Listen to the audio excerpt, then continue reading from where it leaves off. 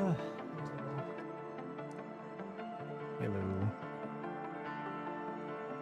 Alrighty.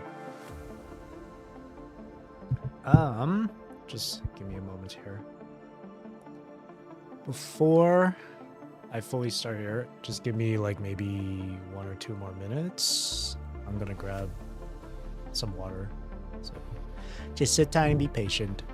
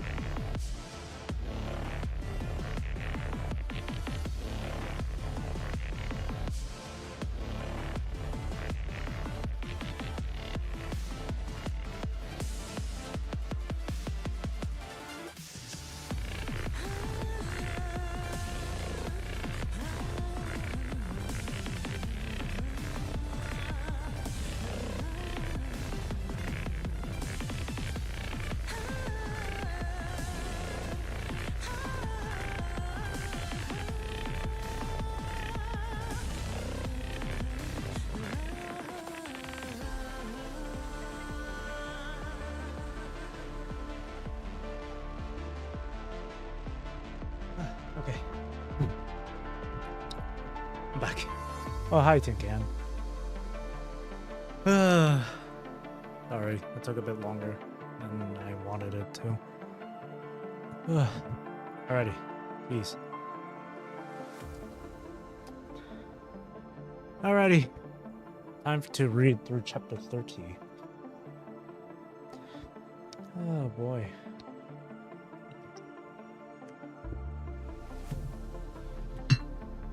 Clear up my desk here a bit. Alright. Stars Ensnared. And then next week, I think there'll be a new chapter maybe? Hold on. Let me check what the... Running a marathon, yeah. I wanted to get shit done. I wanted to get this stuff quick, but like, there was like an interruption in the middle of it. I was like, man. So I had to rush. Okay, yeah, this one's gonna be next week. Right? Yes, okay. So now we just gotta get into it. Just hang on.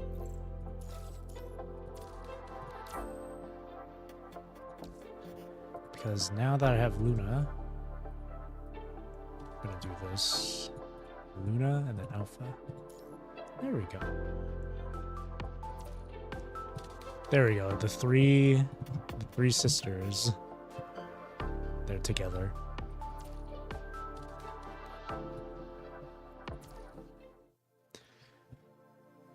Daily missions. I actually did all my dailies just before stream, so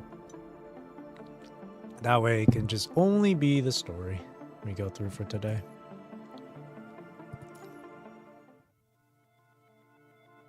This is a different look.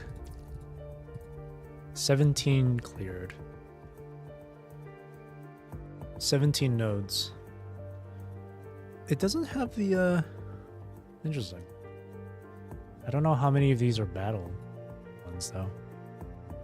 Alrighty. 30-1 finale. The one who raises the mirror.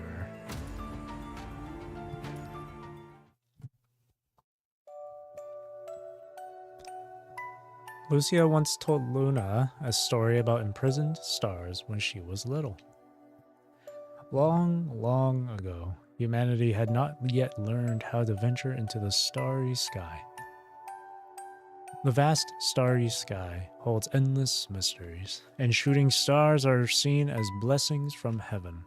Make a wish before they land, and that wish shall come true. But shooting stars are fleeting. How do you hold the intangible heavens in your hands like a divinity sculpture? At that, the old man raises a mirror to the sky. The vast starlit sky is cut and becomes trapped within the mirror's edges. At last, we can touch the stars. The people begin cheering, holding their mirrors high. The moment the shooting star streaks across the mirror, the old man presses his hand against it. Now we've captured the star. Quick, make a wish. Luna shudders involuntarily at these words. Stars Ensnared. Chapter 30. This is Lucia there. The moment Gestalt's data wall opens, the hall plunges into darkness. Only crimson warning lights frantically flash across the screen. This is a complete follow-up to the last chapter. Immediate follow-up. The entire Babylonia begins to shake in sync with Gestalt's tremors. Violent crimson lightning crackles under the alloy shell as the punishing virus seeps out. Uh-oh.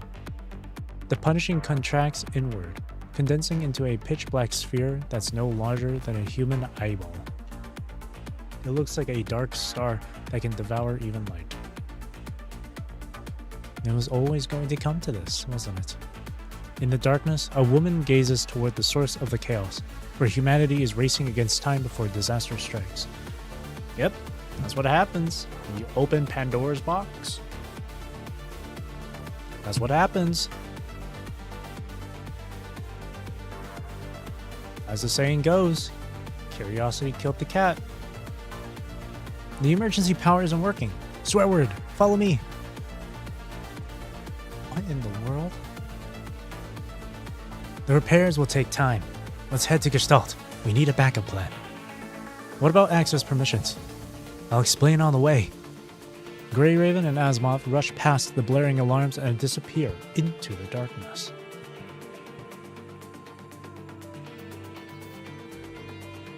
Behind the heavily fortified gates, the dark, star-like sphere watches over its time in confinement. This loop began on December 20th, 2160. We are just 5 days away from December 20th of this year. What? This loop. Okay. When the punishing arrived on Earth, it first targeted the cornerstone of human civilization, information itself. So it infiltrated the largest information hub of that time, Gestalt. With its mimetic contamination trait, the punishing could have spread through electromagnetic transmission. Given enough time, its contamination would have infiltrated all text and language, ending Earth's civilization forever, except Gestalt stopped it. But when the virus broke out on December 20th, it was without this crucial trait. only an empty shell remained, and that is the punishing virus humanity knows now. Over time, this empty shell infected countless constructs, machines, and humans, and it was gradually filled with information belonging to Earth. Bit by bit, it became Earth's own specialty, a network, Ascension Network. She is here only because of this anomaly, this new possibility of survival. In the endless flow of time, she has watched humanity rebuild their homeland time and again, face disaster after disaster, and slowly uncover the network hidden within punishing. She watches, the Watcher, the merciful one. It all began when a construct squad noticed that the infected machines weren't as chaotic as they seemed. You think these corrupted are somehow connected to each other? Yes, the corrupted that got here later knew exactly how to avoid our traps. No matter where we relocated the traps or upgraded our tactics, these corrupted can't detect them. The corrupted must be sharing information between themselves, just as machines did when they were still connected to the network. But the network disconnected long ago, and the infected mechanoids were nothing but mindless aggressors. What if? Color drained from her face as the realization hit. You need to report this immediately. Uh-oh. Once humans discovered the network within the punishing, they began desperately searching for ways to access the Ascension Network once again. Skynet. Oh, look at him with his blonde hair. Young Collins. All you need to do is just have blonde, just dye your hair blonde and you're young again. I love how nothing about Collins' appearance changes at all except for his hair color. That's it. That's so funny. Unfortunately, we can never replicate that miracle again. Collins sighed as his gaze fell upon the outdated document, a record of a miracle that occurred only once. Installing an invert device and a construct was extremely risky with the technology of the time. The smallest mistake could create a corrupted, and it would go completely haywire in a few short hours. Collins' subordinates had only seen one other special child before Luna. That child and her mother received modifications together, but neither survived. When the strike team was about to take them out, the fully infected mother suddenly shielded her daughter, and that made the child the only construct who remained uninfected after a failed procedure. It really is unfortunate. He repeated the words. Had she lived a few more days, humanity could have figured out whether it was a true miracle or mere coincidence. Now, all we know is that it was driven by both the fear of death and the power of love. Ha ha ha. What am I looking at? Oh, it's a body reaching out. So they sought to recreate this miracle. Should we proceed with this plan? Of course we should. We need more constructs anyway, and we might have the chance to see that again. We wanted to seize this miracle. According to our tests, your bodies show exceptional compatibility with the Tantalum 193 copolymer. This means you have the potential to become constructs. Constructs? They sacrificed countless lives for this. We will take care of these children from now on. If our plan succeeds, they will keep everyone safe as the defenders of this region. Humanity must look through a mirror to glimpse the shadows of the Ascension Network. Now it's my turn to protect you.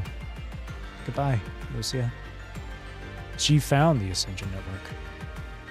Jesus, this visualization. Oh my god. She replaced the Dark Star hiding within Gestalt and assumed command over the punishing and the power to influence it. Even if this was just a coincidence, even if this person might not be Luna, in this sea of corpses, someone would eventually find their way to the Ascension Network. This masterless calamity yearned for logical commands like a noose awaiting its master. The masterless virus should have evolved alongside those who could control it and resume the mission it was assigned at its birth. But how could an ordinary girl comprehend the grand conflict between civilizations? All she could feel at that time was hatred, regret, and the heart she had yet to reclaim. Yet, the punishing gradually changed through countless subtle interventions, whether she liked it or not. Until this moment.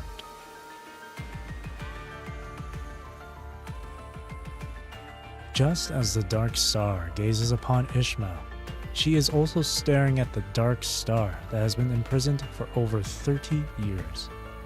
Over time, the once empty virus has absorbed Earth-specific information, displacing its mimetic contamination characteristics. But if an individual with agent privileges yields their space to the virus, it will be able to merge with the Ascension network, and the world will be doomed. Luna cannot resist, because she has not been accepted by the re-filtering process. To the Ascension network, she is just a timely replacement. Agent Zero. Wow, the music. With Babylonia's current technology, once it is released and lands on the surface, no one will be able to stop what follows. Once it merges with the Ascension network, it will begin to propagate once more, corrupt the way civilization spreads, and destroy the future. The most ideal approach is to destroy it before it's released, which means also destroying its prison, the corresponding sector of Gestalt. But how could anyone bring themselves to pay such a steep price? There is no time. It's already too late to face death in the imminent explosion or to avoid total annihilation. At this rate, even the possibilities hidden deep within chaos will disappear, leaving only the return ticket function. The tremors grow more violent. The cage borrowed from the future has been depleted. Soon, the sphere will shake the mighty Babylonia at its core. She heads toward the gathering crowd, hoping to see the final act up close. That's when she spots a children's picture book lying in a corner. The mirror that caught stars in the story now has a void on it, ripped open by the stampeding crowd. Through the void of the mirror, Ishmael sees an approaching shadow. Could that be the final variable?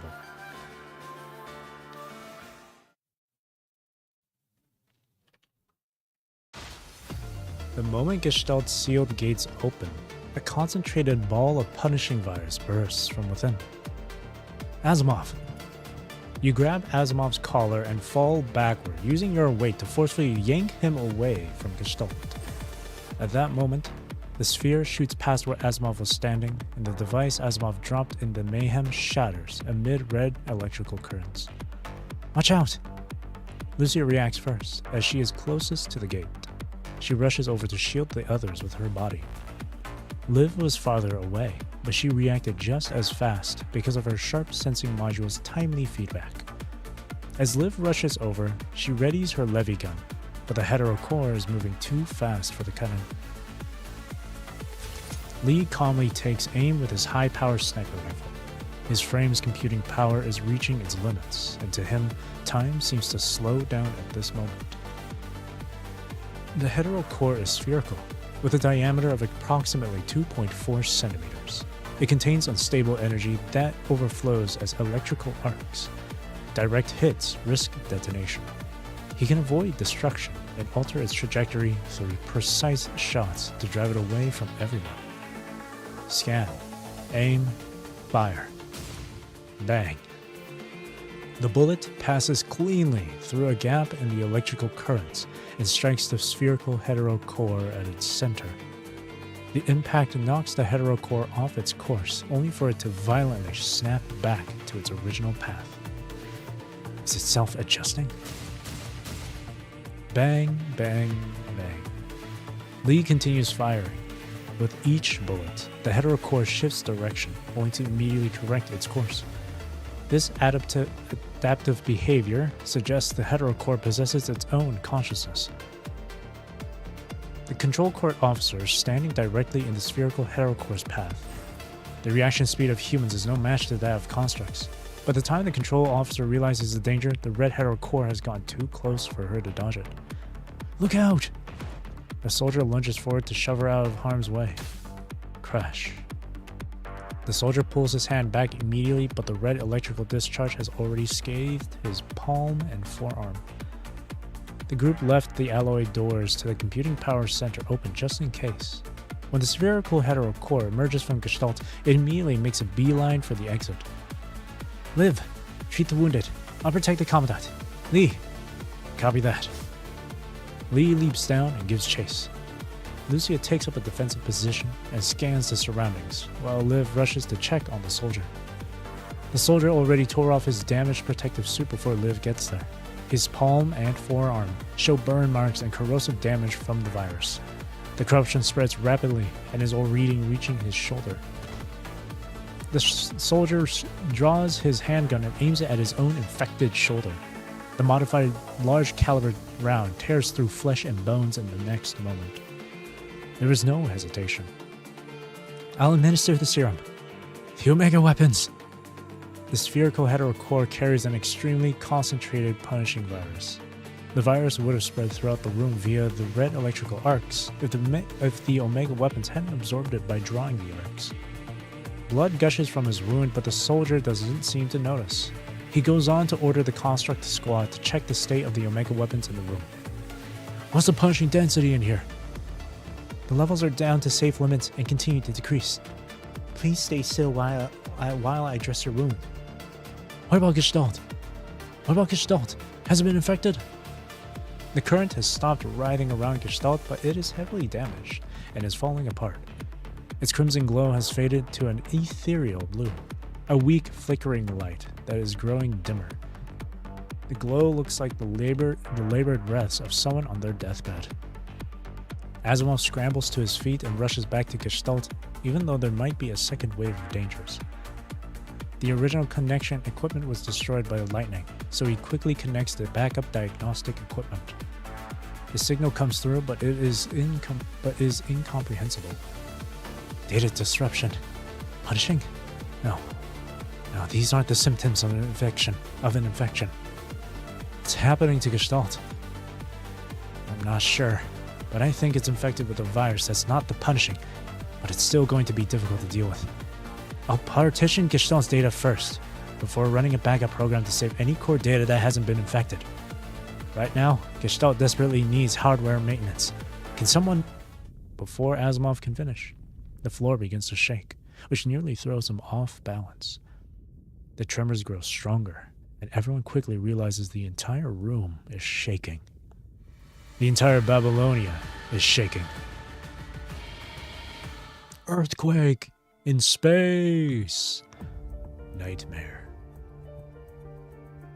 I like this new little menu thing going on. The beginning of the end. Defeat Alpha in the simulation. Huh? April 5th. 1 year after the disappearance of the Grey Raven Commandant, and 8 months before Gestalt data wall would be torn down. Lamia returns to Luna with a bag of nuts after escaping from the underwater incident. Miss Luna, I am sorry for being late. I took a detour to get some gifts. Luna looks at the bag of nuts in Lamia's hands and lets out a soft sigh. Is this all you got back? It is quite a long story. Get to the point. There's more to it, but it's complicated. She examines the timid mermaid before her. Lamia's nature seems to have subtly shifted in the past few months. She now cares about gifts and has a larger vocabulary. Miss Luna, you already know what happened by the sea, don't you? Roland got back before you did. He told me everything. I ruined Vonnegut's plans. Do you think he might take revenge while you're still recovering? Don't worry so much. You know how meticulous he is, so he would have stopped you from right from the start if you really ruined his plan. His absence alone proves he is still hiding something. I might not be particularly close to him, but we're both ascendants, so there's no need for a fight. The girl imprisoned within the crystal takes another look at Lamia and the nuts in her hand. Is this all you have to say? The mermaid finally gathers her courage to tell Luna about what happened under the sea. She talks without looking at Luna for half an hour while peeling nuts.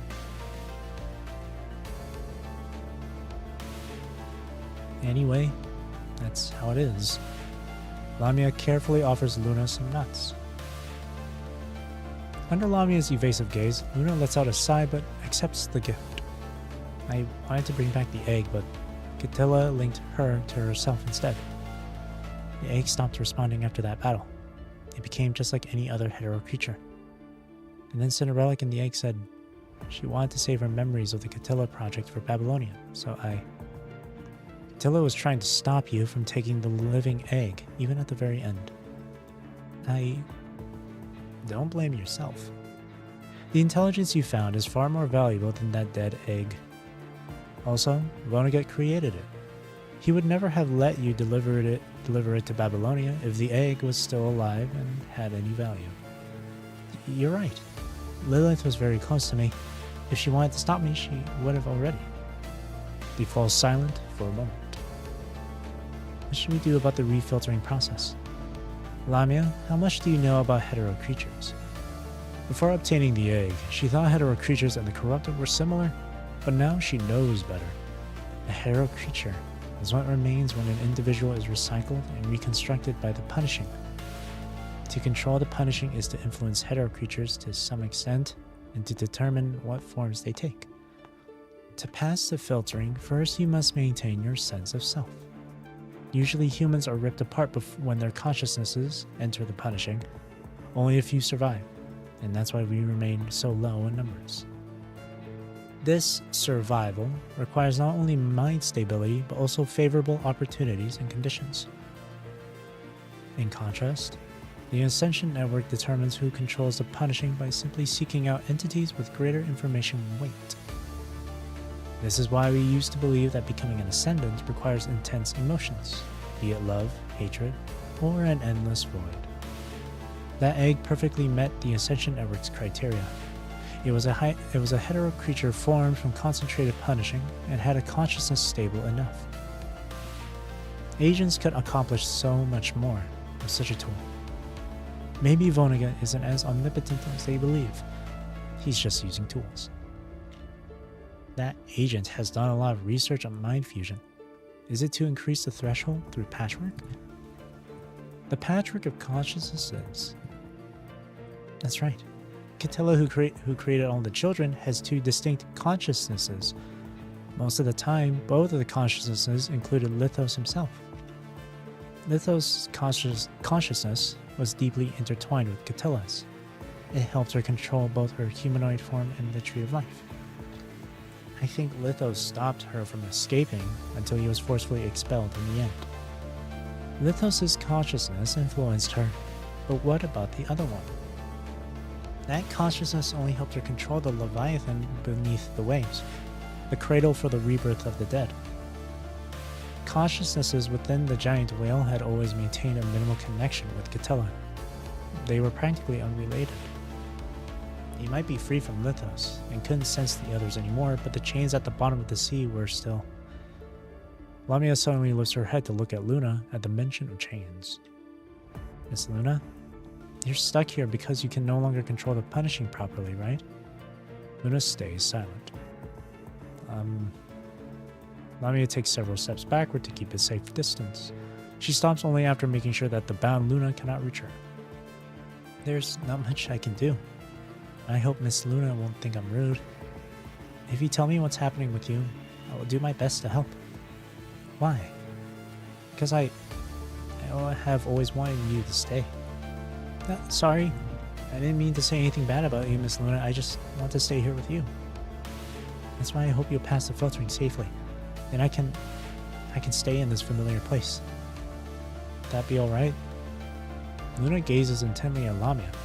She has always thought that this mermaid acts mostly in her self-interest. Her core nature hasn't changed, but she has grown more selfish. She now includes Luna in that self-interest. Perhaps this isn't so bad. I am really losing control over the punishing.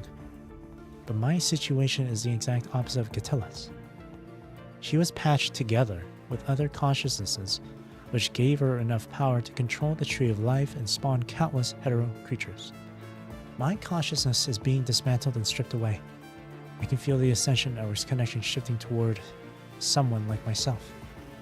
Also, the Ascension Network has evolved because of the Hetero Creek Tower. The information stored within the Punishing has been searching for autonomy for a long time. Similar consciousnesses can have similar requests for the Ascension Network. That's what happened with my sister and that sister back then. I've been hearing less and less of those noises lately, and my authority as an agent has been fading with them. I despise it, but it looks like I have no other choice but to swallow this bitter pill. She falls into deep thought for a moment. Go where you wish to be, Lamia. When freedom arrives, I will call for you. For now, I will use my remaining power to search for whatever is left on the Ascension Network. Luna's gaze goes past Lamia and lands in the distance. At the very far edge, a pale phantom stands where the Punishing concentration is highest.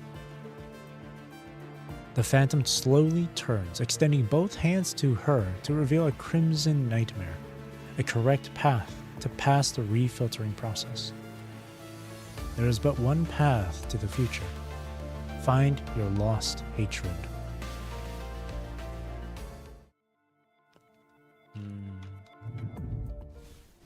Initializing all the fringe systems. Oh. Basic system functions successfully configured. 演算開始。 Celine.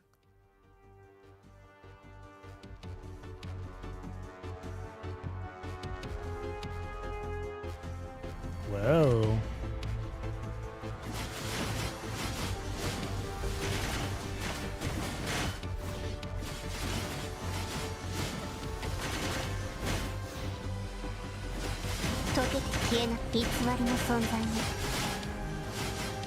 Punishing creation. Core functionality data adaptation completed. 溶けて消えなさい。崩壊なさい。次のフェーズへ。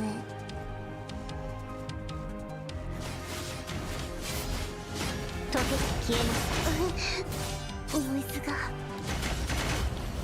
崩壊なさい。溶けて消えなさい。偽りの実戦効果は許容範囲内。抵抗なんて無意味。溶けて消えな本シミュレーションは理論数値に達する見込み。溶けて消えなさい。 It's telling me to hold down the button. 真実を受け入れなさい。 Well, I pressed it 引 now. き続き更新を繰り返す必要があります。 Exploring additional functionalities based on all former successful simulations. You can easily hear an All accent in memory there. functions successfully integrated. It's really good English though. At optimal level. Oh my god! It's like I'm doing PvP. 溶けて消えなさい。崩壊なさい。 真実を受け入れなさい。これで終わりよ。抵抗なんて無意味。更新を継続。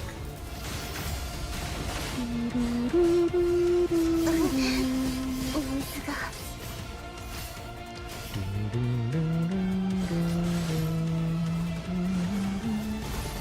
抵抗なんて無意味。これで終わりよ。 Simulation results aligned with expectations.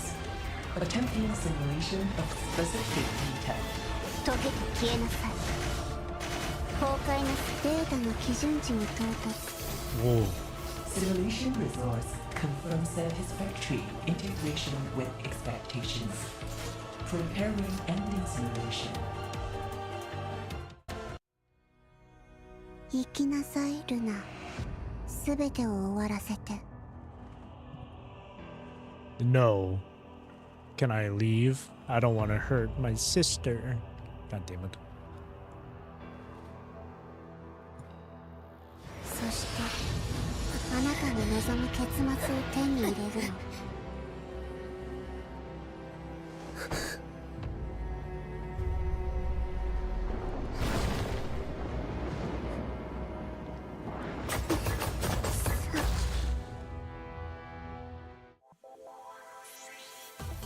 Incomplete. What's that? Hidden. What is this hidden one? Hello?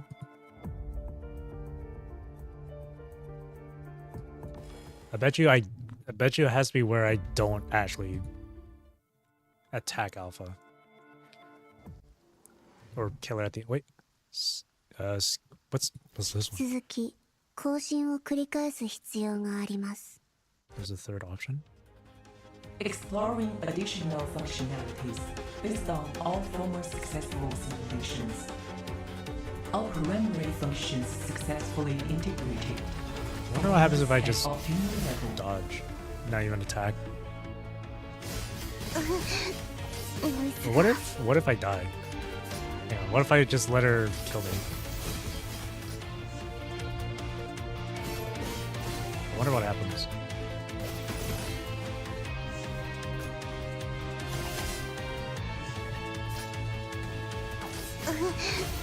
思いつが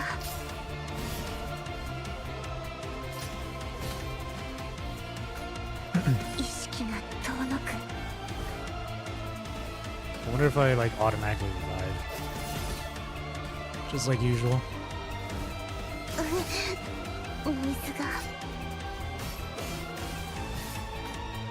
One more hit. 私はまだ私なの Oh no, it's just automatically fail. So I do have to. Okay, I do have to beat her in the fight then.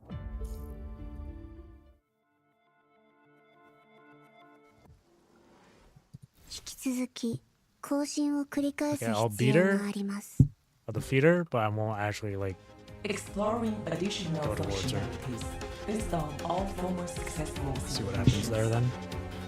All preliminary functions successfully integrated. Performance at optimal level. 崩壊なさい溶けて消えなさい崩壊なさい真実を受け入れなさいこれで終わりね終焉の音を聞きなさい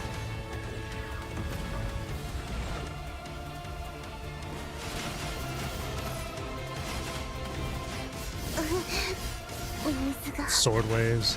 God damn 偽 it. りの存在に崩壊なさい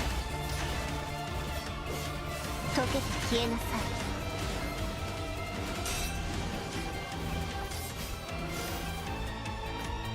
This is a friendly family spy. Yeah. 溶けて消え更新を継続真実を受け入れなさいノイズが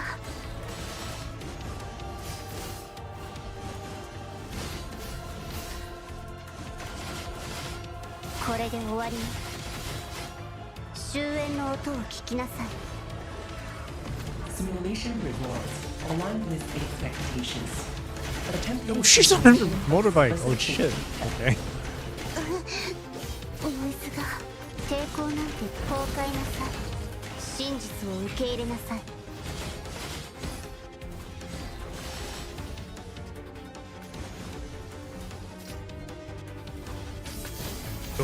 意識が遠のく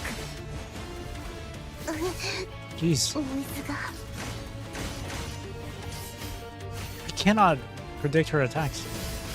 偽りの存在にこれで終わりよ終焉の音を聞きなさい I'm gonna lose 溶 again. けて消えなさい私はま I だ lost again. Okay. 私なの I cannot predict her attacks at all.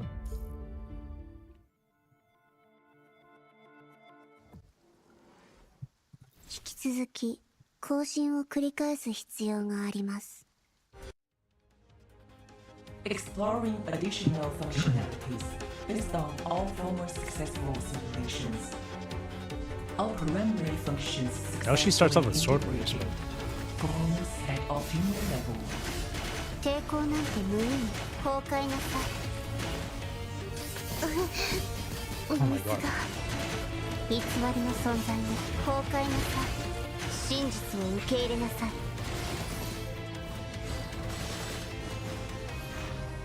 偽りの存在にこれで終わりね。終焉の音を聞きなさい。溶けて消えなさい。 What? 水が溶けて消え、崩壊なさい。抵抗なんて無本心を継続。溶けて消えなさい。崩壊なさい。真実を受け入れなさい。抵抗なんて無意味。これで終わりね。終焉の音を聞きなさい。 Simulation rewards align with expectations. Attempting simulation of specific intent. 偽りの存在に崩壊なさい。溶けて消えな Oh さい。 my gosh. 意識 Whoa! が遠い Wow. Holy shit. 私なの。 How was I able to beat her the first time? Why am I having trouble now? I must figure out that secret objective. 引き続き更新を繰り返す必要があります。 Exploring I'm determined. additional functionalities based on all former successful simulations. I must know this, the hidden objective. I must know. Performance at opinion level. 偽りの存在崩壊なさい。溶けて消えなさい。水が That always catches me. Holy. 真実を受け入れなさい。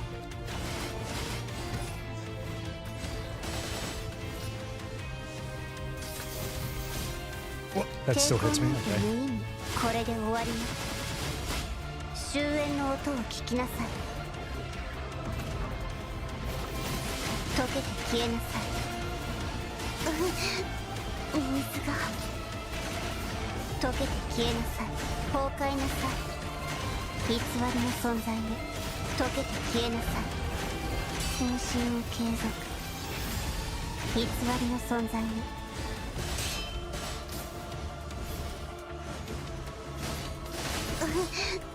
水がこれで終わりね。終焉の音を聞きなさい。 Simulation rewards align with expectations. Attempting simulation of specific intent.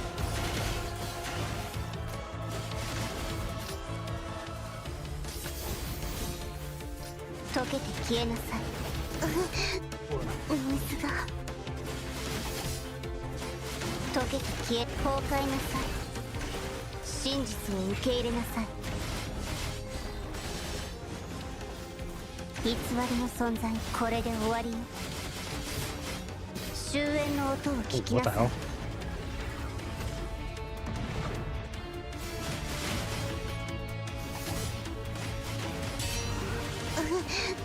Oh my god, not again. Oh no, dude. 私は Dude, she caught me with the freaking 私なの。 again.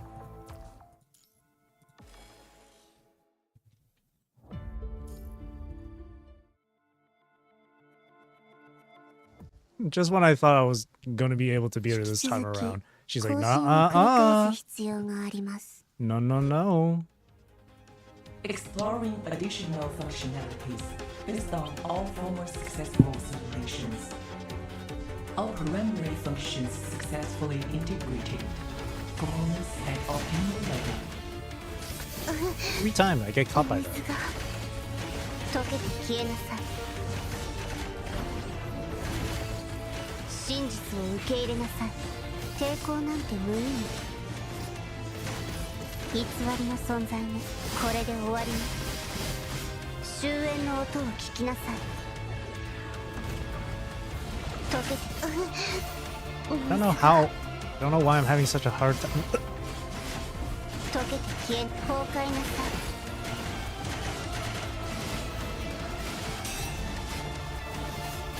溶けて消えなさい。崩壊なさい。本心を継続。抵抗ない偽りの存在ね。これで終わりね。終焉の音を聞きなさい。 Simulation rewards align with expectations. Attempting simulation of specific data. 溶けて消えなさい。崩壊なさい。溶けて消えなさい。 Oh god. Dude, come on. 崩壊な Please. さい。 Alpha, relax. 溶けて消えなさい。水が Give me a chance, 真実を受け入れ please, なさい。 sister. 偽りの Oh, 存在 okay. もこれで終わりに。終焉の音を聞きなさい。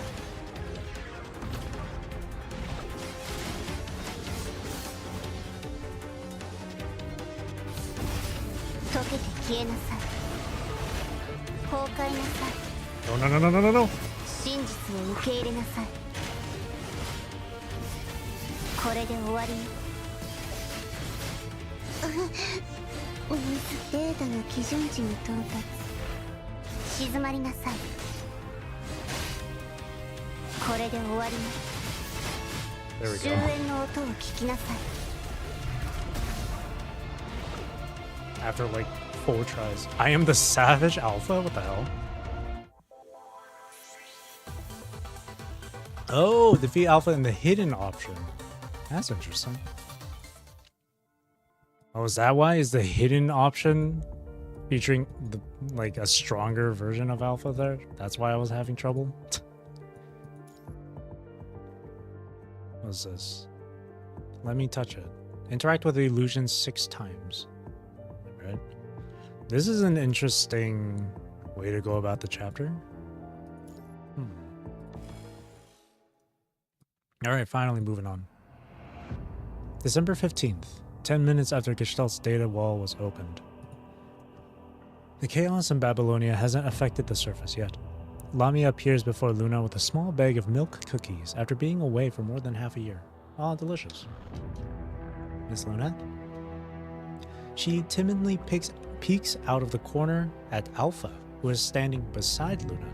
She can't decide if she should offer the cookies in her hand. I've learned a little more about the refiltering process, but I'll need your help. Have you figured out something? Or have you figured something out? It's great, I'll help. After the red tide appeared, I've been feeling an irregular pull whenever I use the power of punishing. That feeling comes from those who died in the red tide. I used to dismiss the pulls as noise, but while the static in my mind faded with my diminishing the permissions, the voices of the red tide remained clear. If that's the case, I'll put them to use. I will embrace all of the hatred these consciousnesses harbor against agents. That's too dangerous, Miss Luna. If you can't maintain your sense of self, they'll tear your consciousness apart. When I first saw the egg in the ocean depths, I saw a future where I was controlled by the egg and turned into a puppet. Staying here will only lead us to the same fate. Is there really no other way? There is. What is it? The fading voices have been showing me another future. They want me to find my lost hatred. Hatred?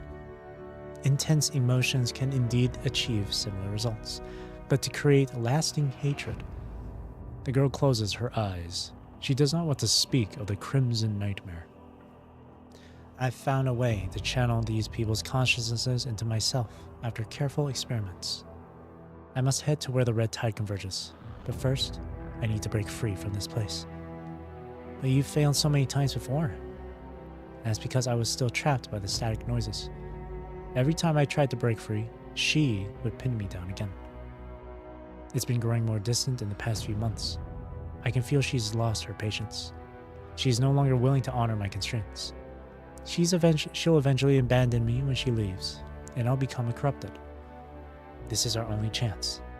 When she leaves, I'll break free and head to where the red tide converges. Luna raises her head.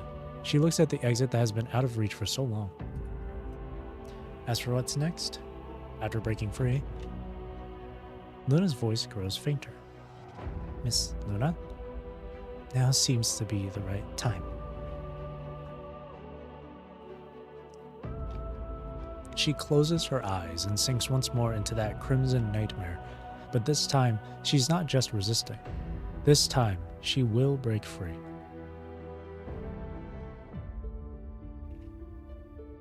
Luna jolts awake. gasping for air like someone drowning breaking the surface.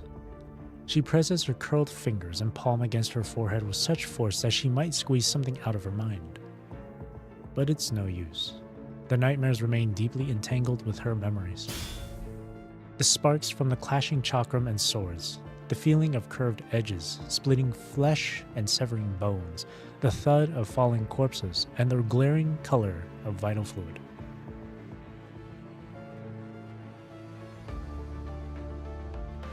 She takes several deep breaths with her eyes closed and opens them after regaining her usual composure. She surveys her surroundings. A murky sky veiled in thick fog hangs above floating, shattered streets. Punishing aggregates twist into the ground like tangled roots, whilst faint static whispers echo. This is the data space of the Ascension Network. Luna is familiar with the data space of the Ascension Network. She can recognize it, even though the scenery changes between each visit. I shall end it all here. That was the final straw. The Ascension Network should have abandoned her when she refused and severed their connection, making it impossible for her consciousness to stay in the data space. Luna carefully probes her connection and discovers that the Ascension Network hasn't revoked all of her access. It has left a tiny fraction. The remaining access, along with the network's commands, acts like a pin, firmly anchoring her consciousness within the data space. The Ascension Network certainly has its reasons for doing this, and Luna is all too aware of them. I might have just one last bit of value for the Ascension Network. This is an agent's consciousness, after all. It is better to let it become nutrients for the Ascension Network than to rot away outside. I need to find a way out of here quickly. Otherwise, Luna turns her gaze to the corrupted lingering in the distance. Scree! Grr, grr. These aren't corrupted. They're monsters, stitched together from countless fragments of consciousness data. The aggregate of the living consciousnesses now exist in the form of their own murderers. They may seem harmless now, but eventually they will find Luna, an anomaly with intact consciousness. Once they find the target, they will hunt her until she is torn apart. These things are not a problem. The crucial thing is, Luna looks toward the area with the highest concentration of punishing in this space. A gray and white figure should have been standing there, but now it is empty. Celine. Luna whispers the name that belongs to the static noises. Roland started calling her Celine when she began to drift away. She knows from her senses that the puppet who has inherited her authority and remained loyal to the Ascension Network has already left. Time is running out. This is our only chance. The Ascension Network is trapping my consciousness here. It must be using the punishing crystals that bind me in the physical world. If I can find the nail holding my consciousness in this data space and destroy them, the punishing crystals binding me in reality will shatter as well. Luna closes her eyes to focus her senses and to locate the general direction of the nail binding her consciousness. Luna discovers something else during her exploration while searching for her target. Something's off with the Ascension Network. The data flows too fast, and the whole system seems tense. With her permission, she cannot sense anything more. I must stay on high alert. Luna sets off toward her newly discovered target. There's only one objective. Interact with 6 of the things. Ha. ここ、データがまともに流れていない。Whoa.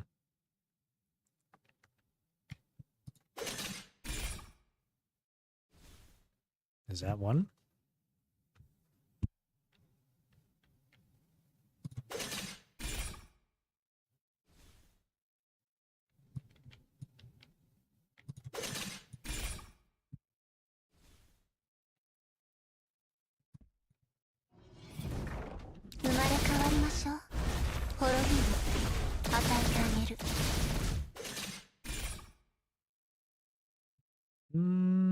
Anything else? Is there anything back here? Oh no, it's blocked. Okay. この中にこの縛りを解く鍵がある。でもこのエネルギー、そのまま入ってもいいけれど、エネルギーの流れからしてポイントを順番に破壊した方がリスクを抑えられそうね。 Final trial. Head to blah blah blah. What's with this? Can't interact with that. Can't interact with that.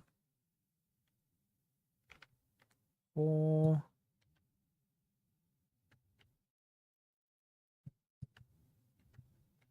Head to blah blah. Oh, it's a puzzle. Oh shit. I'm not great with puzzles.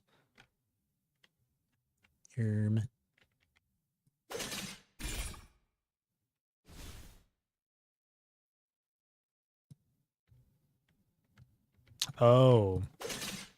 You just have to match the colors?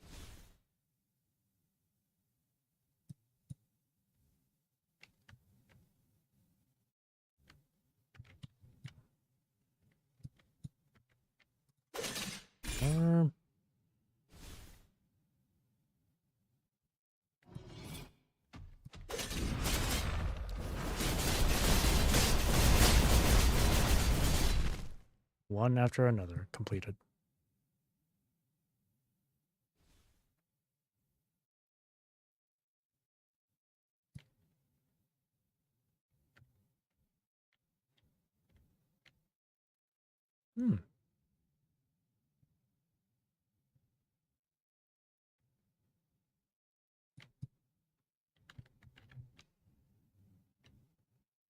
Oh, do they all have to be blue?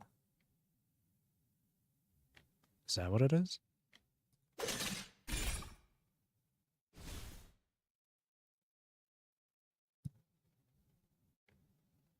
Earlier I picked 2 of the blue ones and only 1 of the white. So if I pick 2 blue again, will it make that other one blue?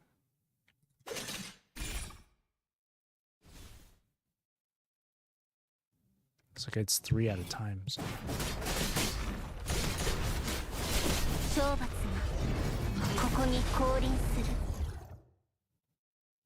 It does make it blue. I see, okay.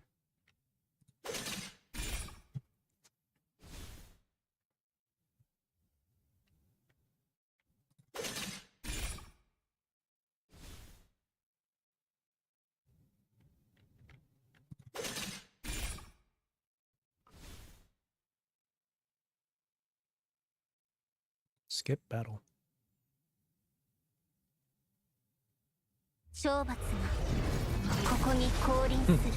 Just casually ult.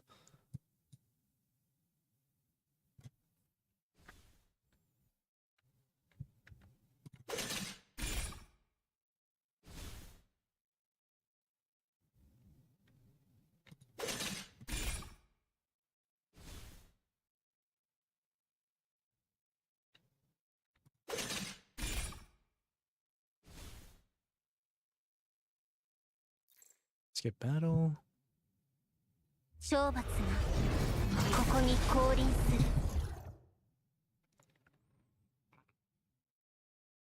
That's all of them blue.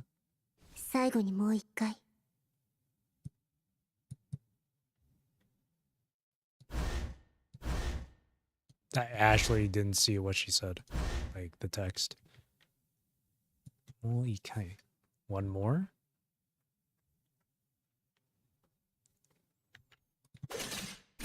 One more go. Let's try one of each enemy. Or no, never mind.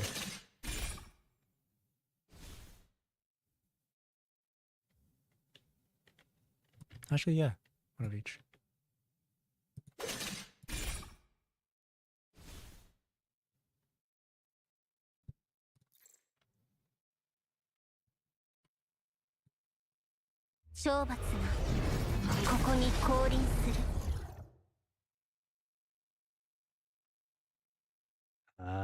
Okay.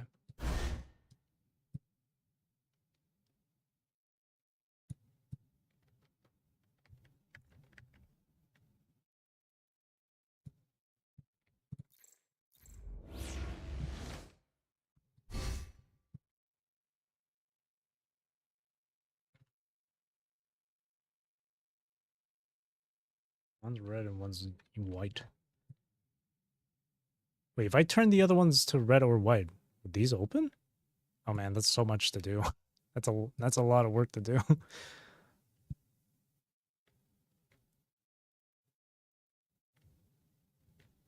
That's gonna take a while, even with the skip, even with the skip battle thing. It's gonna take a while. But the secrets, I wonder what's behind those. Just curious. I'm curious. I'm just curious. I wonder if there's no way the portal will. Oh, I can't even. Oh wait, no, I can reset. Okay, the portal's still open.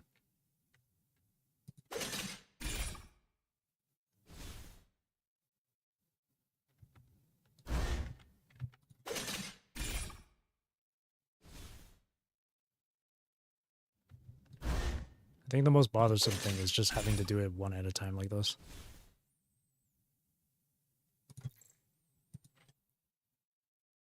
I'm curious. So.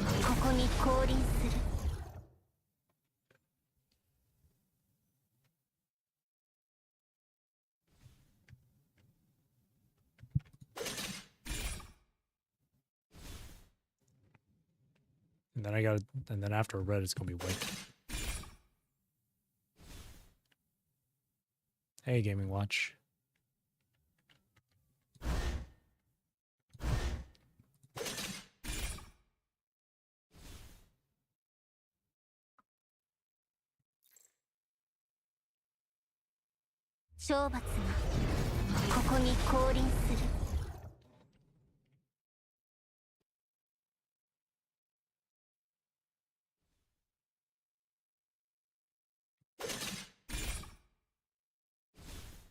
I wish it didn't have to pan the camera over to that spot each time.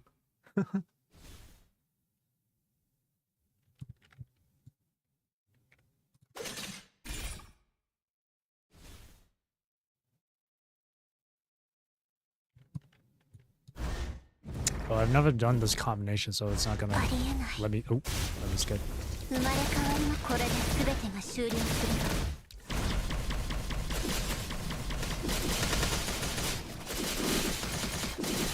Good evening.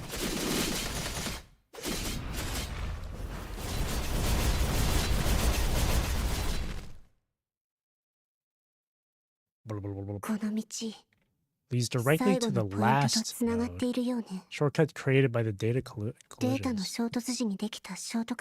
But I wanted to make everything. No, that's not what I wanted. I didn't. This was not my intention. God damn it. It was not my intention. No. Unless. Should have done it earlier. Man. Oh well. I'll never know what it is. Ow.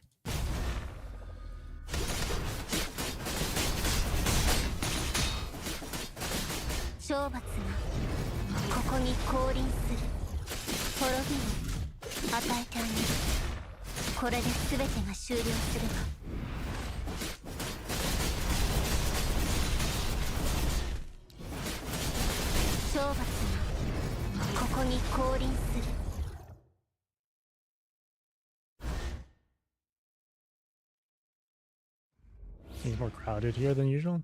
Is it? Oh, they're just automatically open. So okay. Okay. Where did these lead? Where do these? All the remaining portals are activated. Indeed.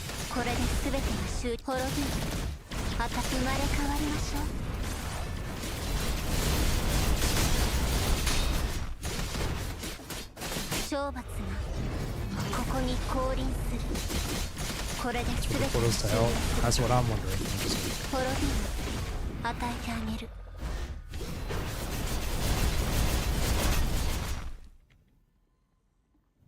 Oh.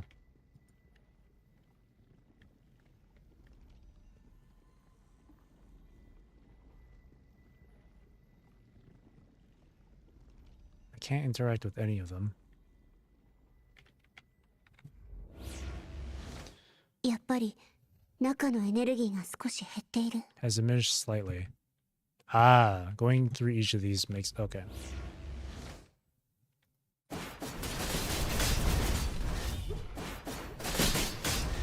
懲罰がここに降臨する。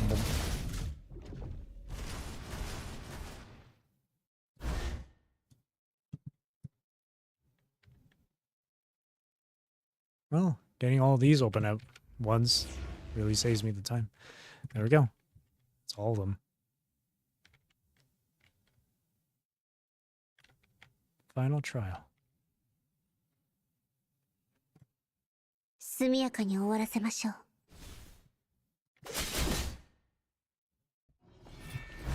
滅びる。これで全てが終了するわ。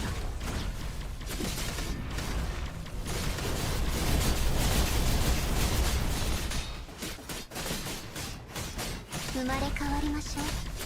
滅びる。与えてあげる。 Breaking the siege completed.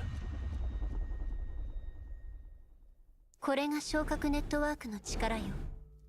わかった。 Luna finally reaches her goal after destroying the last enemy in her path. A crystal hourglass sits within the interwoven rotating rings. Fine particles of unknown material slowly trickle down. Meaningless symbols, useless constraints. Luna gazes upon the core of the prison that has held her for so long, while the power of the punishing gathers in her palm. Bang. When the attack is unleashed, the perpetual rings cease to rotate. The internal hourglass ceases to flow, and the bizarre device creaks with its imminent collapse. No background music feels so weird. Yeah, it kind of makes it a bit awkward when there's like no music in the background during certain parts or stages. Well, during like the gameplay segments. But when it's like during these reading parts here, it's to like build up to something. The impervious space begins to tremble as if responding to a signal. Boom, boom, boom. The tremors grow stronger and the force ripples through Luna's body.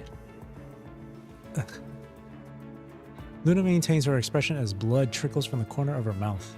Her tone grows even more detached.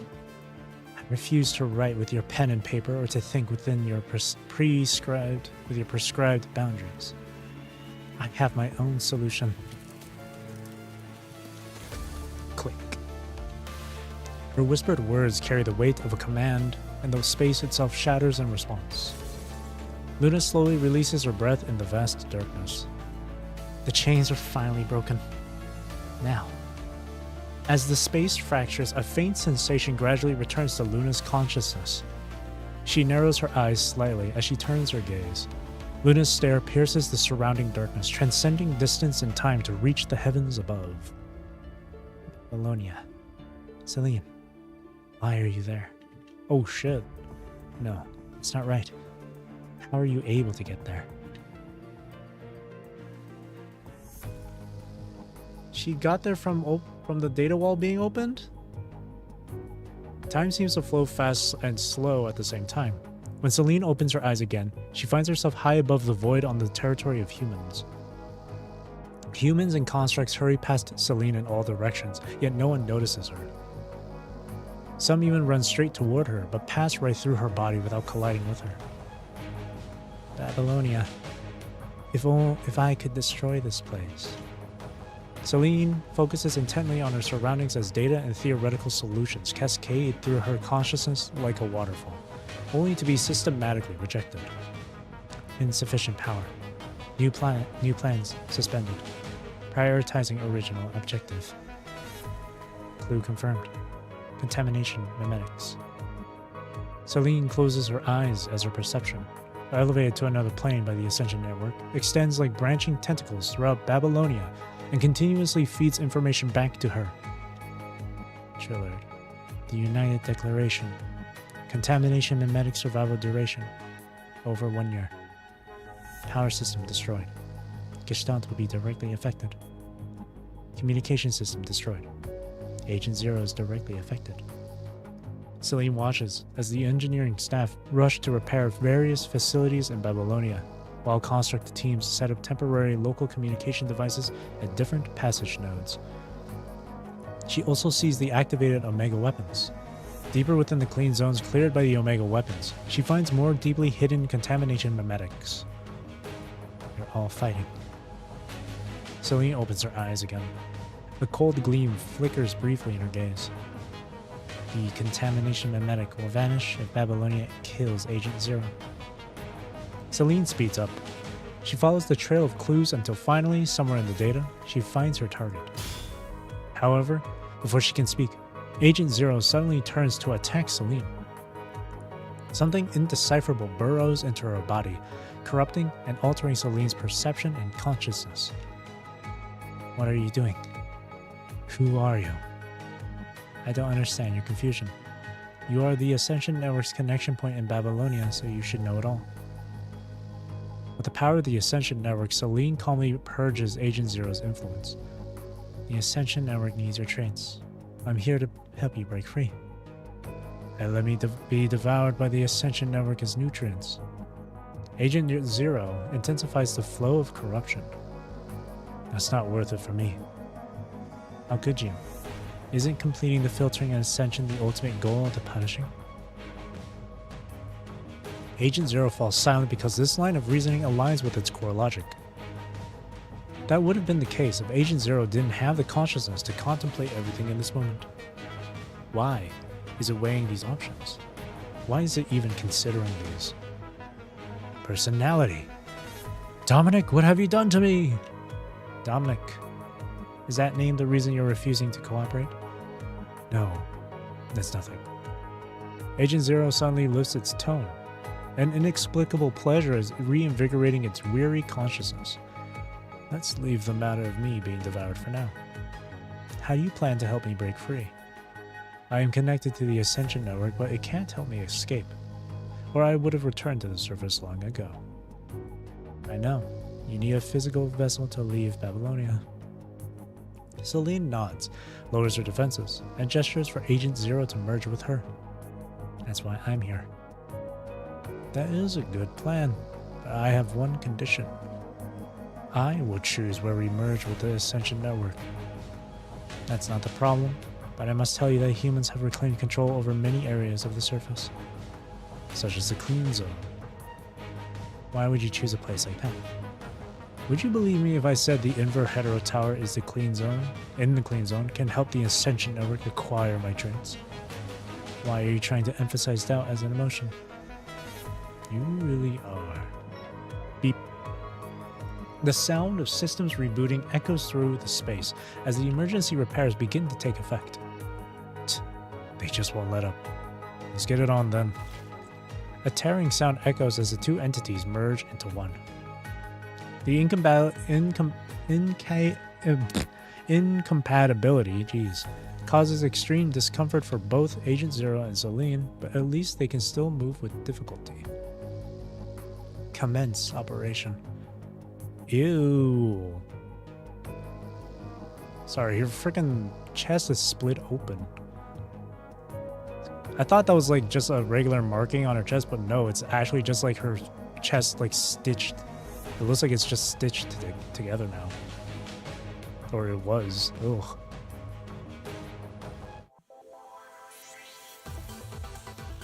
Ah, look at that.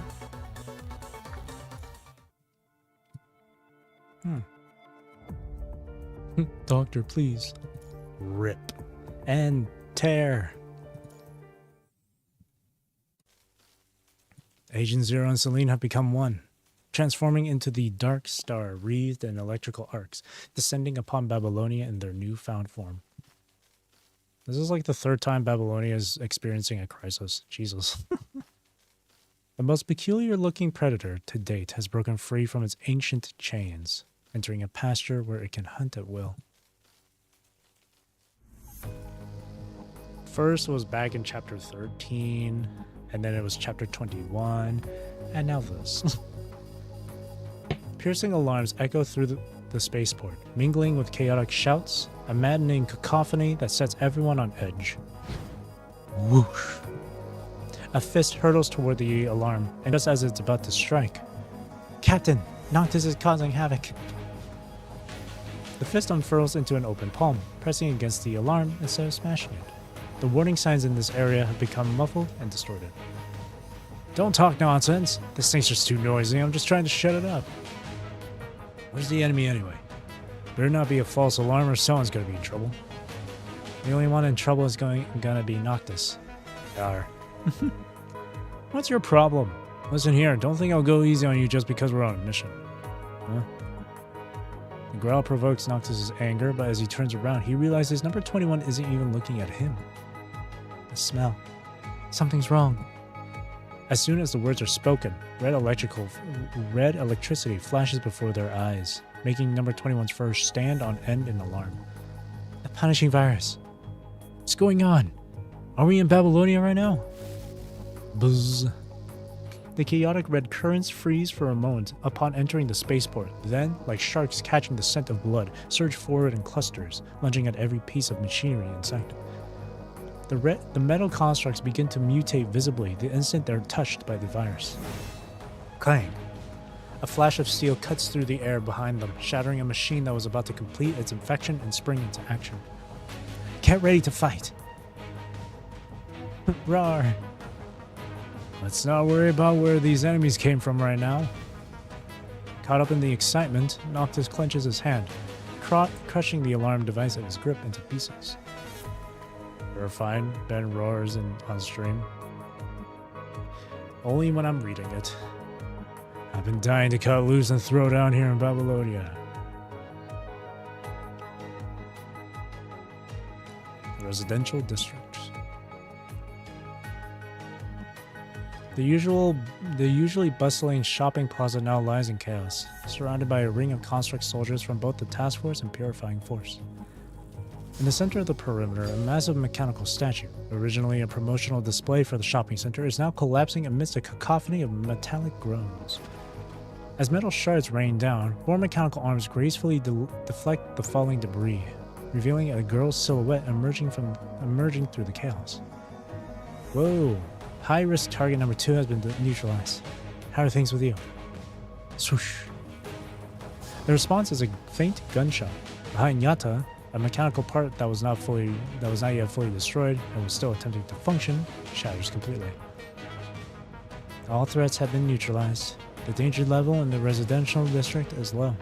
The chaos caused by the panic among the crowd is proving to be more troublesome than the fighting itself. A few warning shots and tranquilizer rounds should do the trick. The logistics teams from both the task force and the purifying force are moving in. They can handle the remaining security incidents. Stay alert. The residential district was never meant to be a battlefield. We need to be even more careful here. Let's move on. We need to do what we can to lighten the burden on the others. Copy that. Babylonia's response to the danger has been swift, but they face an enemy that defies all contingency plans. The Omega weapons cannot protect every corner of Babylonia. Beyond their purification range, mechanical equipment corrupted by the punishing virus has gone berserk, launching indiscriminate attacks at everything within reach. This unleashed monster runs rampant through Babylonia, leaving no place untouched.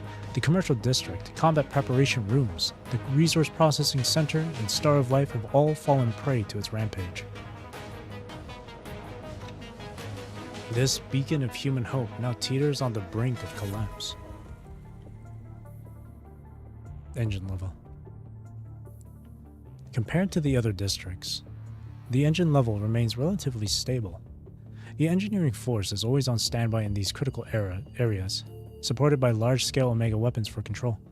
Any machinery showing the slightest hint of punishing virus contamination is quickly disconnected, dismantled, and replaced. Well, we should consider ourselves lucky that things aren't completely terrible here. Those Parliament fools always talking about further development in Babylonia. They do more harm than good when it comes to actual development. Teddy? When her companion doesn't respond to her casual greeting, Karenina turns her head. Noticing the movement, Teddy removes her headphones. What's wrong? What's got you so absorbed? The network should be down by now, right? I'm helping calibrate the emergency communication channels. 26 nodes are up and running so far. Now checking the frequencies to make sure they're stable. If we let the communication channels stay down, we'll be completely blind. I hate that feeling. That's why I need to get Babylonia's eyes back open as soon as possible. So, you're receiving messages from other areas now? What's the situation, Babylonia? Local channels aren't fully operational yet. We're only getting basic reports.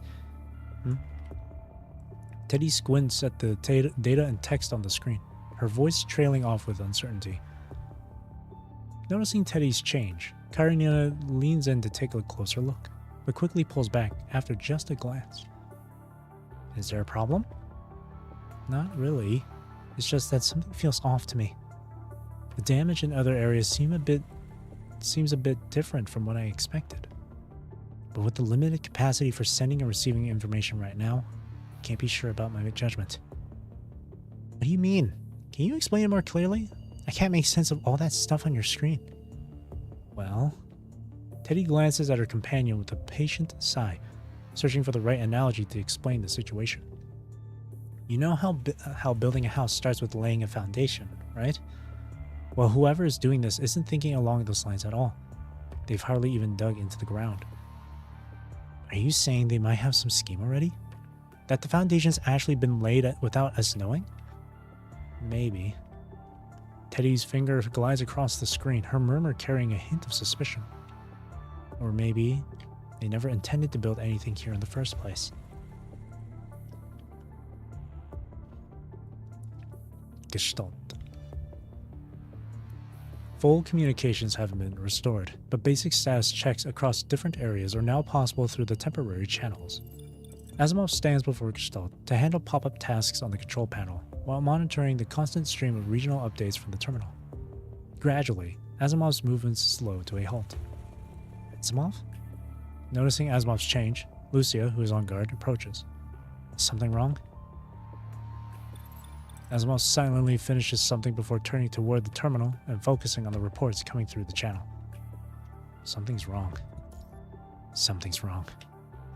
You two mutter almost in unison. Your eyes meet and confirm your suspicions. Gestalt is a cage. So is Babylonia. Prisoners who have left might seek revenge against the guards. But destroying the prison can't be their main objective. Gestalt, display Babylonia's three-dimensional map. Compile data from the temporary communication channels. Mark all areas with different colors according to attack, severity, and classify them roughly into high, medium, and low. Within moments, a massive hologram appears before them. The three colors spread across Babylonia's model like a chaotic patchwork without an obvious pattern. The temporary communications are too limited, and with the possibility of error in human judgment. Miss Benny, I need your help filtering this data to reduce errors. You don't need to give me explanations. I trust your battle experience and instincts. The data from Z57 is clearly wrong. It has no strategic value as a target from any angle. Reduce the weight factor for zone Z57. Recalculate the attack patterns for these three zones using this new standard. J89 might be misclassified. The area is too large. The data has probably been diluted due to averaging methods. Divide J89 into 4 sections to include only the 2 attack points. Recolor the connection and mark the rest as null void zones. And here, reset the values for the most heavily attacked area to 0. Recalculate the color distribution with this building as the focal point. You two work together to enter new commands. Babylonia's 3D model shifts in color like fabric in an artist's hands until everything suddenly freezes. The chaotic patterns become ordered, revealing a coiled, blood-red serpent bearing its fangs silently at its prey. Seeing this, Lucia's grip tightens on her sword while Liv lets out a muffled gasp. The truth lies here before you. When a prisoner breaks free, their first priority is to escape the even larger prison that awaits them. Spaceport A1. That's it. Spaceport A1 is its target. The other attacks were just a diversion. It's trying to escape from Babylonia. Lucia, Liv, let's move.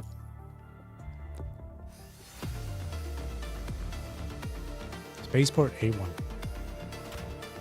Bang. A charged punch sends the corruptive flying in a graceful arc before crashing into the Crimson Horde in the distance. Boom. Noctis triggers the bomb planted on the corrupted. A massive fireball erupts, devouring all nearby enemies. Perfect! Haha! Never thought I'd get to blow up stuff in Babylonia like this. What a blast. Captain, did you see that? We've cleared them all. Can we shut off that annoying alarm now? You're making more noise than the alarm. I can barely hear the terminal's notification over here yelling. Terminal? Isn't the comm system down? When did that piece of junk start working again? You idiot. Even I know the things we dropped earlier were meant to help the terminals work. Only you are clueless. Anyway, Captain, what did you get? More enemies somewhere? Perfect. I'm not even done with my warm-up. Let's keep this streak going. 2 cryptic messages. Stay alert, and please be careful. Boom. Before Vera could finish, the port's barrier, the strongest defensive wall in all of Babylonia, shatters with a deafening crash. An ominous black sphere appears in the settling debris, crackling with intensifying electrical arcs. The air grows heavy as waves of pressure build around it. Zzzt. A blinding flash erupts with deafening electrical discharge, and every single alarm in the spaceport falls dead silent. The 3 of them take a moment to recover from the shock. It's quiet now. You be quiet too. They bicker as they grip harder onto their weapons. They slowly move to flank Vera, taking up defensive positions against this unwelcome intruder. Zzzt. Out of the way! The moment the sphere stirs, Vera springs into action. She draws her blade in one fluid motion and swings ruthlessly at Noctis. Noctis instinctively leaps back. Boom. A terrifying blast, far more devastating than it appears, obliterates the spot where Noctis had been. Whoa, that was fast. Looks like we got ourselves a worthy opponent. Save that for after we're done. Number 21. The sphere launches another attack before Vera can finish her warning. The electrical arcs moves even faster than number 21 could dodge. Bang! A shot rings out from afar, striking its target. The black sphere shudders from the impact and its electrical arcs veer off course. Number 21 is still set crashing to the ground. Get her back. Why should I? Just do it. Noctis glares at the newcomer, reluctantly helps number 21 up, and leaves the area for Lee and Vera. Was it you who sent the messages? Don't even bother. The Commandant isn't here. I've been tracking it by myself the whole time. Vera glances at her terminal screen, where 2 messages flash. One lit, one dim. I wouldn't be so sure about that. So, what exactly is this thing we're dealing with here? It's what reduced Babylonia to its current state. I don't know much more than that, but... Bang! Lee fires another shot as he speaks, forcing the sphere back just as it starts to move. The 2 fighters and their target continue their tense standoff. This thing is trying to escape, without a doubt. I see. That's why it showed up at the spaceport. Vera quickly grasps the implications and lets out a scornful laugh. Come and go as you please. Just who do you think we are? Stay calm. We can work together to drive it back, or we need to at least keep it away from these spacecraft. After that, you can do whatever you want with it. Never mind. That's too much work. This is no time for arguments. I'm not interested in playing games. If we could drive it back so easily, how did it manage to lead you all the way here? We still have to try. That won't work. I'm only saying that because I have a better plan. Noctis? Right here. Blow up all the spacecraft. We'll see how it can escape then. Now that's my kind of job. You. Bzzz. As Noctis makes his move, the pitch-black sphere refuses to stay idle, sparking with renewed electrical arcs. Knowing there's no other choice, Lee reluctantly creates an opening for Noctis with Vera. Bang. I hope you realize we're here to solve Babylonia's problems, not become one of them. Clang. Troubles are all the same. Just tell me if this will stop it or not. Boom. Amidst blades clashing and bullets rattling, their argument continues as they trap the dark sphere through explosions.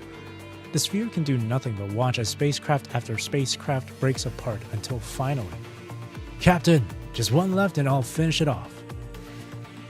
Noctis' words act like a trigger. The electrical arcs around the sphere suddenly intensify, crackling with growing density. Bzzzt. It's about to burst. Stop it! I can tell.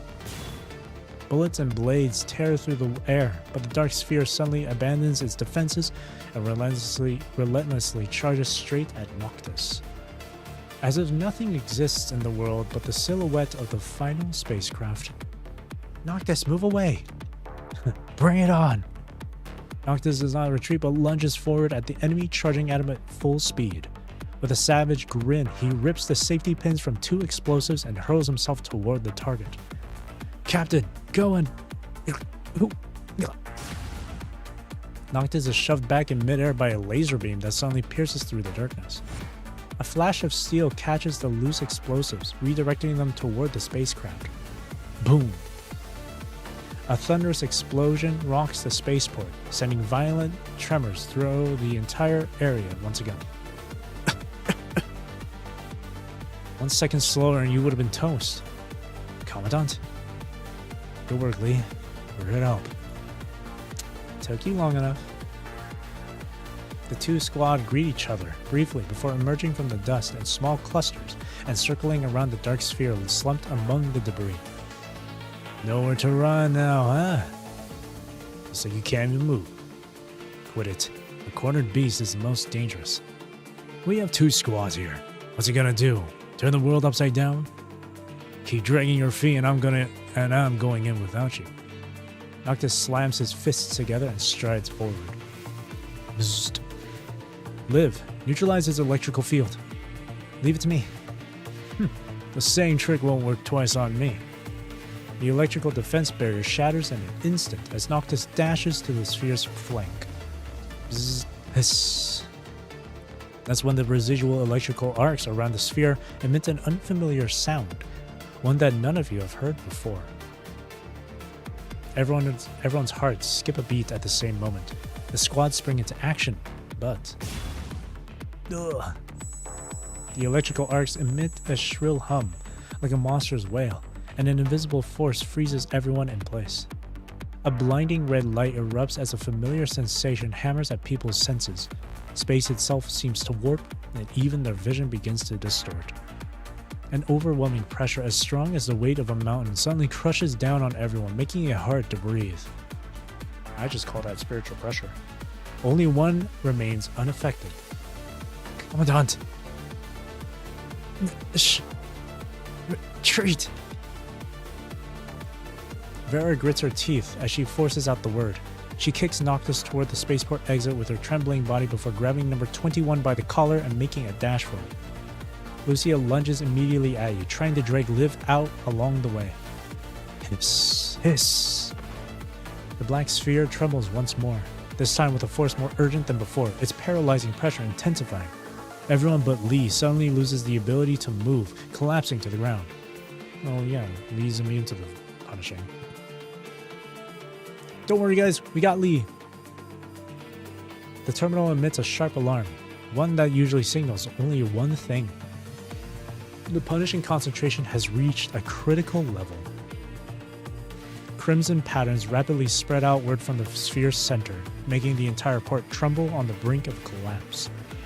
Though he has no need to breathe, Lee's expression grows tense as he watches the scene unfold. His gaze shifts between the collapsed figures on the ground and the sphere, before making his final decision with visible reluctance.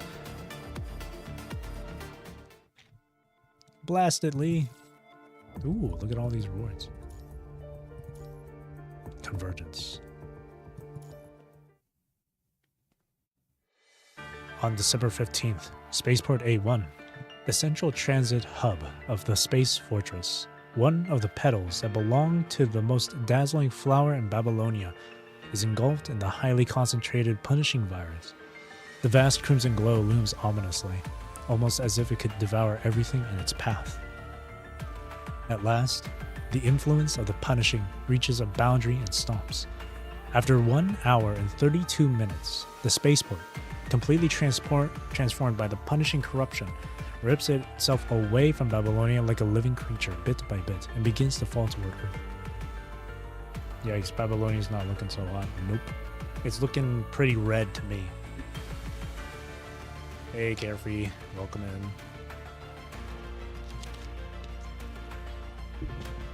The turbulence from the tear affects all of Babylonia, forcing it off its original orbit and triggering a cascade of structural failures across vast sections.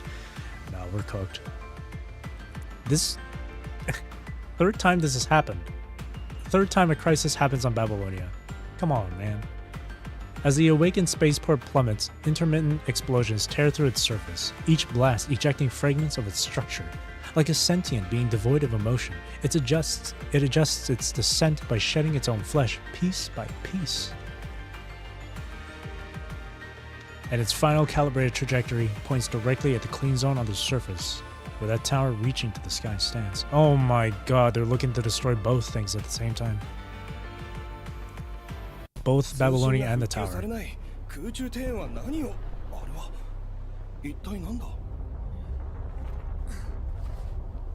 警告パニッシングノードに異常あり警告パニッシングノードに異常あり墜落の方向は本二重強盗だ Oh no. In that instant, a white flash engulfs everyone's vision. The Inver Hetero Tower emits a deafening drone, a mournful wail, as if lamenting an entire era, drowning out the once piercing alarm's warning of rising punishing concentration. That's so not good. Employees who had only learned their clean zone credentials last month run screaming from the burning rooms, throwing themselves into the lingering white light outside. Oh, Lillian, look out! In the fading white light, a petite construct catches the stumbling human in her arms. Everyone get out of there, please! Oh god. In mere moments, the clean zone, symbol of humanity's hope, is ignited by falling shards, transforming into a sea of flames. Apollonia, it's happening. Hey! As the ringing in their ears begins to fade, alarms and cries for help flood in. Despite the early warning, the flames still manage to reach those who can't escape in time. If I had $1 for every time someone tried to crash Babylonia down to Earth, I'd have $2. Not a lot, but weird. It happened twice. True. Hey! The support unit over there! Come help these people, quick! Someone shouts, pointing at the injured being pulled from the collapsed buildings. Put out the fire first! Where are the robots we brought down from Babylonia? Deploy them to help! The newcomers rush toward the most intense flames with fire extinguishers in hand, but are halted by another warning shout. Stay away from the fire! These buildings already have automatic fire suppression systems, and worse still, the punishing concentration in the clean zone is rising. Any robots rushing here could turn corrupted at any moment. These words send waves of panic through everyone present. What did you say? The clean zone? The punishing concentration? Is something wrong with the Inver Hetero Tower? Even worse, look. What? Following his pointing finger, everyone looks around and realizes there are fewer areas burning than they expected. These fragments aren't the only things that hit the Inver Hetero Tower, right? Where's the biggest one? It's gone. What did you say? Really? He yanks up the construct who's covering her eyes and demands answers loudly. Of course it's true, I saw it. I never took my eyes off it. That's exactly why my visual module got damaged. Ugh, it hurts. How did they vanish? The moment they touched the Inver Hetero Tower, they just vanished. Is the abnormal punishing virus concentration caused by the Inver Hetero Tower too? The punishing virus concentration is abnormal? What's the situation now?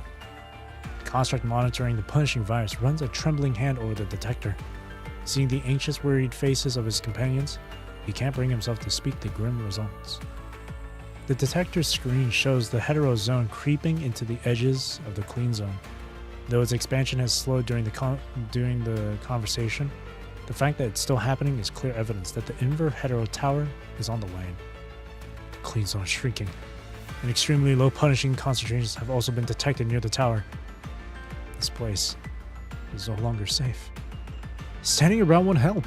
Let's focus on getting people out first. In a situation this intense, you know the elite squads won't just sit around. Let's leave the Inver hetero tower situation to them. They're the only ones who can handle it now.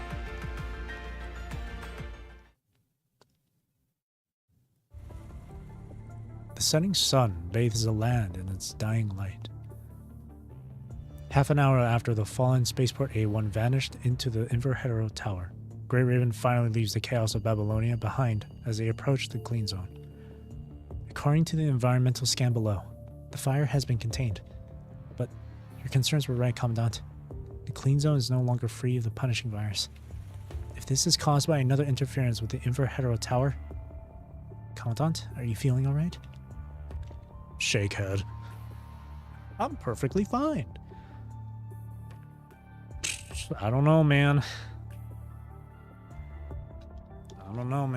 I'd be stressed the hell out. I'd be... At this point, I'd be taking a smoke. I don't even smoke, but I'd be taking a smoke. Shake head.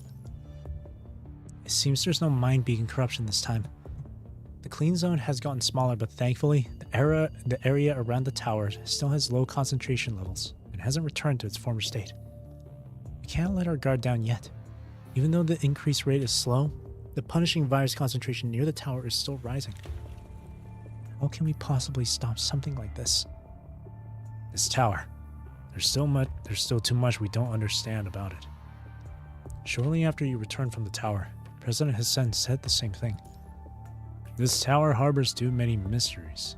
Its operational mechanics and means of entry remain completely unknown to us.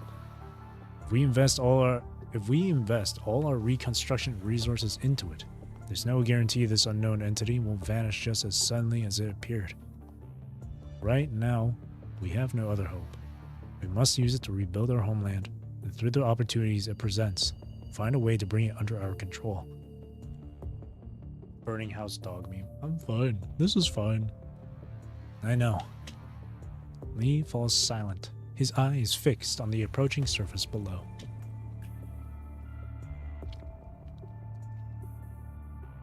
One hour after Babylonia spaceport A1 crashed into the clean zone, the transport vessel from Babylonia finally touches down at the edge of the disaster area. It's Grey Raven! They immediately stop their current tasks and hurry over, delivering their report on the damage to the clean zone. The situation isn't critical yet. Most of the clean zone territory swallowed by the hetero zone is made up of uninhabited and undeveloped areas with no defenses. It's a relief. In addition to this, we just investigated the Inver hetero tower and discovered an unfamiliar door that wasn't there before. A door. It might be more accurate to call it a door-like structure. We've all tried, but no one has been able to get through it. I'll lead the way. Led by the construct, the four of you quickly make your way around to the other side of the Inver hetero tower. Within the tightly interlocked blue crystals, a narrow, dark doorway faintly emerges. When you shine an emergency light inside, there's no reflection. It's as if the light is swallowed up, leaving no echo to escape. Gesture for everyone to stand back and fire a shot into the doorway. Imagine someone's just standing in the middle of it and they get shot. Just in there. Just like the light before it. The bullet vanishes instantly into the void, leaving no trace behind. Cautiously reach a hand toward the doorway. Your forearm vanishes beyond the doorway, yet you can still feel everything. Your fingertips make contact with something solid inside, as if the door is only about a half a meter deep. In the next instant, a searing pain stings through your fingertips. Quickly withdraw your hand. Your hand's corrupted. Just a slight contact. I'm fine. There's still a considerable punishing concentration in there. You need to be careful. Got it. Lee, you're the only one who's immune to the corruption. The young man silently nods before stepping into the pitch-black doorway, only to emerge moments later. Chapter 22, Part 2. It's a rerun. It's sealed off inside. Can't see anything, and there's no way through. Something's not right here. You went inside before. Is it because of the frame? Or has something changed within the tower again? They take a few steps back and begin to whisper among themselves. Maybe it's really because of the frame. After all, the specialized frame has built up quite a bit over time, from Imperia's experimental data to the enhanced invert device documents Egret found, and later, the findings from the Phantom Tracer and Ascendant technology. Who knows? Any one of these could be the key requirement for entering this tower. ... If this door stays open, we'll have our answer soon enough. What do you mean? I heard that the higher-ups are still working on another frame of the same specs, but it's not going well. They're missing something that was originally captured in the Phantom Tracer, making it difficult to replicate. They brought back a similar egg, but even after all this time, they still haven't managed to make it work. Do you know who this frame is intended for? Who else could it be? His eyes dart toward the 4 people behind them. Is it for Lucia? Is it the Pyroth frame? Oh my god. Lee reaches out, running his fingers across the blue crystal. It's actually a frame for Commandant. The dormant heaviness in his chest stirs once again. Is it an illusion or a premonition? This tower will bring about something irreversible, yet he can no longer enter it. No. God damn it. Why? He feels a dull ache in the depths of his mind, where an indecipherable voice whispers secrets missing in his memories. Oh no. If only he was, if only he still had the same shit from chapter 21. From Spiral of Chronos. What exactly have I forgotten? Oh no.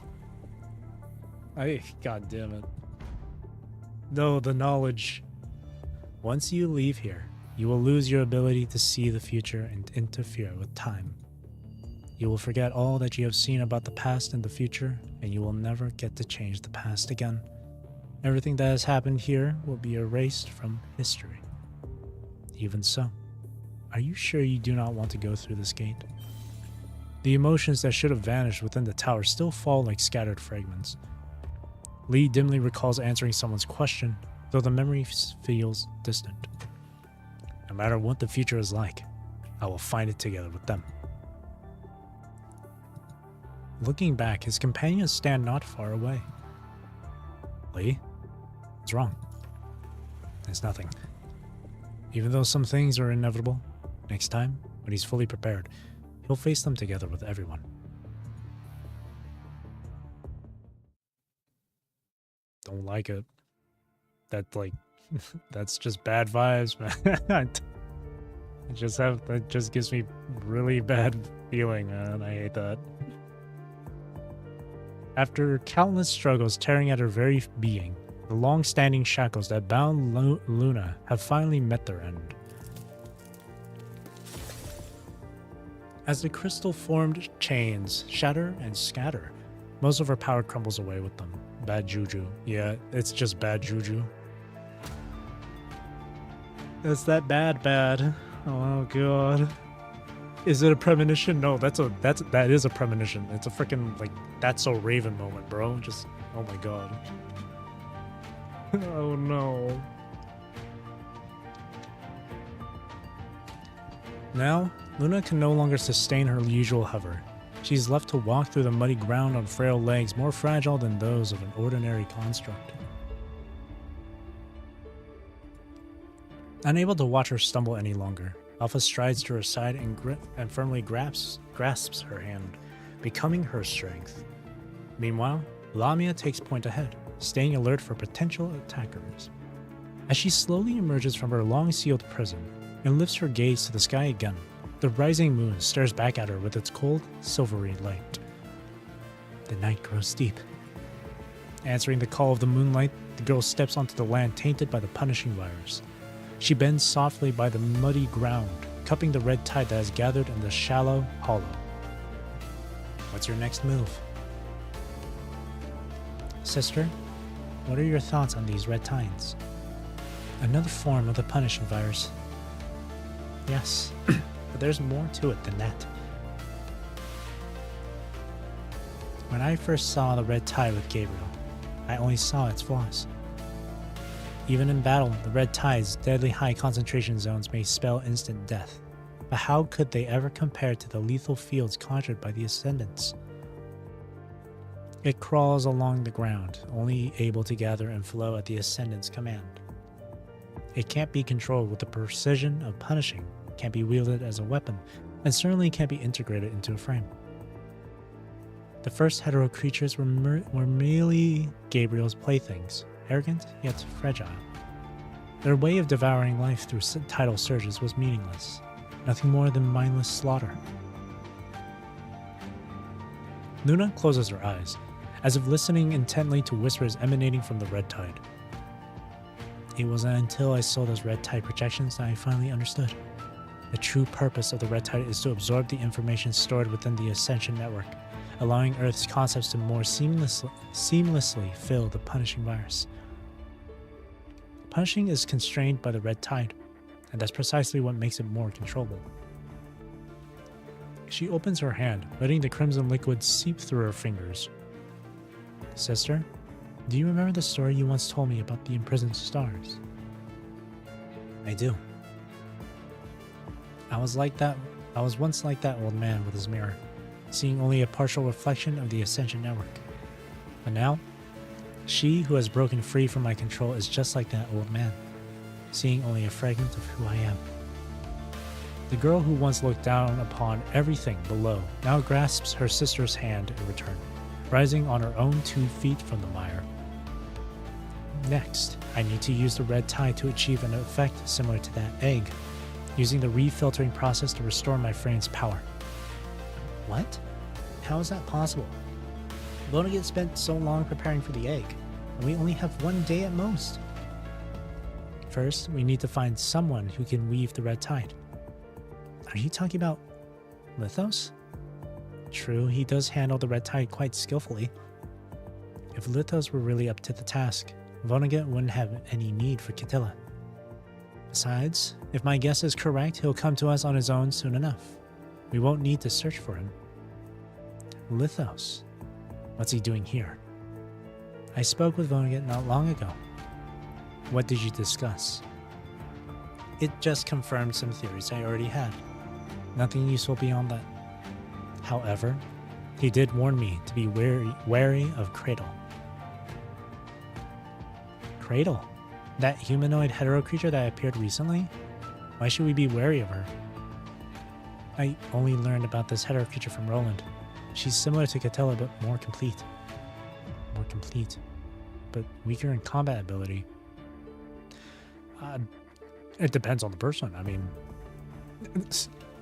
you say weaker in combat ability, but she was beating my ass last week. Is it really necessary to be conscious of a hetero creature like that? Yes. Yes. Yes. It is necessary, Lavia. Her true nature, rather than being a mere creature, is more akin to a title. Right now it's Cradle, but after her death, another hetero creature could take her place. That's why she cannot be truly eliminated. This trait resembles that of an agent, doesn't it? Even if it weren't me, someone else would become an agent. Is she part of your next move? Correct.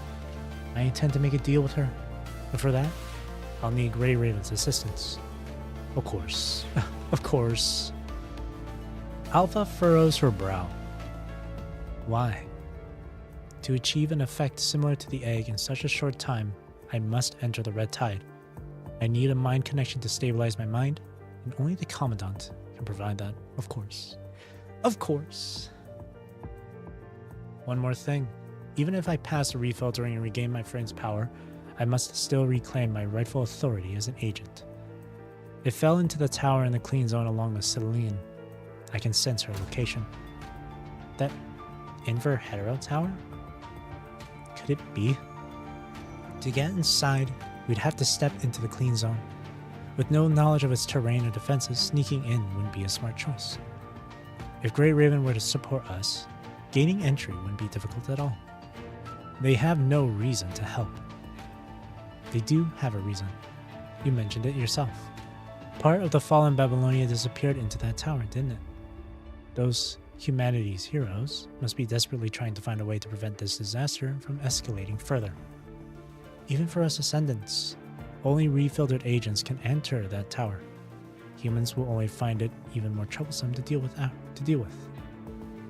And finally, there's Cradle, an issue humanity cannot afford to ignore. This is dangerous. Tell me what you'll do if you fail. There are no other options. I'm prepared for this. Luna gazes at the red tide ahead, a serene smile crossing her face. If I lose myself to the red tide, at least you'll have a hetero creature that talks just like me as a memento. That's not going to happen. Trust me, sister.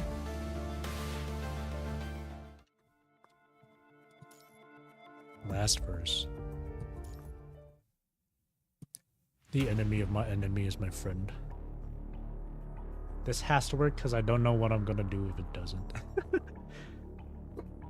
You see, it's not Luna just being confident that it will work. She just obviously doesn't know. All your eggs in one basket. That's the strat. That's the tech. Just as Luna predicted, while they carry out their operation, a dark figure stands in a corner of the ruins, withdrawing their gaze from the Inver Hetero Tower. Are you leaving, sir? A young man walks over, cradling a small crimson doll wrapped in a blanket. That's right. Dude, Vonnegut looks so fucking cool. Vonnegut playable when, bro? Come on, man. You got Luna, Oblivion. I know about Ishmael. Come on, we need the third. We need Vonnegut. Another Nihil. Give us Nihil Vonnegut, please. I wonder what his code name would be for his frame. God, he looks so fucking cool. After humans modified the tower's core, it became contaminated once again. Well, this is bad news for humanity. It is now back in a state where it can be entered once more. There is only one thing capable of inducing such a change in the Hetero Tower. Look at the little guy. Upon hearing these words, the doll in the young man's arms gently lifts her head, gazing toward the tower. It appears Dominic has failed to find a successor. We must advance our subsequent plans ahead of schedule. When Vonnegut reaches out to take the doll from the young man's arms, she curls up defensively, as if recoiling from his hands in revulsion. Damn, she hates you, bruh. Take her with the blanket, mister. Lithos lifts the blanket and hands it to him, the doll still wrapped within. Have you left everything else to Lilith? Lilith remains unaware of how our source of power differs from Luna's. I've only provided her with what is necessary. Next, you will take my place. Bring this gift to Luna. Become an ascendant under her command. Only through Luna can you maintain your status as an ascendant, and, when necessary, intervene with Lilith's affairs. I understand. I've already warned her of the potential dangers. As long as she doesn't team up with beings like Cradle for her own selfish reasons, there's no need for you to worry about her. Cradle. Is she the type of anomaly that you mentioned before, mister? That's right. Even if we kill her here, she will reappear with a new identity. If not as Cradle, then as another character. Until the right person takes this position. Chaos lifts her head, casting an indifferent gaze toward the red tide. How did things come to this? It's not just technology that was brought back from the future. The problems of that era came with it. Vonnegut lowers his head, as if speaking to the doll in his arms. Is it too late to stop this? Once it's released, whether through Luna, who failed the refiltering, or through Cradle, its fusion with the Incession network is inevitable. The only question is who will take control. Between the two, Cradle, in the form of a hetero creature, poses a significantly lesser threat. At least, as how things stand for now. Several months ago, I spoke with Luna. She had already set her own plans in motion. Go to Luna, Lithos. This is your final mission. Final. Once this mission is done, you're free to do as you please. Seek your own death, or choose to live on. Now that I've heard Rose might still be alive, I'll stay alive. At least until I can verify it myself. Vonnegut pats Lithos' thin shoulders as a final farewell. Would you say goodbye to me? Haven't we said goodbye more than enough times already? The young man lowers his head. He knows every goodbye marks yet another failure for the person standing before him. He's already tired of failure, and maybe it's time he accepts that. Yes, we've had more than enough. The number of failures has been more than enough. Damn, Lithos. In other words, Lithos, you suck. You're terrible at your job. You're fired. Yet, even so, a tremor finds its way into his voice. Whenever you suddenly change your orders, or your attitude shifts, I know it only means one thing. You've just come back from another long journey. I too hope this is the last time, so you can fulfill your wish sooner, but... The man offers no response and shows no hesitation, simply turning toward the Inver Hetero Tower with the Crimson Doll in tow. Mister! The dark figure comes to a halt. Since this is the last time, may I ask you a question? His silence serves as permission. Mister, the person standing here before me is not Professor Kilgore Trout, who saved me from the orphanage, right? Oh my god.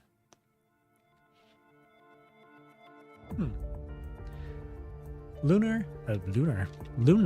and the others move through the deepening night, meeting Roland at the border between the Clean Zone and the Hetero Zone. Miss Luna. Seeing Luna's state, Roland's usual smile fades away. Everything you asked for has been taken care of. Perhaps, along with his smile, he holds back the worries he knows he shouldn't express. Thank you for your efforts. The agent, no longer able to float in the sky, gently lifts her head to look at Roland standing behind the crowd. That frame of yours must be struggling to keep up with battles now. If this journey goes well, There's no need to worry about that, Miss Luna. For now, the priority is making sure this journey goes smoothly. Luna withdraws her gaze from Roland and turns to face the Clean Zone. There's only one mission left. Lure the Grey Raven Commandant here. And remember, don't alert anyone else. Quite the challenging mission we have here. Looks like only Lamia is up for such a daunting task. Lamia? Wait, the security here is too tight. After what happened today, the guards inside are on high alert. Even I've only been to the perimeter. Jeez, I'm struggling. Why would the Commandant just happen to be there? No time for a slow search. If communications are down, we'll capture someone with internal communications access. But Miss Luna just told us not to alert anyone else. Keeping the disturbance contained to one room should suffice. After all, Miss Luna's only concern is avoiding a war with humans at this moment. If I remember correctly, you still maintain some underground contacts in Babylonia, don't you? I'll follow behind you and draw enemy attention when necessary. But is this really okay? Contacting the Grey Raven Commandant through kidnapping is just... Won't this make that person angry? What we're about to discuss should stop the deterioration of the Clean Zone. You wouldn't do anything as unforgivable as a massacre that Grey Raven couldn't overlook, especially not now, right? She looks at Luna, then at Roland, who gestures that he'll come along, and finally at Alpha, whose gaze urges her forward. With no other choice, she nods reluctantly. Right. The mermaid fades from sight, stepping into the clean zone that has lost its purity. Wait for me here. Alpha and Roland also vanish from her sight, leaving only the whispers of evening wind and distant murmurs of conversation. How long has it been since she last saw the Grey Raven Commandant? She can barely remember it anymore. What kind of expression will that person have upon seeing an agent again? One of hatred? Fear? Or perhaps that person has been expecting her all along. But if that person is completely shocked, that might be quite interesting. Won't this make that person angry? Lamia's parting words echo once more in her mind.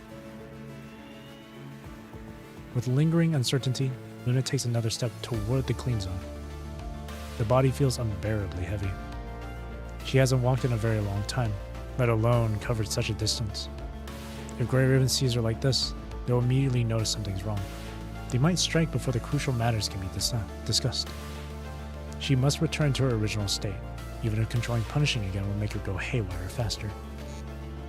Luna raises her hand, and, enveloped by the high concentration of the punishing virus in the hetero zone, reactivates the levitation module of her frame. A familiar pain immediately shoots through her mind. She knows this sensation well. The stabbing agony of the punishing virus corruption. The price of trying to control something that defies control. As the corruption worsens, she clutches her arm, barely keeping her frame stable as she rises into the air. Though the intensifying pain threatens to shatter her resolve, Luna maintains her hover, only adjusting her position to better conceal herself behind the trees of the heterozone. Someone's coming. What are we supposed to do now? We finally had hope within our grasp, but now it's gone. After investing so many resources into this clean zone. Grasped hope? Did we ever really have it at all? The Inver Hetero Tower appeared out of nowhere, and we've never understood it. It was the same with the Ascendants before. We had neither the means to control them, nor the chance to understand them. We should capture those Ascendants again. Then we can improve the specialized frames too, just like, look, a shooting star. Ooh, pretty stars. Following their gaze, the girl lifts her head to see a shooting star streaking across the night sky. When you see a shooting star, make a wish upon it. But what about the shooting star itself? Don't worry, it came down from the heavens just to make our wishes come true. Dad said that because we look up to it. It bears the responsibility of our hopes.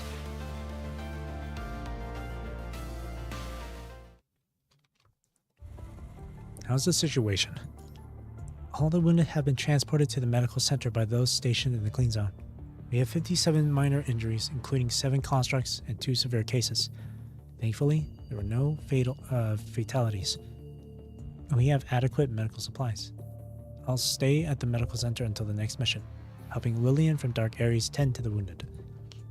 Is Lillian here as well? Hello? I'm sorry to keep Liv here, but I'm not very experienced with treating humans. We're already short on doctors, so I understand. I'll leave it to you then, Liv. Give my regards to Simon. Actually, I just visited Commandant Simon. He asked me to send his regards to you as well. Nod. Lee, how's the situation on your end? Still patrolling and searching for clues in the surrounding area. Nothing unusual to report so far. Okay, keep in touch. He nods and ends the communication. Of course, Lucy is with us. From what we can tell, the situation will remain stable for now. You should get some rest, Commandant. What's wrong? Standing beneath the Inver Hetero Tower, you run your hand over the blue crystals, staying silent for a long time. Speaking of rest, been having some strange dreams lately. What kind of dreams? A dream of Lucia in a wedding dress. Wait a minute. That's not a dream. That's foreshadowing.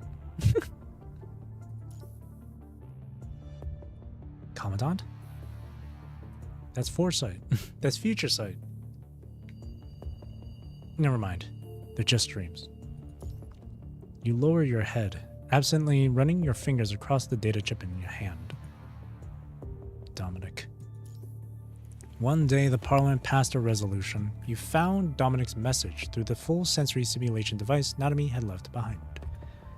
Dominic said it was an invitation, a chance to take a test and have your data added to Dominic. I refused back then. This era needs all living beings who strive for tomorrow, not some vague shadow of the past. Haha, that's exactly the answer blah blah blah expected. Only with such resolve can one earn the right to open the invitation. Perhaps your choice is the right one. The dark world fell silent. Even after everything that happened, refusing to become Dominic is still not something to regret. At least I shouldn't make any decisions while being completely in the dark like this. There must be more to this invitation than these few simple words. An evening breeze carries the bitter chill of deep December. Lucia, what's the current punishing virus concentration? It's increased by 0.012% since we arrived. And it's still rising. We don't have much time left. Commandant, I still recommend you get some rest. If you keep pushing yourself like this. The terminal suddenly blares with an emergency channel alert. Lucia, Ascendant Ronald McDonald. Ascendant Roland has been detected. Maximum alert status. Roland. What's an Ascendant doing in the clean zone? Boom, boom, boom, boom, boom, boom.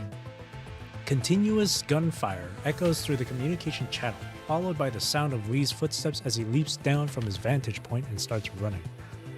I'll secure this position. How's Liv? Liv. Did she run into Alpha? An Ascendant mobilizing on this scale. Of all times? Repeated calls to Liv over the comms receive only silence. Liv, we need to check on her now. Wait, please, I'm begging you. Come to the medical center and help the wounded first. Lillian? We've been taken hostage. There's no time to ask anything else. Lamia's face suddenly appears on Lillian's comms. Long time no see, Grey Raven Commandant. This time, I'm not here to cause trouble. I've found a way to solve the problems in the tower. Since I couldn't connect through normal channels, this was the only way to reach you. So I hope you can come to this location at the edge of the clean zone. I've sent you the coordinates. And also, only Grey Raven should come.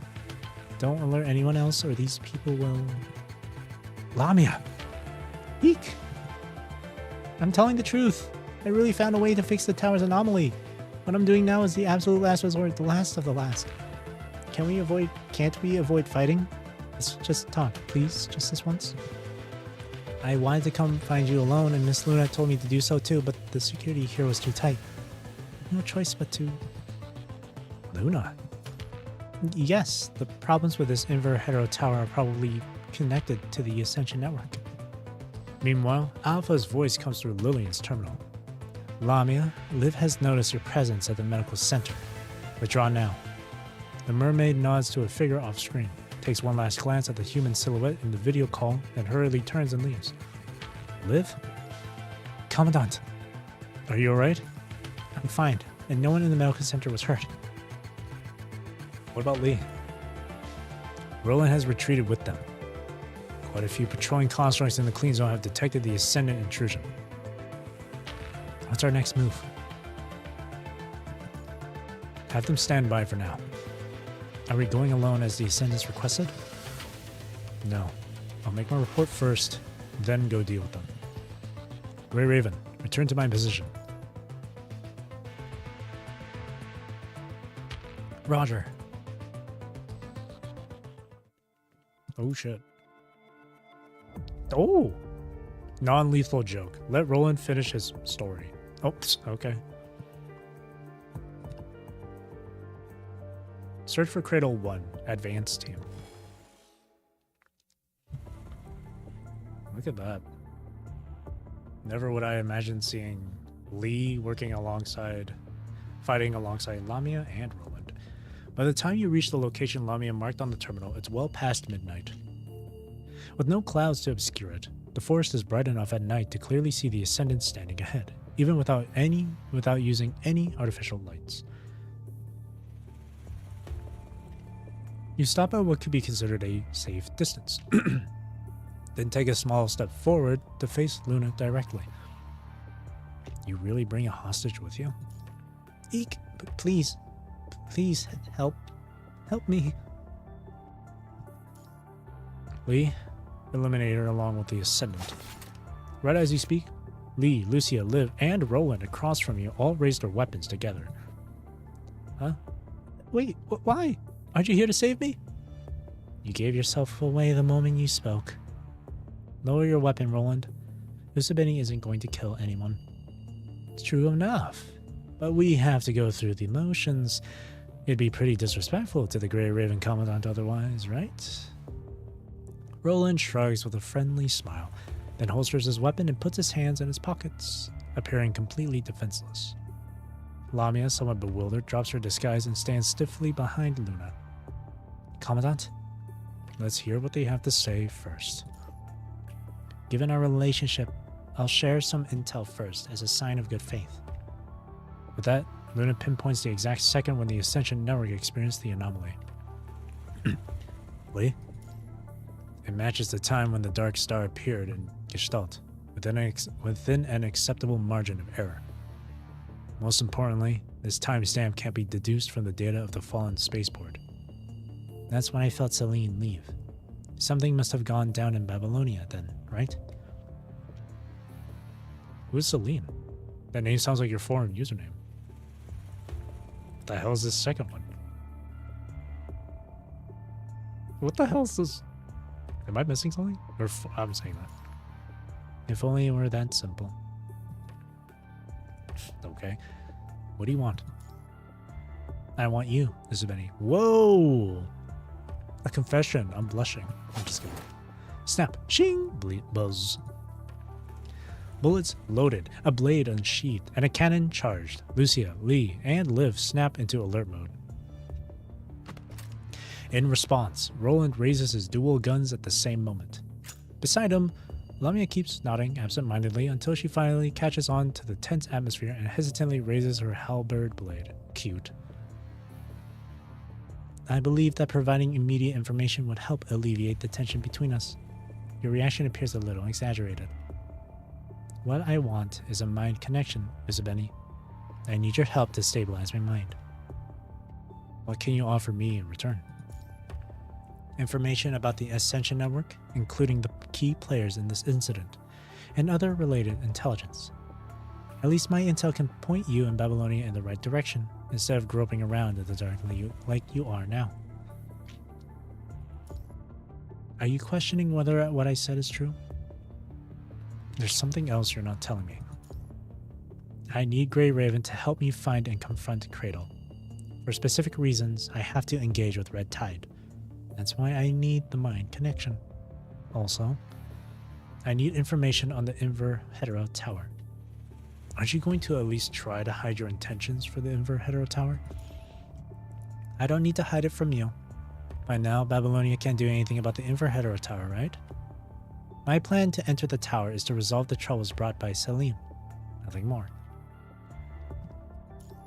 If you need to discuss this with your companions, feel free to do so. The Ascendant team withdraws partially into the shadows, allowing the Grey Raven members plenty of room to talk. Commandant, this is dangerous. I understand.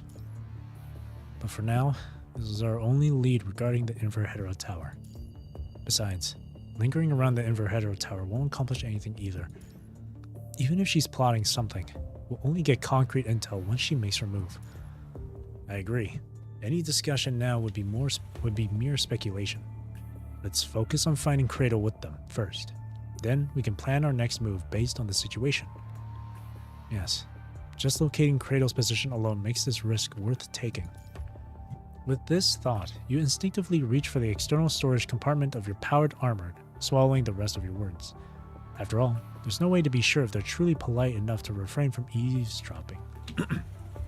Besides, I'm carrying a personal grade Omega weapon. With the decision made, the Ascendants approach once again. We can travel together for now, but we'll decide whether to cooperate or not. Very well. Let's move out now. We can share intel on the way. Neither of us has time to waste. Wait a sec. What else?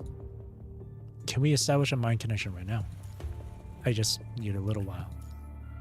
If you're fine with it, then go ahead. Kuro system. Right, junction. A mind connection is established with Luna, lasting only for the briefest moment before disconnecting. Unlike the last mind connection with her, there's no corruption seeping in from the Ascension network. Something has definitely changed between Luna and the network. Any other questions? That's it. You alright? Me? Of course I'm fine. Get ready. We're heading out now. Luna turns around, apparently about to speak with her fellow Ascendants. Though it is only for a moment, you clearly see Luna crossing her arms, her hands tightly gripping them, her fingers digging in with tension. After reporting in and completing all preparations, Grey Raven sets out with the Ascendants, following Roland's directions. The group makes its way through the deep night until dawn, stopping and starting, until you finally reach the vicinity of Kratos' hideout. This hetero forest is pretty much where Kratos is, but I can't give you the exact coordinates because of my frame's limitations. Of course, the area we're looking at isn't too large. We might just need to search around in there for a little while. Miss Luna, please hold on for a moment. Lamia, Grey Raven, and I will soon pinpoint Kratos' exact location. Me? Lamia steals a nervous glance at Luna. Miss Luna, you can count on me. I'll do my very best. I'll stay here with Luna. Once you've located Kratos, we'll make our move. Alright. Making decisions for us without asking isn't a good habit. Oh, of course. If you Grey Ravens are okay with the Ascendants moving around unseen, then by all means, stay here with Miss Luna. After all, I have complete trust in your integrity. Roland chuckles and spreads his hands, as if to show he's never taken away anyone's right to choose. Dancing to someone else's tune puts us at a disadvantage, but this time they've shown their hand openly. We can't let the Ascendants act alone. Commandant, I'll stay with you. Liv and Lee are going with Roland and the rest into the hetero forest to find Kratos. No need. I can handle this alone. Liv and Lucia would serve better by staying with you. Don't take unnecessary risks. Take Liv with you. That's right. Facing an Ascendant alone is too dangerous. Let me come with you. I should be able to help in tracking down Kratos. And then you. Don't worry. I'm wearing enhanced powered armor this time. Besides, I can call for air support at any time. Alright. Lucia, we're leaving Commandant in your care. Rest assured, I will ensure Commandant's safety at all costs. Commandant and 3 sisters. It's a family meeting. Lee and Liv head over to Roland and Lamia. From now on, we'll be the advance team, heading into the hetero forest to pinpoint Kratos' exact location, and I'll be calling the shots for all operations. Of course, you're the boss. Let's go.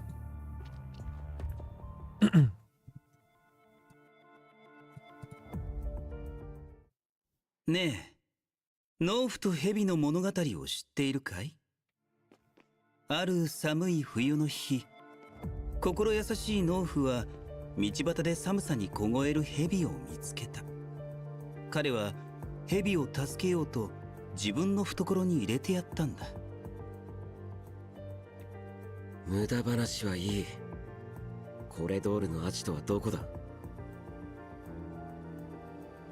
そうせくこともないだろう。まずは私の話を最後まで聞いてくれ。私は心の底からグレイレイブンに礼を言いたかったんだ。君たち農夫の助けなくして哀れなる昇格者の私たちが厳しい冬を乗り切るなんて不可能だからね。もういい。同じことを二度言わせるな。はあ、せっかちだな。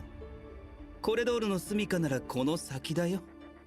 ただあの怪しい霧を通り抜ける必要があるけどね。霧の中にどんな危険が潜んでいるのか確認してきてあげようか。ここでじっとしていろ。妙な真似をするなよ。リフ、この霧の成分と特性を分析できますか？はい。ですがもう少し接近する必要があります。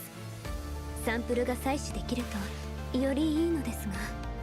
了解です。あいつらを見張りつつ安全な状況であることを確認してから霧の分析を行ってください。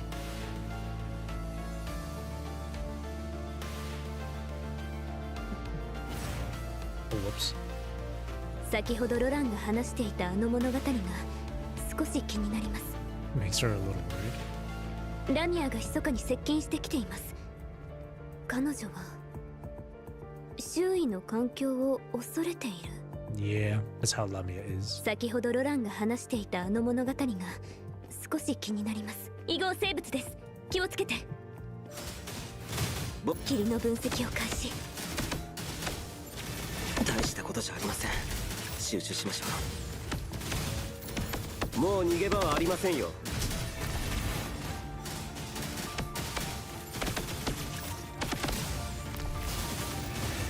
あなたたちのピエロシ行くよ。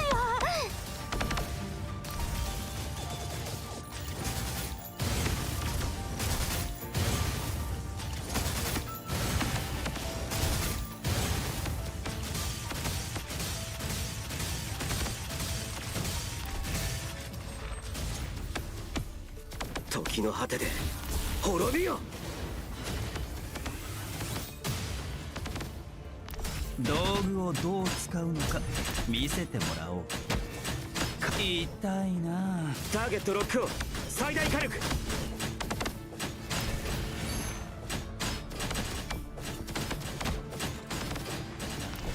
どこへ逃げるつもり？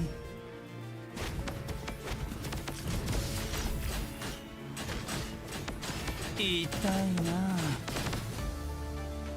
Oh, 本当にやるの？霧が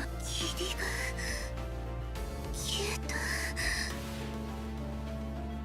霧の濃度が高いほど腐食性が高まるようです。くれぐれも気をつけてください。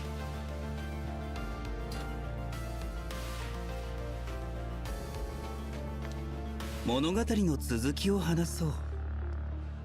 back to 農 the 夫の farmer's. 体温で温まった蛇は元気を取り戻したが、その本性をあらわにし、恐ろしい毒牙で農夫に噛みついた。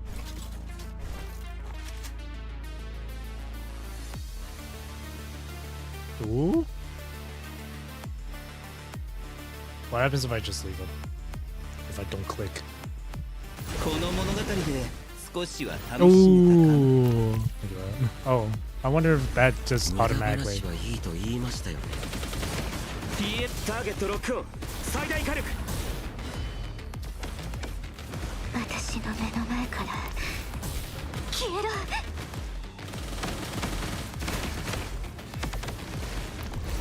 ピエロショーを見てみる。私の目の前から消えろ。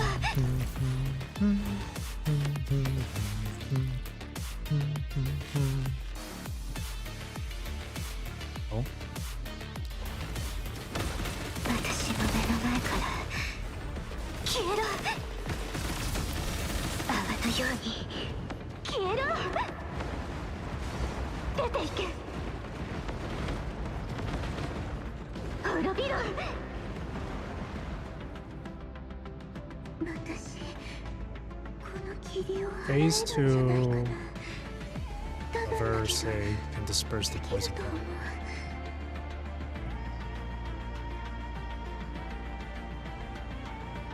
So I just gotta use alt. 明海の底に霧に関するデータを記録しました。タイミングを見計らい指揮官に報告します。 Be on the 先へ way. 進みましょう。善意の証として調査に協力するよ。ナミヤ、君なら泳げるだろう。親愛なるグレイレイブン隊のためにサンプルを少し取ってきてあげて。Get in there. 本当にやるの Get the sample. あんまり善意の証としてな Damn it.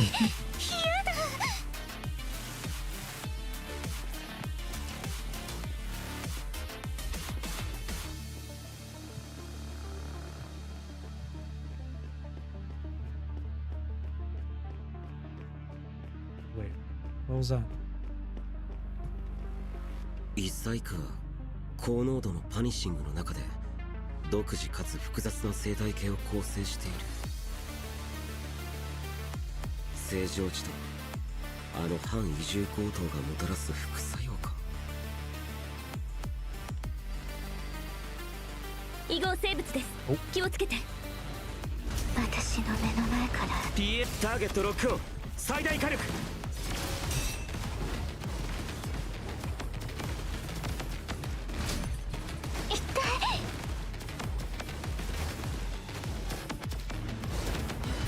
ピエロショーを見てみる。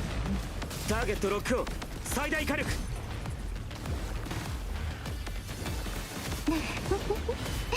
私の目の前から消えろ。ピエロショーを見てみる。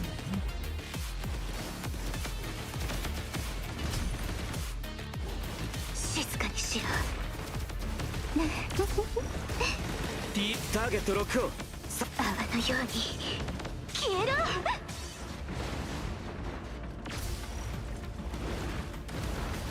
出ていけ。滅びろ。ピ沈め海の底に。静かにしろ。今だ、クライマック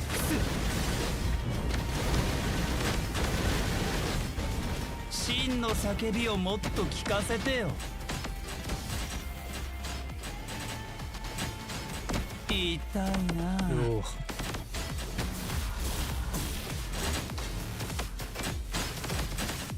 どこへ逃げるつもターゲットロックオン、最大火力。り？今だ、クライマックス。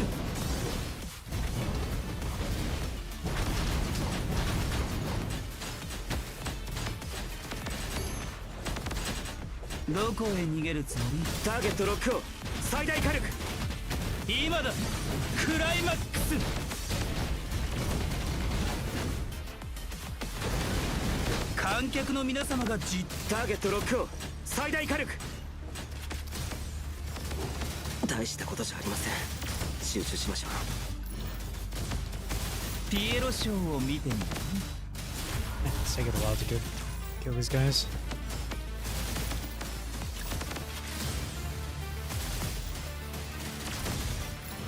もう逃げ場はありませんよ。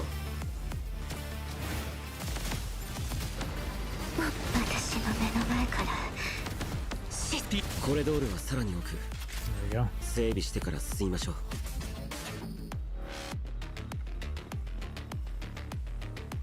There's still an arrow pointing this way. Wait.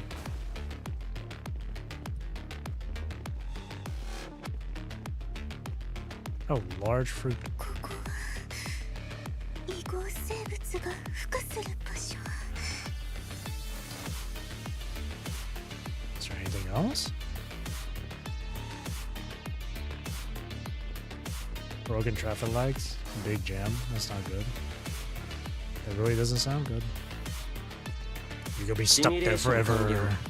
指揮官、我々が勝者です。ラミアが密かに接近してきています。彼女は周囲の環境を恐れている。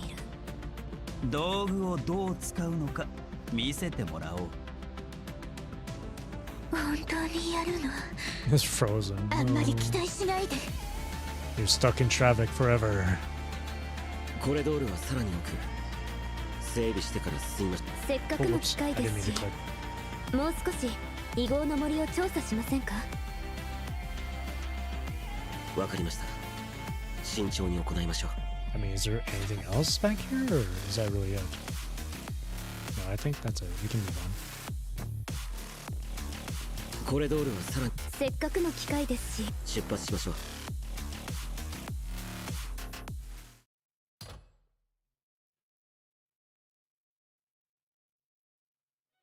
前方に極めて高濃度のパニシング反応を検知。 Oh boy. リーフ、僕は指揮官に連絡するので引き続き目標の監視を頼みます。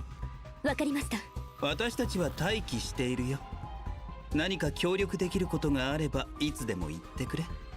遠慮は無用だ。遠隔通信設備の設置に適切な位置を見つけなくては。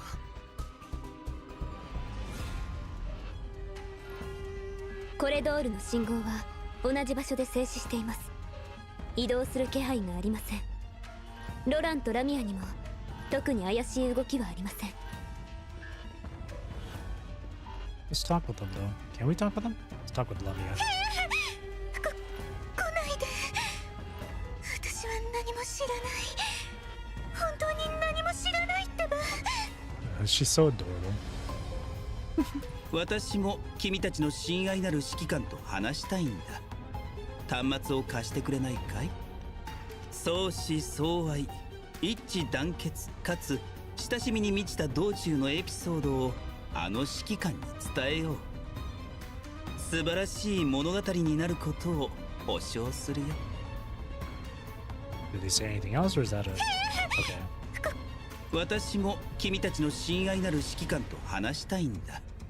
端末をコレドールの信号は同じ場所で静止しています。移動する気配がありません。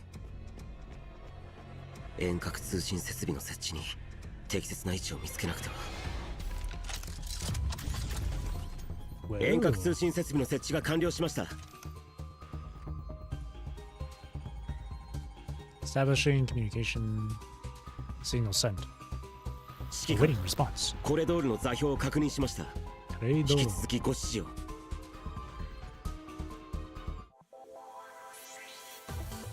Non-lethal joke. Let Ronald... I keep calling him Ronald. Roland. I keep swapping the L and the N. Finish his story. I'm guessing it was that moment when they pointed their guns at each other. Interesting. So rather than just getting the little achievement points from just clearing the stage under like a certain time and without anyone going down, you're clearing it through more specific ways. I don't mind that. I don't mind that. 3 sisters activating power armor. Engage a battle in a power armor. What? Do we get to play as Commandant as well? Look at the 3 sisters. That's so cute. Luna must be in like in her most happiest state right now, hanging out with her two sisters. Copy. We are heading over right now. Keep monitoring the target and stay safe. Over. リーから座標が届きました。いつでも出発できます。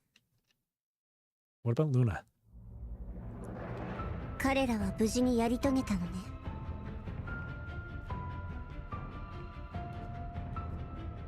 行きましょう。 We're on a... Oh my god. What? Bro, we're playing as Commandant. That's crazy. 指揮官、私のそばからあまり離れないでください。 I gotta change my camera. There we go. 私たちはいずれ手合わせすることになる。でもそれは今じゃないわ。昇格ネットワークの波動がより激しくなった。急がないと。 Bro, Commandant gameplay? This is crazy. 侵食体です。注意して。 Where?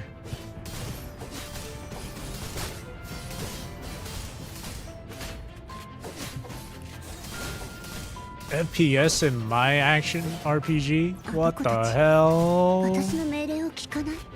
Bro, this is so... in this game, in a game like this is actually kind of cool. What the? Oh, it's burst. It's incendiary rounds. Z is to reload, okay.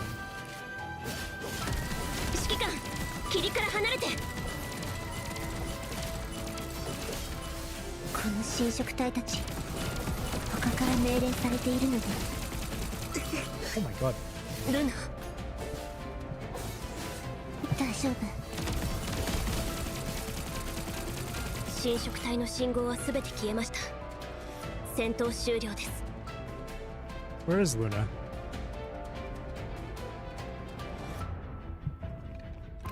This is so cool, I like this.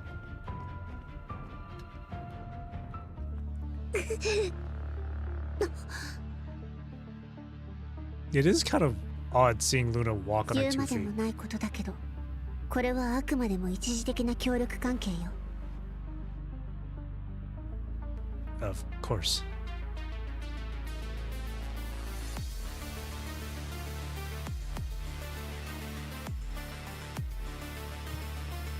I just want to be helpful. Come on. It's a temporary alliance, but that doesn't mean we can't be helpful to each 気 other. をつけてくださいあの霧には強烈な腐食性があります Understood. 注意なさい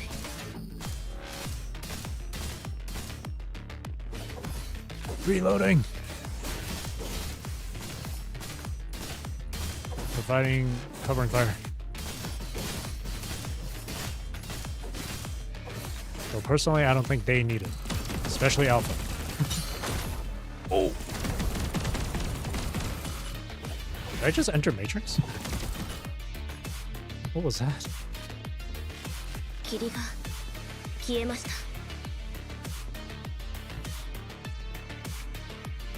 Oh, it feels wonky, but it's cool though.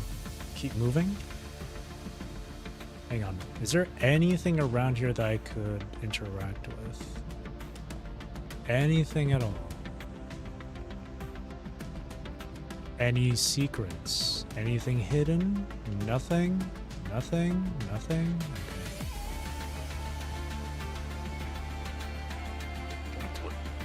Okay. How'd you get... Oh. She can teleport. Alright, let's go. Keep moving.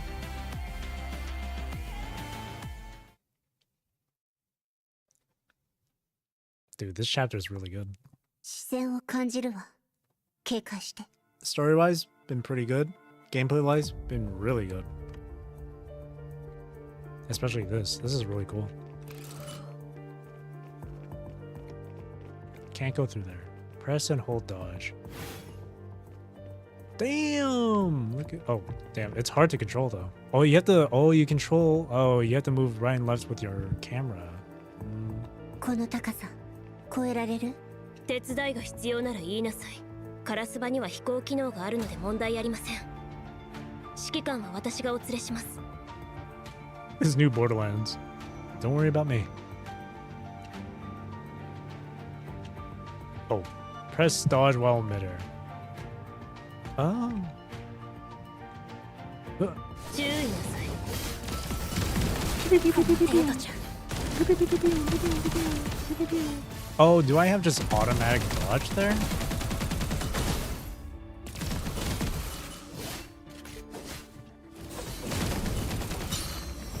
My dodges are like hops. Like I dodge by just jumping.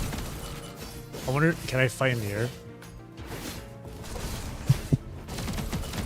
That was so weird. Wait.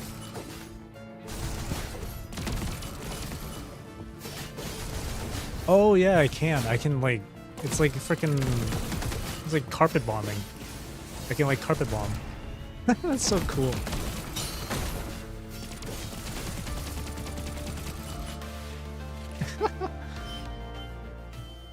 You are in contact of highly corrosive. Oh no. Where the fuck? Contact. Warning. Warning. Warning. Warning. Oh god.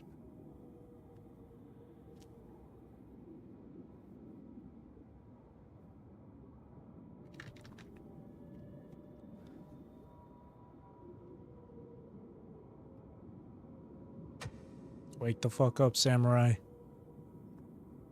Turn on your power armor, bro. Get your power armor going.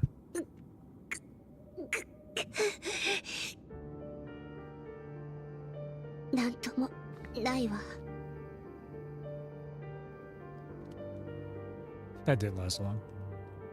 Lucia and Huff have gone missing. 彼女たちは他のところにいる。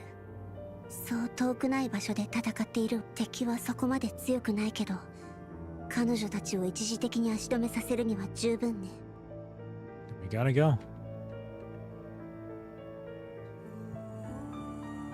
Was it Cradle? Why did you do this? あなたのためにチャンスを作っているのよ。絶好のチャンスでしょ。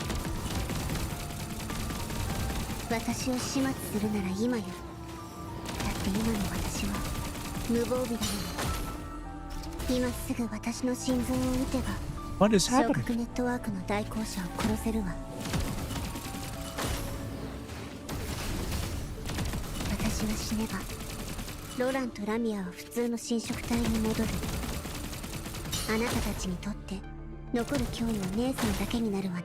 姉さんのあなたに対する少しの信頼を利用すればコレドールに濡れ衣を着せられる。その後で姉さんとコレドールが共倒れすれば最終的な勝者はあなたよ。 Who do you think I am, Luna? I can kill you? I can kill you, then what?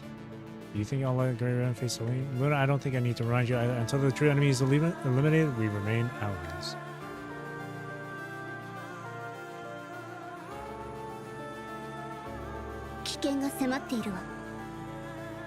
Danger is approaching. 彼女たちはこの先にいるわ。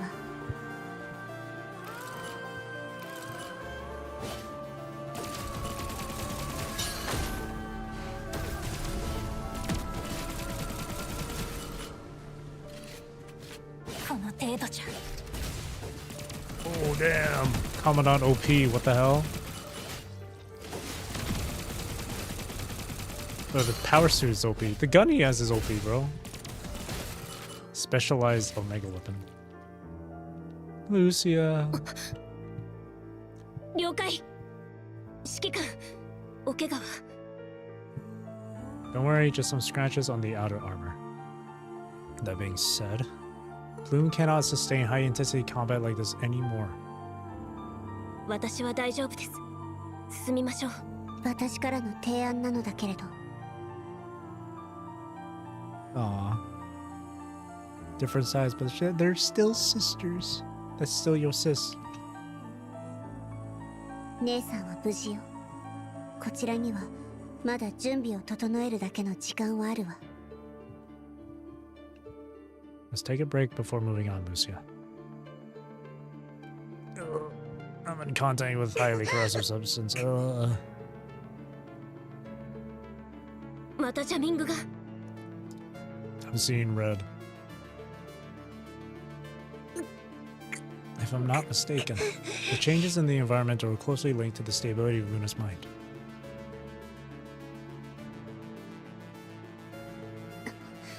Nani?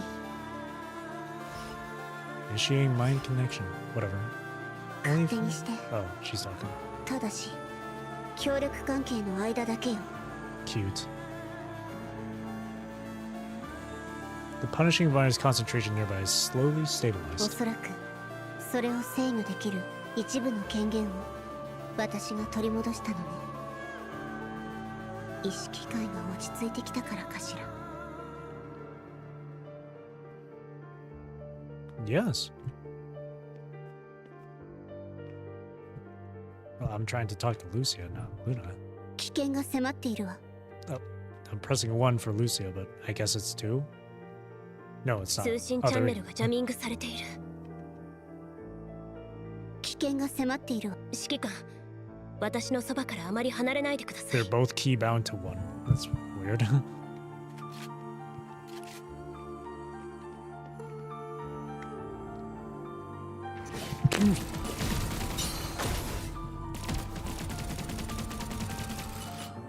Get the one from behind us.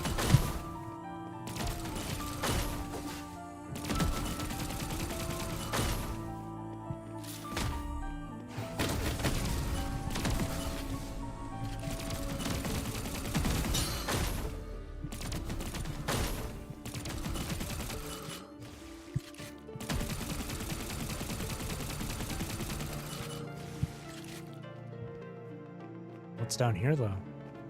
Dead end? Dead end.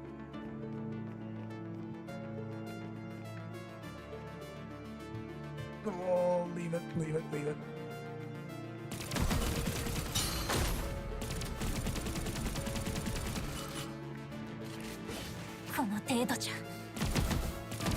Oh, is that the dead body of a hero creature? Where? Over here?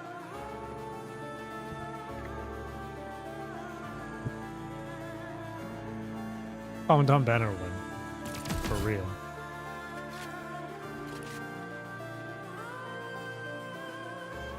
Oh. 姉さん、ルナ、大丈夫？あの指揮官が意識リンクでサポートしてくれたわ。礼を言っておくわ。Is that interesting? Okay, you're welcome. No problem. This temporary alliance is also for our own good.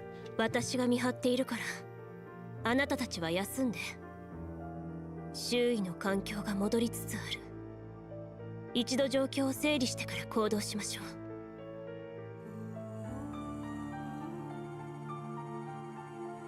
Comms request. Caller identified Lee.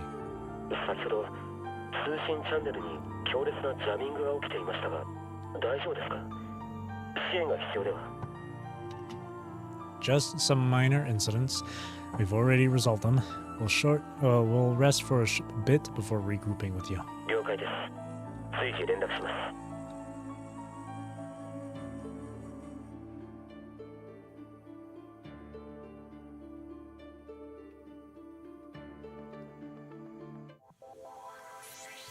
Cool.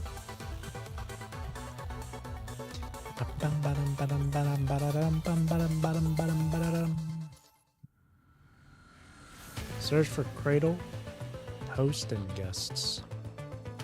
We're just about halfway done. Are you ready? Confront Cradle.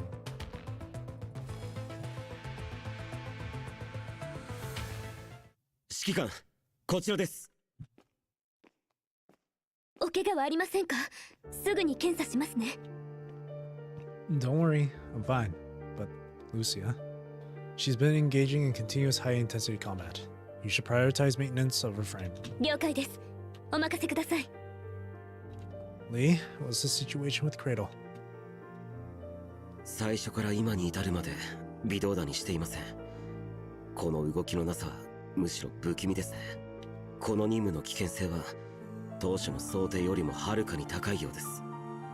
これ以上の単独行動は避けるべきかと。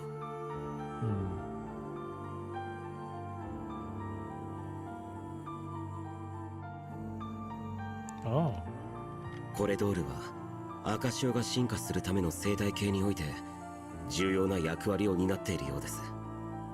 赤潮を徹底的に根絶するため効果的な方法を見つけないと。I know her name is Cradle, but the way the JP voice pronounces it, it sounds like they're saying something like, it sounds like they're saying like gray doll or clay doll, which is cool. ルナたちとはしばしの協力関係ですが、決して警戒を怠ってはなりませんよ。I know they're probably intentionally calling it Cradle, but it just sounds like something doll. I like that. Let's talk to Liv. Oh, right. Can't with it. ルシアの機体が修復完了しました。指揮官も検査するのでじっとしていてくださいね。コレドールの信号は依然として静止したままです。異郷の森に起きているこの妙な変化は昇格ネットワークと何かつながりがあるのでしょうか。赤潮、パニシング、昇格ネットワーク、三者のつながりは見た目ほど単純ではないのかもしれません。Let's go. 隊列を維持しましょう。油断は禁物です。指揮官、動力庫があるとはいえ危険な状況に遭遇した場合でも早まらないでくださいね。ここはまだ危険すぎます。集中力を切らさずに行きましょう。なのでそんな心配そうな顔をしないでください。 We're still in POV, but controlled by mouse person. Lamia. 私は無事だよ。だけどあなたは機体の損傷はリーフが修復してくれましたから、私は大丈夫ですよ、指揮官。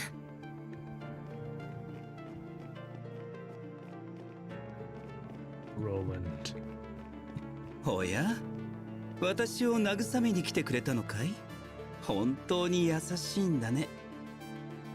お返しにこちらからもあんたに関する情報を探ってみるとしよ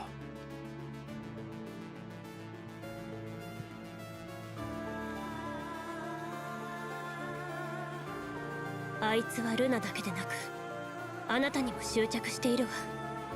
気をつけなさい。準備はできた。 Let's go. じゃあ彼女に会いに行きましょう。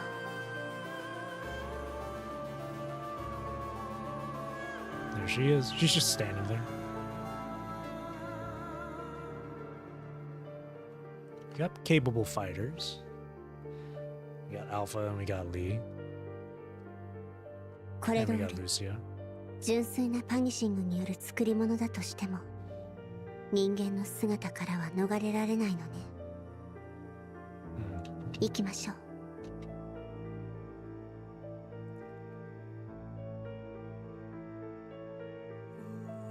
Look at them at the front like that. 彼らの一挙手一投足を注意深く監視しておきましょう。コレドールだけでなく昇格者も。彼女がコレドール。指揮官、くれぐれも警戒を緩めないでくださいね。表情は役者の一番のメイクなんだ。そこのお嬢さんを見てごらん。なんて人懐っこい微笑みだろう。人数で言うとこっちに部があるから怖がるのはあっちのはずだよね。 Talk to Luna? Oh, she's following me. Hi. アカシオの意志。あの時ガブリエルのもとでひとたまりもなかったものが彼の手を離れてこんな形態で姿を現すなんて。 Freaking Gabriel, man. He started all this shit. This freaking dude. ここまで来てもあなたの計画には賛成できない。危険すぎるわ。信じて姉さん。今回限りよ。何かあったら無理やりにでも連れ戻すから。分かった。その点は信じてるわ。あの異合生物のことを信じているんですか？まさかお互いに利用しているだけ。彼女の目的と手段には気を止めるつもりよ。 Here we go. We just walk up to her to talk. わざわざおいでくださったというのに、人類文明のマナーでおもてなしできないことをお許しください。 A salute to you.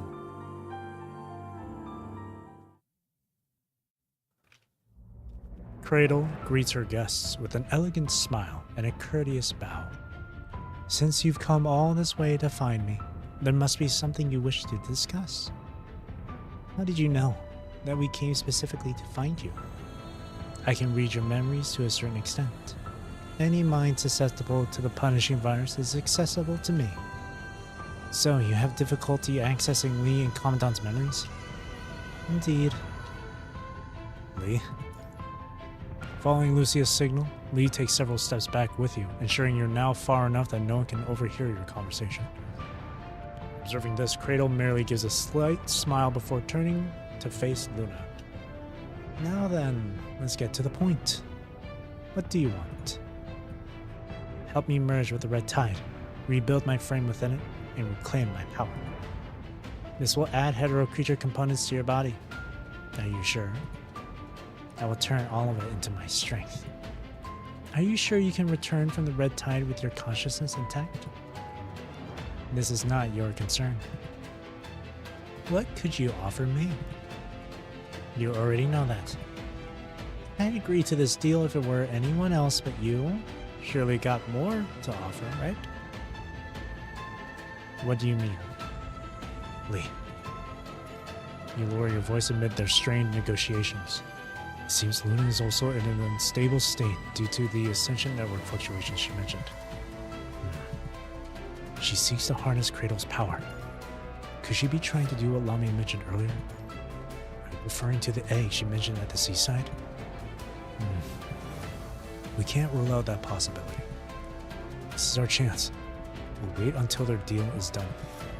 Once Luna turns her attention to the Inver Hetero Tower, we'll strike at Cradle. It's too dangerous to keep a hetero creature that can control the red tide alive. Fine, but what if their deal doesn't go through? Lee glances at the nearby agent and humanoid hetero creature, only to find their eyes already fixed on him. You've brought an even better gift along. How about you hand over that human as well? Of course not. Miss Luna. Oh. What a frickin' showdown, Jesus. 3 unexpected figures emerge hastily from the thick fog. Teasel? Among Teasel and Lithos. And that's Voodoo? Among the Ascendants stand a familiar figure from the Egret squad. It's Teasel. Signal Grey Raven to wait and observe. I've come to fulfill what Mr. previously discussed with you. Lithos turns around to face Lamia. Let me pay the remaining price. He left. Yes. Left? Where to? Cradle approaches Lithos with curiosity, studying him intently. It's as if pages have been torn from your memories. You have no answers to any questions about me. Is that so? Before I came here, I did something Mr. had asked of me a long time ago. If I've lost some memories because of that, it must not have been important. You want to help pay the price? Why? Because Mr. has already left us. Lithos takes a step toward Luna and bows slightly, extending his pledge of loyalty with deliberately exposed vulnerability. Please, accept the 3 of us as your subordinates. Where is Lilith? She took Mister's belongings and left to pursue her own goals. Oh, then why didn't you follow her? Given her personality, she wouldn't accept someone as boring as me. Are you truly Lithos right now? Yes. In the next instant, Alpha's blade is at Lithos' neck. If Voodoo hadn't just managed to intervene, Lithos would have been reduced to a lifeless corpse. Before you kill me, may I ask you a question? If you could go back in time, would you kill me before I met Ravenge? The boy holds his offering pose, letting vital fluid trickle down his neck. He wasn't your only victim. Do you really think that without me, Ravenge and everyone else would have made it and found their happy ending? My only task is to deliver this bargaining chip to Miss Luna. Whether I survive after that doesn't matter. Like you, I'm ready for the end.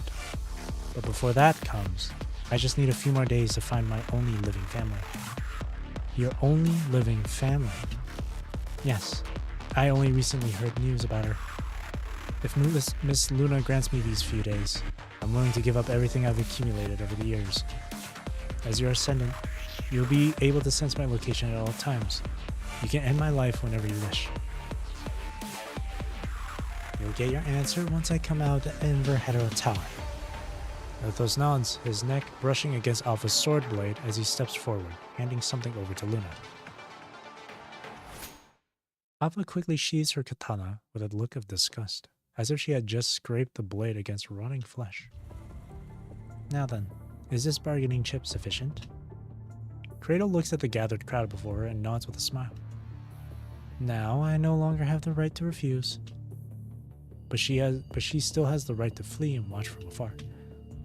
Take it. Cradle takes the data chip from Luna's hand and bows her head, placing it in her mouth. I see now, Agent Zero. She turns toward the Inverhetero Tower and gives a slow nod. It seems our goals align, Agent Luna. Come with me. I'll help you rebuild your frame within the Red Tide. Interesting. Stars Beyond is a new section. Breaking Point. Following behind Cradle, the group ventures into the deepest part of the Heterozone. Everyone stands by the Crimson Pool, watching as she submerges her hands into the Red Tide. Go ahead. I've shaped the Red Tide here into an ordered pattern. Just find the right interface, and it should ease the burden on you. Shouldn't we turn the Red Tide into something we can hold first? No need. This is similar to the giant whale from your memories. We just need to enter it. Or, if you can find a consciousness capable of containing this, I could try to replicate the same thing here.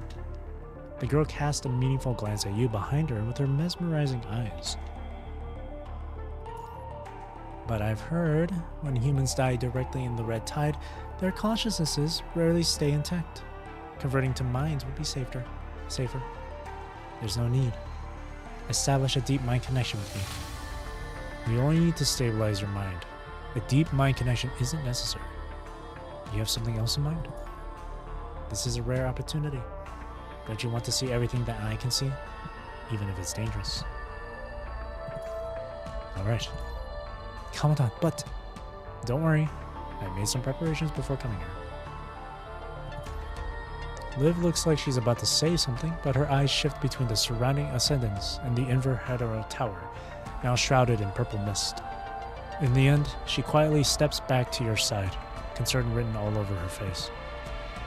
However, establishing a deep mind connection with an ascendant here would leave me immobilized as well. I still can't be certain what will happen to you after you enter the Red Tide. If you're worried about traps hidden in the Red Tide to deal with the Grey Ravens... She steals a glance at Cradle from the corner of her eye. Wait until everything is confirmed before initiating the deep mind connection with me. This was meant to benefit you. For now, just focus on getting ready. Let's get started, Luna. In silence, she steps forward and places her hand in your palm. All preparations are complete. Ignoring the various gazes and veiled emotions around her, the girl steps into the thick, freezing Red Tide. The stench of decay assaults her olfactory sensors as dissolved corpses tug at her long hair, surrounding her pristine white frame. With her levitation module disabled, her body can barely move through the swamp of death. Yet despite her labored steps, Luna forces herself to stay upright, moving away from the shore one painful step at a time. Then, washed by countless spectral shadows of the dead, Luna vanishes entirely into the crimson hell. Opening her eyes, she finds herself still sinking. The putrid, viscous Red Tide below, heavy with the hatred of countless dead, clings to her feet like the damned clutching at a single thread of salvation from hell. Countless fragments of others' emotions and memories stab into her mind, all driven by the same desperate goal: to force their way into this frame, to overwrite the consciousness within, and to escape this endless hell of torment. A shattering sound echoes in her ears, followed by a flood of screams. Luna's voice cuts through it all like a desperate cry in a bustling square. She herself has become the relentless, chaotic noise. The voices slice through her like countless blades, binding her current agony to the suffering of countless dead. Her pristine white frame is slowly stained, then completely engulfed by her own signature crimson. Through their tears and laughter, those piercing voices join together in broken fragments to form accusations. Why did it have to be you? I once held the same good intentions as you, suffered the same betrayals as you, clung to attachments I couldn't let go of, and harbored the same hatred of having everything stripped away. Why are you the chosen one? Why are you the one who survived? Why are you the one who found the Ascension Network? Why? Why? Why? Luna struggles, but the mire of the punishing virus is already beyond the control of the agent, who is on the verge of going haywire. She can only cling to that soul mind beacon, struggling to regain control of her body. The more she struggles, the more her consciousness descends into chaos. Once again, she hears the shattering sound. A fragment of consciousness breaks away from Luna, merging with the red tide. The dispersing, punishing virus rises from the lake's surface, melting into the thin mist. Gently, through that torn fragment of consciousness, Luna gazes back at the thin mist herself. Through this hazy awareness, it perceives traces of wind, the swaying silhouettes of leaves, and the crowd waiting by the lake. Lithos stands motionless in place. Roland keeps his gaze fixed on where she vanished. Lamia seems to sense something, looking around alertly. Sister. As if hearing the voice of the mist, Luna, Alpha raises her head from the lakeside. You've been quiet this whole time. Is it because of Luna? She hears the humans standing in the mist, Luna, speaking to Lucia in a hushed voice. The two remain silent for a long while, and only as the thin mist, perception, begins to fade does an answer finally come. When we left Babylonia, people were still dealing with the aftermath of the explosion. Many haven't found proper shelter yet. The same goes for the Inverhera Tower in Clean Zone. At a time like this, our only lead is that it might be connected to the Ascension Network. As the other sister speaks these words, she takes the human's hands in hers, as if checking they're still unharmed. Back in City 75, I wanted to save Luna too, but now, what right do I have to save her? Neither I nor Grey Raven want to see you in danger again. If what happened last time repeats itself. The human steps closer to her, as if to comfort her, showing that they are safe and sound. Commandant. The last gust of wind extinguishes the flames in her consciousness as she falls into the red tide weaver's embrace like a fleeting sigh. She can't allow this to continue. She must grasp the mind beacon and keep her mind stable, or what remains of her consciousness will be torn apart and scattered to the winds.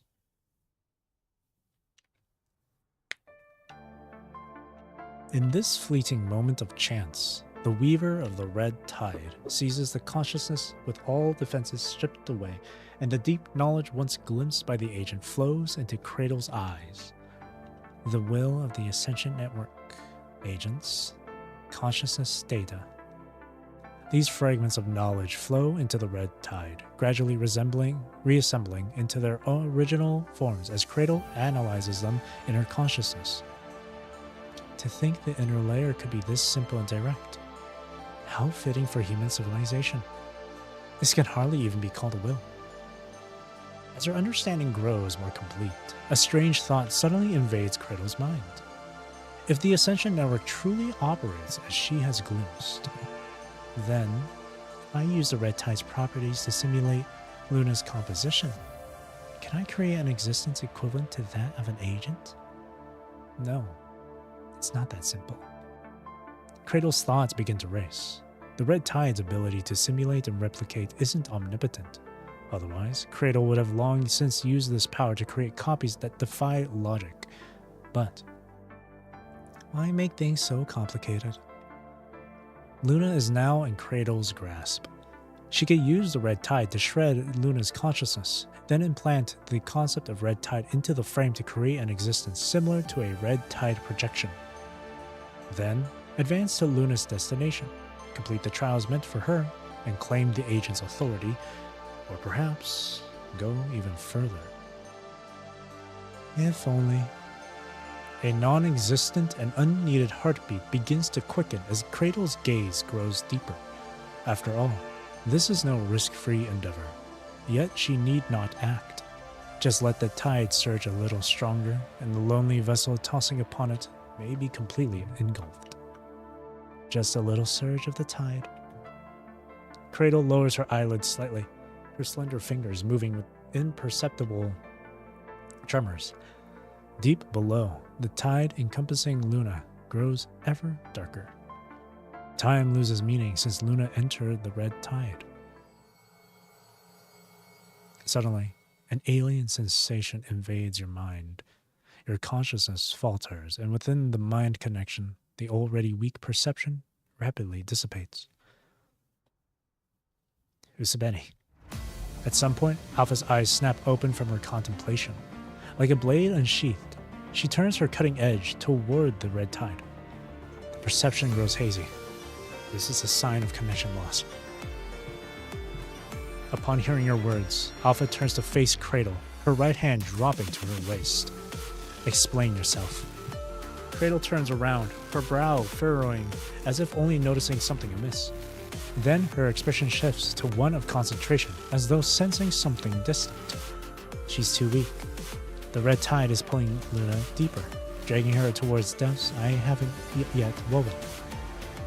How unfortunate. Shall I terminate this deal and pull Luna back? I should mention, however, that I won't be returning the payment for your failure. The data has already merged with my body.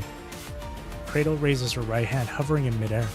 Her expression is calm, but her eyes are earnest, as if the moment Alpha speaks, she'll pull Luna out of the red tide without hesitation.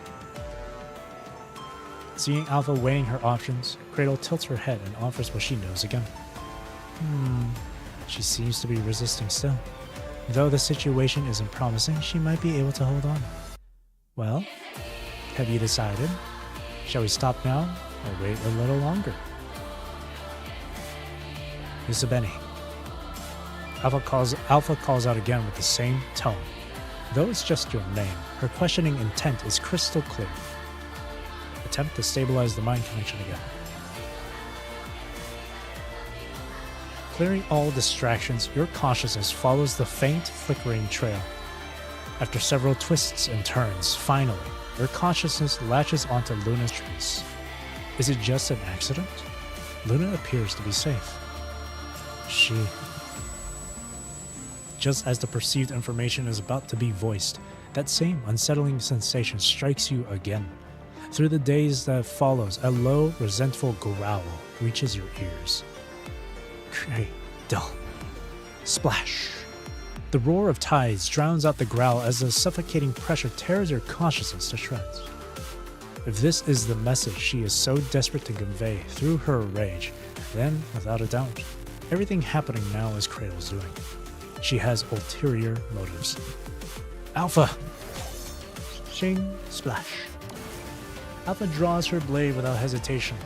At the same instant, Cradle raises both hands, and the red tide, docile as a lamb mere moments ago, erupts into towering waves that reach the height of the trees. Not like bagpipes. Hetero creatures materialize in the space between, surging forward with grotesque faces. Chaos erupts in an instant. Eek! What in the world is happening? Lee, the plan has been moved up. Copy that. Huh? What plan?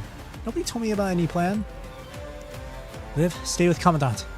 The rear should be safe ground, unless you're worried enough to count us among the threats. Far from feeling displeased by Luna's command, Roland doesn't linger. He immediately exposes his back to Lucio without reservation, rushing forward to assist Alpha. Eek? What does it mean?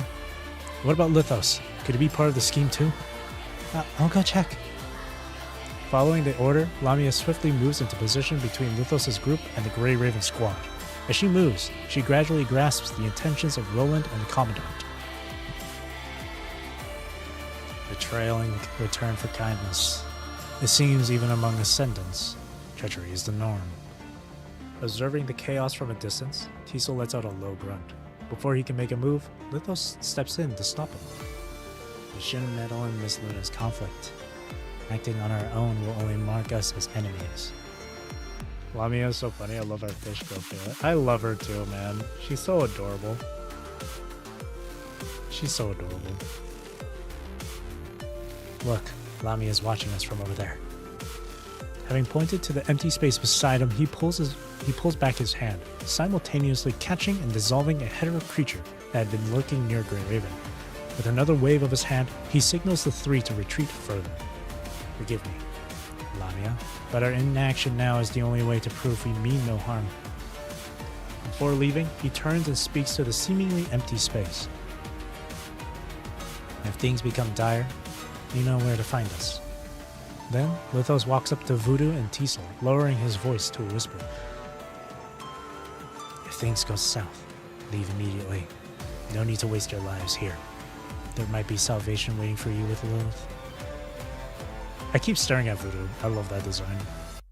I've said it before. She reminds me of another despicable woman. I'll never go to her for help. Are you leaving? I made a promise to Mister. Besides, I don't believe Miss Luna will fail so easily. Alright. Sorry, like, the white hair females do something to me, man. Liking white-haired characters, me and Kuro. Hand in hand. Lithos lifts his face, his gaze piercing through the battlefield as if cutting through the raging crimson tide, settling on someone in the distance. Bang. The bullet's piercing shriek cuts through the chaos. Found you. Whiz. Following the guidance of the bullet, Alpha's blade falls, shredding Cradle to pieces. However, moments later, she rises again behind a group of hetero creatures. 1 against 6, Cradle shows no signs of fatigue. In this area covered by the red tide, the odds of victory are firmly in her favor. Your perceptiveness, I must admit, it exceeds my expectations. Your tactics are far from impressive. Don't you dare underestimate Luna. It was improvised after all. Perfection wasn't exactly on the agenda. Cradle. Oh god. Alpha dashes forward in a blur, her blade cleaving through both Cradle and her hetero creature guards in one devastating strike. Whether from disdain or sheer indifference, Cradle rises again, utterly ignoring both Alpha and her ally Roland. Of all emotions I've encountered on my journey, anger has been the most frequent, and the most meaningless. Whatever I choose to do, none of you can stop me. With that said, Grey Raven Commandant, shall we have a chat? What are you trying to say? Just give me a little more time. I can offer you everything Luna can. After all, there's really no reason for Grey Raven and the Ascendants to work so closely together other than mutual benefits, right? Cradle's words bring both the Grey Raven trio and Roland to a momentary standstill. While not everyone fully grasps the meaning of the first part of her statement, the divisive intent of the latter half is unmistakably clear. As the blade strikes again, Alpha is the only one unaffected by the conversation. Yeah, she's all about the business. We only have one target right now. Focus, Roland. Focus, Roland. With a flourish of her blade, Alpha flicks away the hetero creature remnants. Her gaze sweeps across the Grey Raven squad before coming to rest. Even as enemies, we know each other well enough by now, Isabenia. There's no need to deliberate this long. Indeed. Of course. You're right. I agree. You give Alpha a slight nod, responding one by one to the questioning looks from the 3 members of Grey Raven. Cradle is just stalling for time. Though we don't know why she turned against us, she has no compelling reason to cooperate with us either. Once Cradle accomplishes what she intends to do, the best we can hope for is her clean escape. The worst case scenario is that she gains something from Luna, and we all become the prey. Usabeni, I trust Luna, but this is Cradle's territory. She won't yield it without a fight. The mind connection. It hasn't broken, has it? A trace of concern slips through Alpha's steely tone, almost imperceptible. No, I've been trying to maintain it. I've been trying to maintaining it. I'm sorry? I've been trying to maintain it. There's no reason to add the ing at the end. Fighting these hetero creatures is just a war of attrition. We must find a way to eliminate Cradle. As for the rest, leave it to me. Alright. The situation shifts rapidly. As Cradle appears once more, there's no time for hesitation. The team charges forward to engage both her and the hetero creatures. Take a deep breath. Re-anchor the mind connection. Just like before, your consciousness follows the flickering trail, winding through several turns. Minor spelling mistake spotted. My immersion is shattered. 3 out of 10 in chapter. Just pretend that Commandant is incapable of proper ink. Just imagine Commandant is stupid, okay?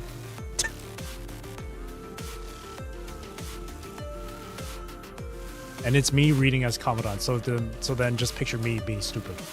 Imagine it's me that's making the mistake, not Commandant. You know how much I fumble with my words. It's not a surprise.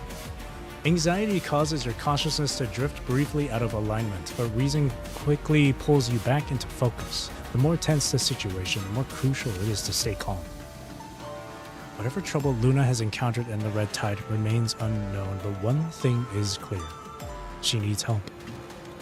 Find Luna. Help her. The simplified thoughts are so pure. Only such brief ideas can be transmitted through the mind connection at the fastest speed.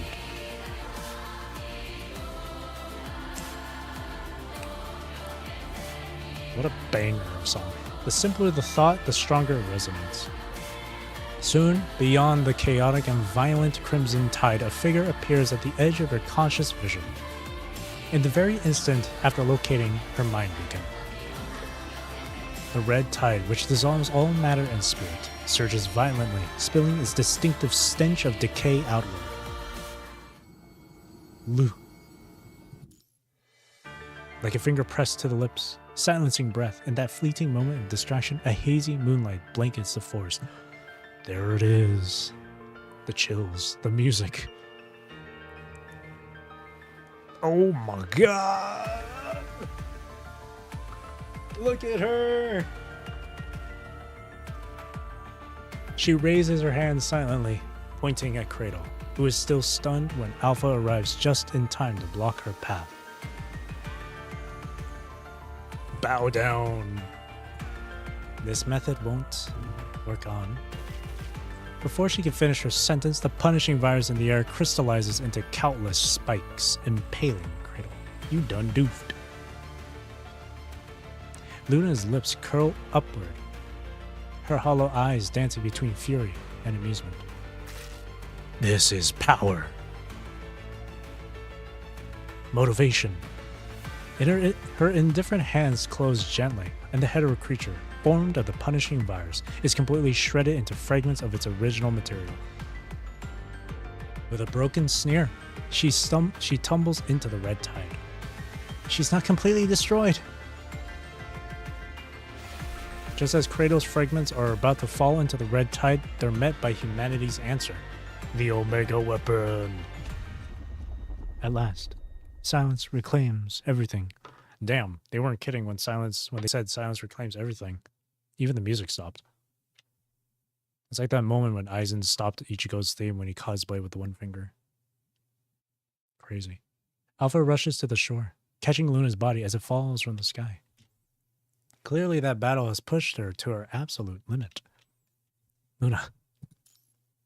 Thank you for your final help, Isabeni. Oh, look at her! The art is so good. The young girl quietly closes her eyes in her sister's embrace. Aww. See, why can't we just get along, man? We can work together. It makes no... Ascendance? It makes no... Ascendance? Grey Raven? Babylonia constructs? It makes no difference. Come on. So pretty. Yeah, her art, her sprite art is so good. Be reborn here. Enter the red tide. What if I don't want to? I've learned that the red tide is really bad, and you want me to enter it? Hello? Luna and the forest fall silent as one. Alpha calls out her name, only to notice that the frame made of the red tide is showing signs of decay, like a deteriorating human body. Gross. You direct Lamia to control the punishing virus in her body, allowing Liv to examine the slumbering figure. See, teamwork! Look at that shit. I think Liv and Lamia could be good friends. How is it?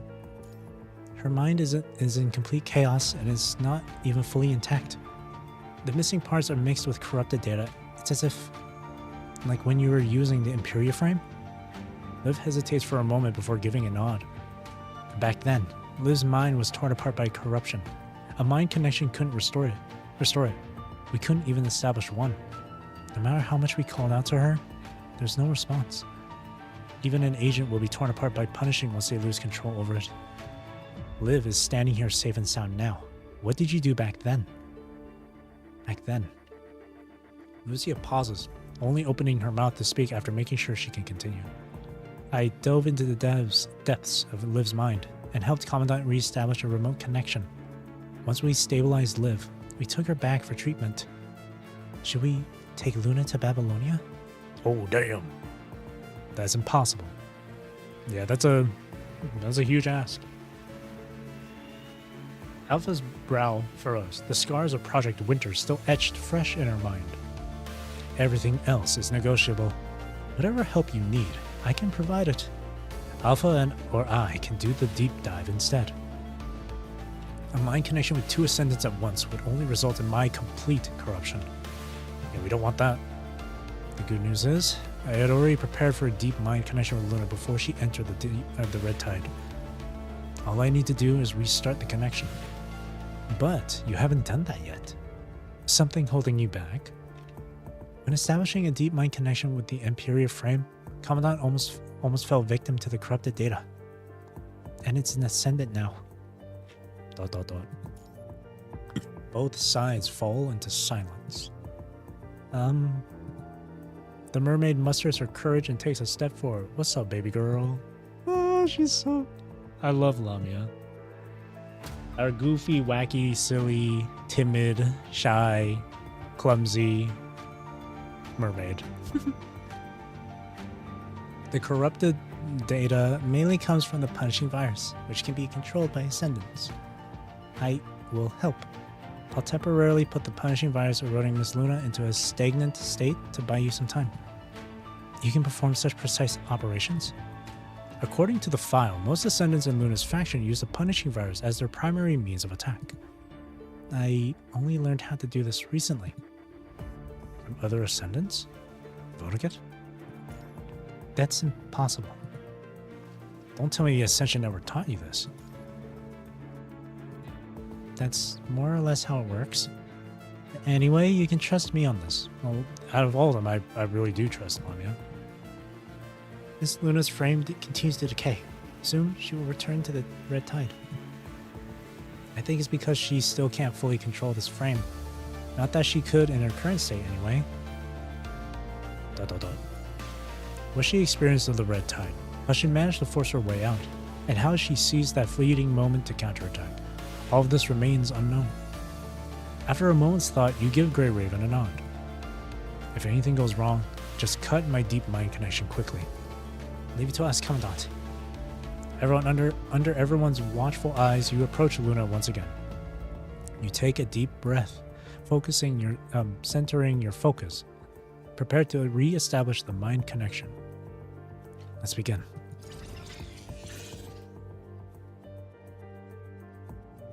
All of a sudden, the ray shift animation from Fate Grand Order plays. She just goes with the flow. She does, yeah. At the edge of your vision, a figure flickers in and out of view, wandering through the maze.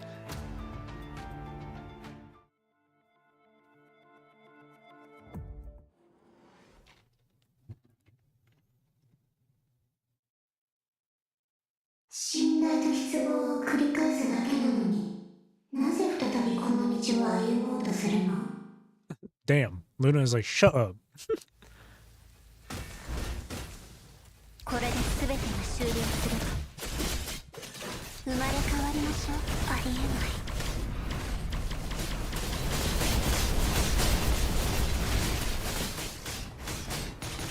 懲罰がここに降臨する。これで全てが滅びる。与えてあげる。 Target point portal. Teleport.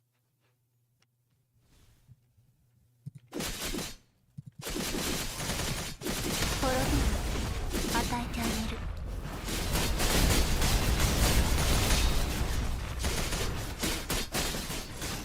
懲罰がここに降臨する。生まれ変わりましょう。滅びる。与えてあげる。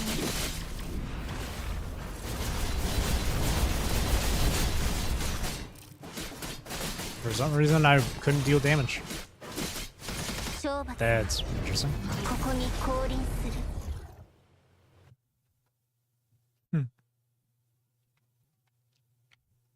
引き返して。この先、あなたを待ち受けるのは多くの嘘と苦痛だけ。 Luna's getting tired of all this yap. これで全てが終了すれば生まれ変わりましょ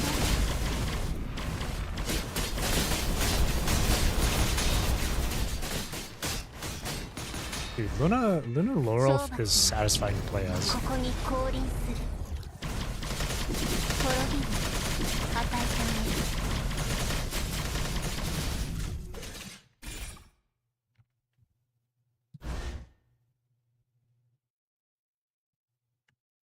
忘れたの？手を伸ばすために裏切られてきたはず。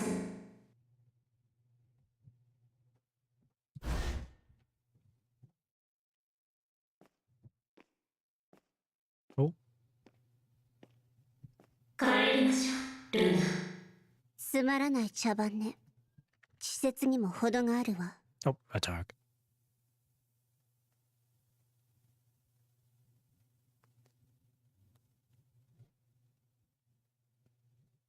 Where are you going? 始めるわよ。 It's about to begin. Yeah, I know.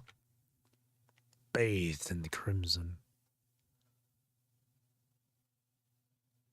Just pretend that red tide down there is like strawberry juice. In that instant, your gaze plunges into hell itself. Luna? Her silhouette melts into the sea of crimson. Only through my eyes will you understand this place. You stabilize the mind beacon once more, synchronizing your vision with Luna.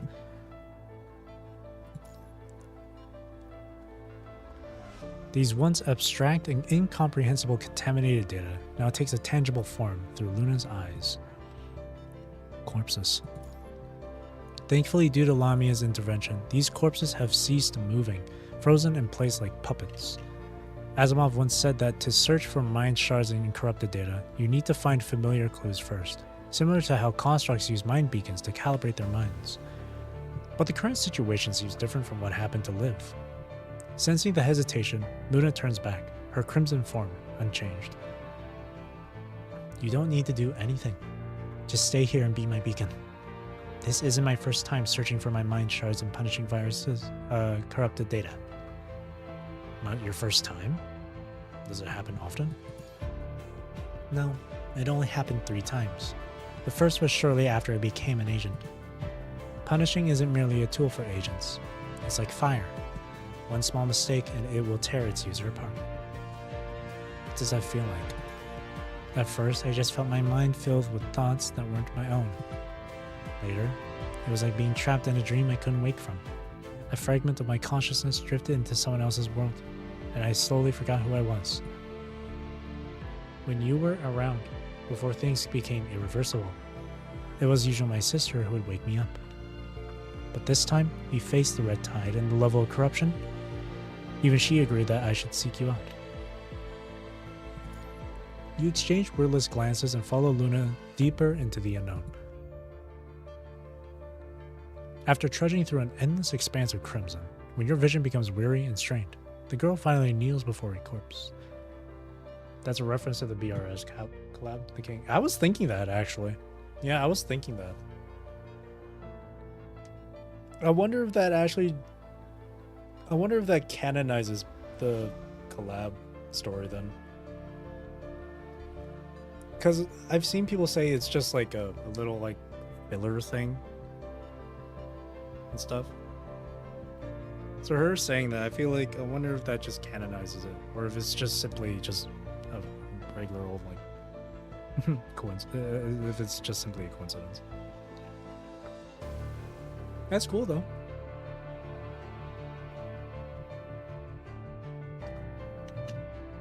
Found it. So this time it's here.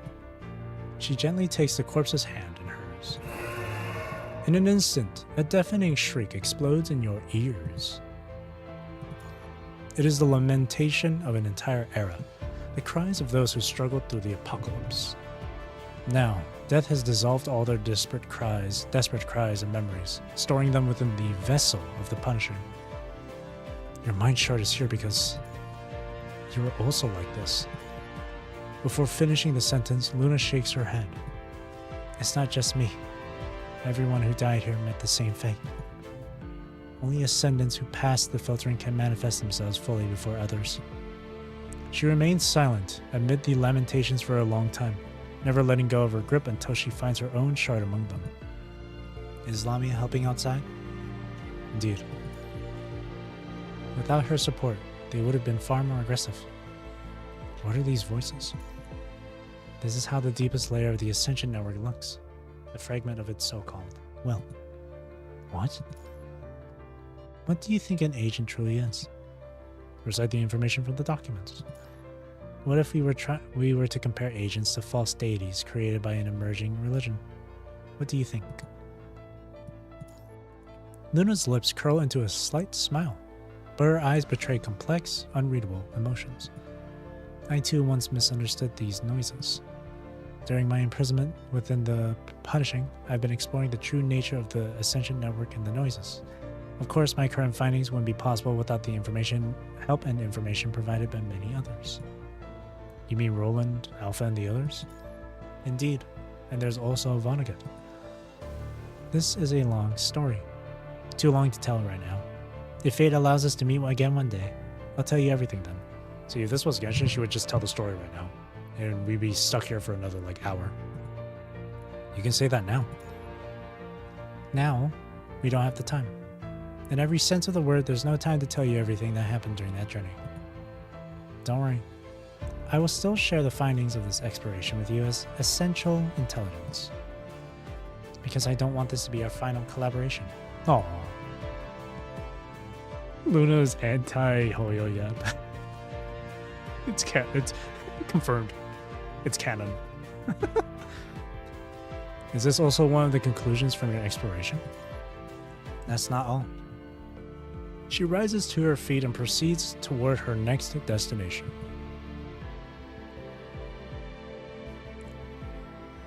Even you, an agent, can misinterpret the manifestations of the Ascension Network. You've been exposed to the corrupted data from the corrupted before, haven't you? Instead of answering, she poses her question. Back when Huashu, were you able to understand the corrupted data back then? It's far too chaotic. It was the same for me. Back then, I wielded the power granted by the Ascension Network, yet I could not comprehend its true nature. She gazes at the crimson path before her, falling silent for a moment. The will of the Ascension Network generates noise. At its essence, it is nothing more than the yearnings of the masses, fractured, incomplete desires. The masses' desires have never been in harmony. Some carry hatred within them. These are the voices that first resonated with me. Others are driven by love, voices of attachment and protection. After I gradually lost my hatred, they granted me a second chance, enabling me to leave the moon. As I said before, apart from that thing you unleashed from Gestalt, the remaining agents are nothing but false gods created by an emerging cult.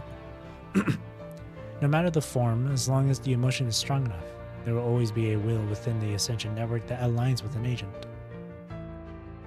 She halts at the edge of the abyss, dipping her hands into the deep, silent darkness. Immediately, that piercing sound strikes you once again. This time, however, the cries are mostly filled with remorse. Voices of those who lost their loved ones. Voices crying endlessly over their negligence. Voices lamenting something important gone missing. Luna remains silent until she embraces her own shard. In that moment, you seem to hear a faint voice of her.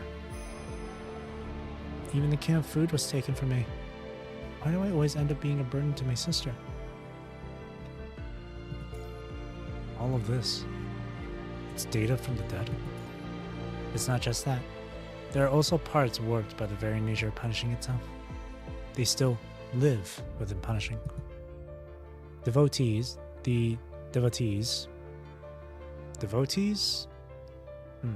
Sacrifice to false gods to fulfill their wish. And the master's desires preserved within punishing respond to agents who share their emotions. She rises once more and proceeds toward her next destination.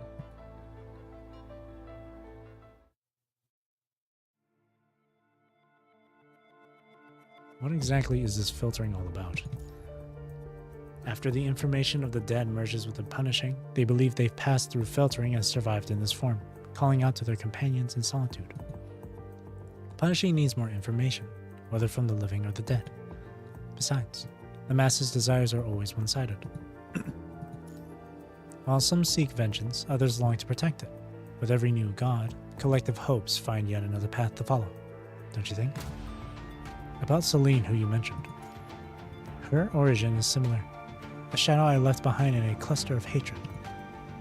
She has become what she is now. Because most of the deceased, whose information remains in the Ascension Network, their final emotions were dominated by hatred. She's like my mind replica, causing problems similar to what my sister had back then. But I'm an agent. I can't sever my connection to the Ascension Network like my sister did. I see. In other words, the will of the Ascension Network is actually the information of the deceased. It's not unified. Rather, it's more like a religious group, a congregation of those who shared similar wishes and emotions. The punishing that corresponds to information filled with hatred requires an agent willing to exact revenge upon others. And the punishing that an agent can command is precisely composed of those people who are willing to follow it. Oh, that's so fascinating. That's so interesting. That's really, really, really cool. Wow. Wow. Lore implications are going ham. That's so cool.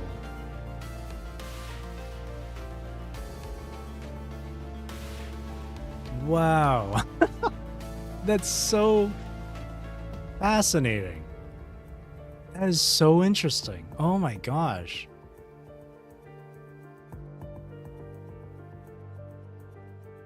Wow. I'm like I don't know what more I could say other than just I'm just so like taken aback by this.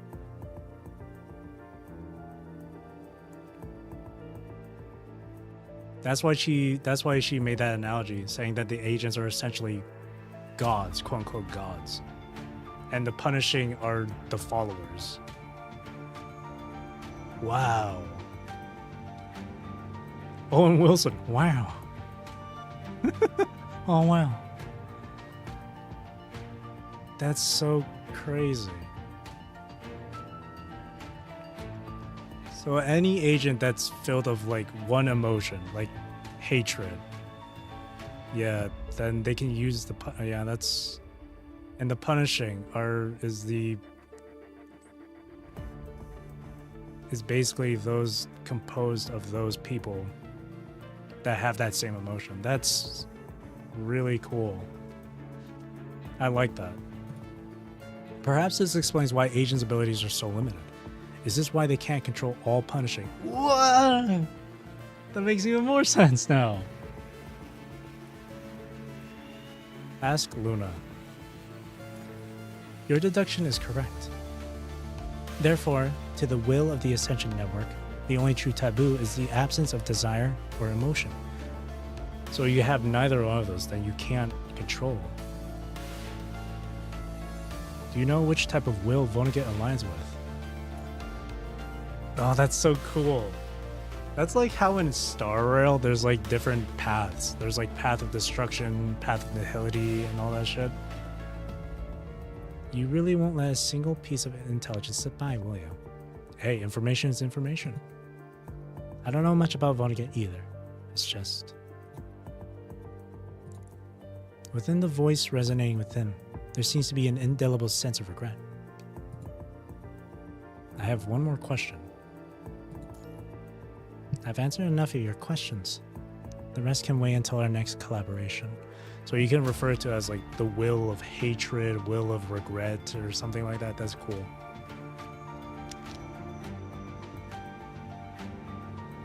The possibilities are endless. The will of love. An agent who's so filled with love.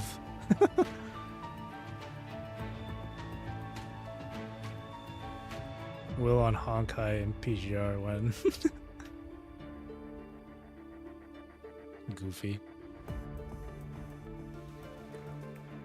Luna falls silent and strides into the depths. Finding herself in voices of regret, she moves on toward those of desire.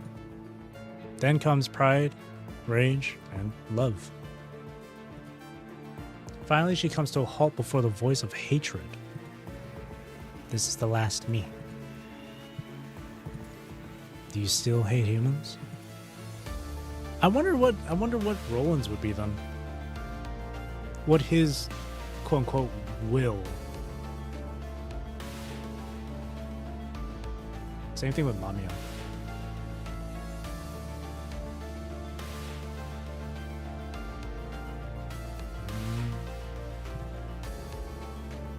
Roland's has to be devotion. Yeah, he is quite devout towards Luna. That's really fascinating. Because these wills could be anything. Like, these wills could take on anything. Of any, like, emotion and whatnot. That's really cool. If I count myself among the humans I despise, then yes, I still hate humanity all the same. What would Gabriel's have been? He really hated humans. He really hated it. But, like, Luna's was hatred. So, maybe, like, it could be anything. It could be, like, oh, it could be something like just, I don't know. Did Luna just say she hates herself? If I count myself among the humans I despise, then yes, I still hate humanity all the same. She hates herself. She pretty much just said it, yeah. That's she's literally just saying, I hate myself. It seems that journey of exploration has changed you as well. Character development. Luna, please. I just realized I'm no different from these dead. Because fate is ruthlessly indiscriminate. It never favors anyone for being more diligent or exceptional. Ooh. That's a good one. That's a good line. That's good. Bars. That's good. It's essentially like saying the world doesn't owe you shit. No matter how much good you do in it. The world doesn't owe you shit. And I just happen to be the one who found the Ascension Network. Fortune is not just a blessing. It comes with responsibility and burden. Did you also come through this way? Indeed. Even though there's no time to tell me what truly happened during that journey. I want to ask you something too, Luna. What kind of will are you standing by now? Ooh? Oh, look at her smile. Ooh, the will of hope. Family. As she gazes down at the crimson tide surging through the abyss, Luna's lips curve into a smile. Man, say it.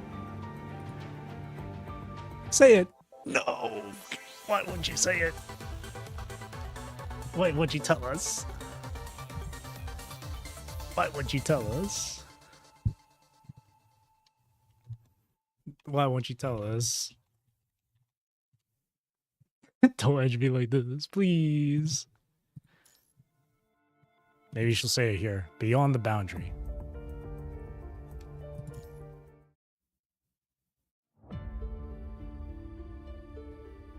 Look at this magic. Look at this magnificent son of a bitch.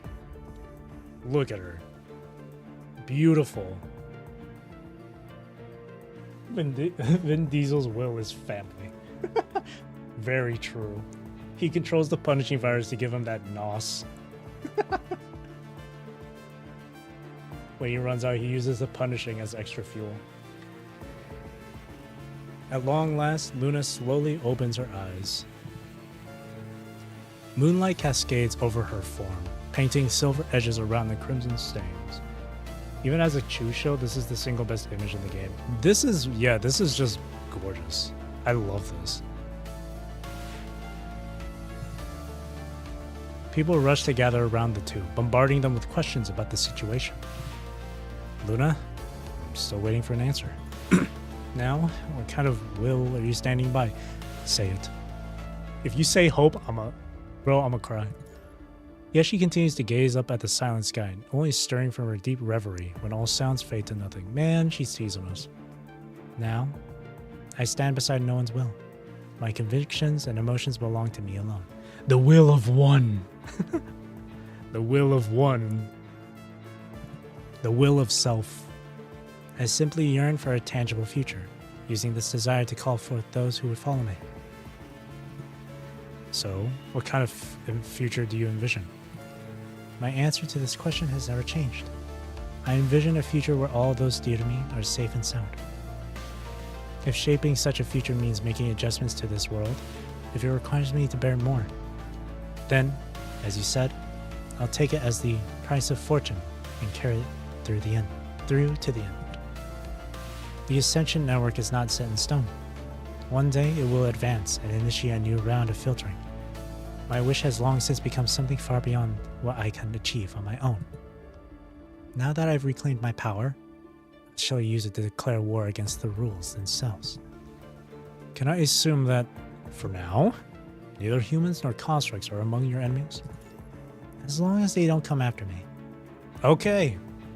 We're good. We're chill, alright? We're good. Let me shake hands with everyone, okay? Let me give Lami a hug. With a smile, Luna lowers her gaze from the moonlit sky. The will of care. The will of caring. Well, looks like everything's wrapped up nice and peaceful. Are we heading to the Inverhedra Tower in the Clean Zone next? Correct. I must find Celine, who fell into the tower, to recover all my agent privileges. Yo, a future where my loved ones can be safe has to be one of the strongest wills, because every death is in service to creating a better future. Bro. Luna!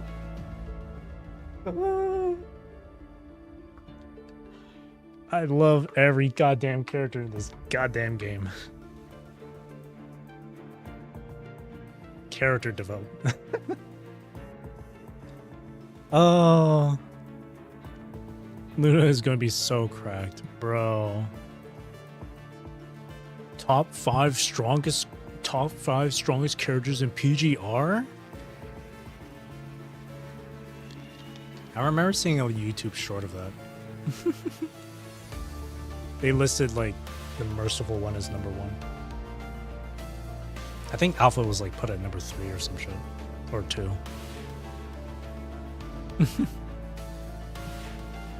Are you certain you can enter that tower? Of course. Vonnegut information has confirmed my theory. What did it confirm? The tower itself was built on the premise that the punishing virus can be controlled, so it won't stand in the way of the agents. Oh, Agent Zero and Celine were able to enter the tower. I believe this is the reason why. Alright. There are still many innocent civilians in the Clean Zone who know nothing about this. Once we enter the Clean Zone, will you follow my lead on everything? I have no objections. Oh, he's back. Miss Luna, it's wonderful to see you've successfully found yourself again. I got those papers delivered from Mister. I'm heading to the Clean Zone next, so this is goodbye.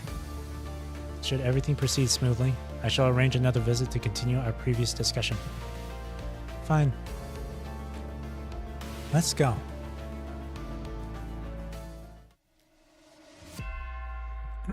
That's cool. The whole thing with the agents being these, well, she says false gods, right, and all that stuff, but like that whole thing with the agents being these gods, and then the punchy virus is like the followers of those gods and stuff. That's so cool. I know that Alpha's like removed herself from the network and stuff, but I wonder what hers was. Her will. The will of motivation. The will of power. The group treks through the rugged, corrupted forest for about half an hour. Alpha, leading the group, comes to an abrupt stop. The team instantly falls into silence, everyone's hands tightening around their weapons as they cautiously survey the surroundings. Dude, I love this so much. Us working together with the Ascendants like this, at least Luna's group, I love it. I love that shit. That's on some like Bleach shit, man. Where we had like freaking Hollis, we had the Arankars from like Hueco Mundo helping us during 1000-Year Blood War and shit. I love that. A gentle breeze stirs the purple leaves, but nothing happens. What's wrong? Alpha remains silent, hand gripping the katana on her back. Her stern gaze sweeps slowly across their surroundings.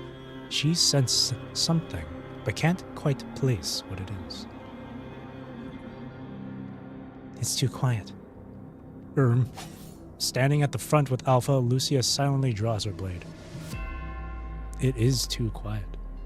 On your way here, the path had been riddled with disruptions from hetero creatures, yet now, on the way back, there hasn't been a single obstacle. Not even a glimpse of a hetero creature.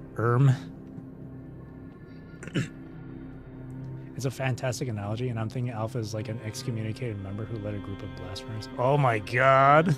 That's so cool. It is a fantastic analogy. Oh my god. They cooked. This chapter is so good. I love it. This is definitely up there among some of the greats right now. For me, at least. Look at Lee. Look at Liv. Look at both. Look at everyone. Liv can detect shit pretty well. So let's look at her for some support. No signs of hetero creature activity detected. It's so quiet, almost unnatural. I hate it. The purple soil writhes. The forest is alive.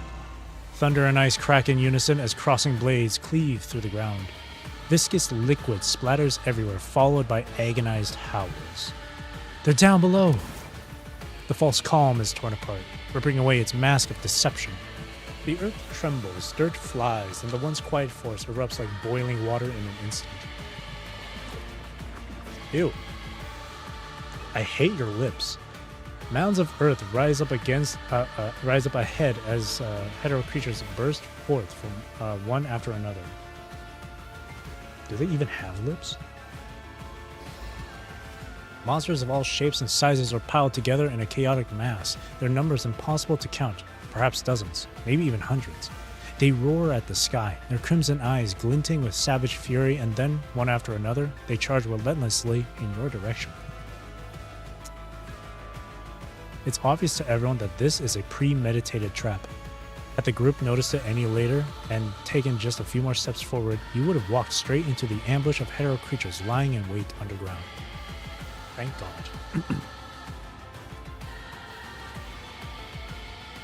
Thank God. Alpha was just like, this ain't right, man. Clearly, this strategy is beyond what hetero creatures could devise on their own. Yeah, they are evolving, man. You kidding me? Controlling hetero creatures. This is Kratos' contingency plan? Or Vonnegut's doing? I don't think Vonnegut. How troublesome. Luna steps. Look at the sisters! Ah! Oh, that warms my heart. That warms my soul. Luna steps to the front of the group, taking her place beside Alpha and Lucia. Oh. Look at the sisters. Oh my god. She reaches behind her for her chakra. The ring-shaped weapon spins as its razor-sharp edges gleam with an icy radiance. Alpha sheathes her Kodachi and grips the handle of her Odachi. One by one, indicator lights flicker to life along the scabbard as electricity coils around the blade, accompanied by low rumbles of thunder as she slowly draws the sword. Lucia attaches the ice thruster to her left arm, and a burst of frost rapidly chills the air. Moisture condenses into shimmering ice crystals glittering in the sunlight. As the wave of creatures crashes into them, the hetero creatures at the front instantly freeze, shatter, or burn to cinders. While chaos reigns at the front, smaller hetero creatures slip through the gaps and charge toward the rear formation. Full strength Mason team, for real. Bro, when Pyroth comes out, and I hope I get her, I'm gonna have like a team of just the three of them. I do have Luna Oblivion, by the way. It took me until Pity though. But I got her weapon, and I got her cub. I got her cub like, I think yesterday or 2 days ago. All I need to get is Lucia Pyro, and then the sister team is put together. The lead hetero wolf snarls, its jaw dripping with blood, only for a gun barrel to thrust into its maw. A flash of fire erupts, shattering its skull.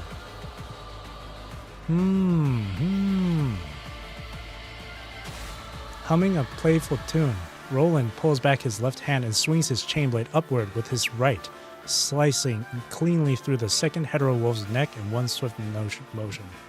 I'm sure Roland would definitely love going to the Carnival in Renacita. Bang, bang. On the other flank, Lee drops to one knee and raises his high-powered rifle. In rapid succession, he fires multiple rounds that merge into a single thunderous report. The smaller hetero creatures fall before they can even react, each shot finding its mark with lethal precision. Boom.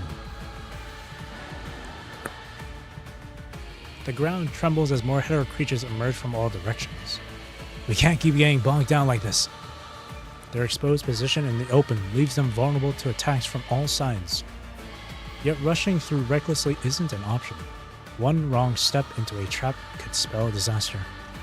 We need to secure Defensible's position first, establish contact with Babylonia for backup, and identify an escape route.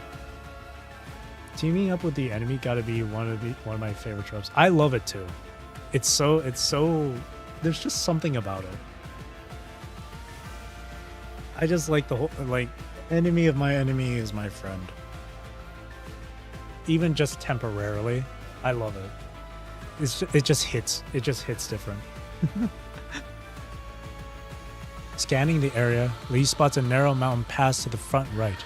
Its confined entrance would funnel the hetero creatures, negating their numerical advantage. Lee notices Roland also eyeing the mountain pass.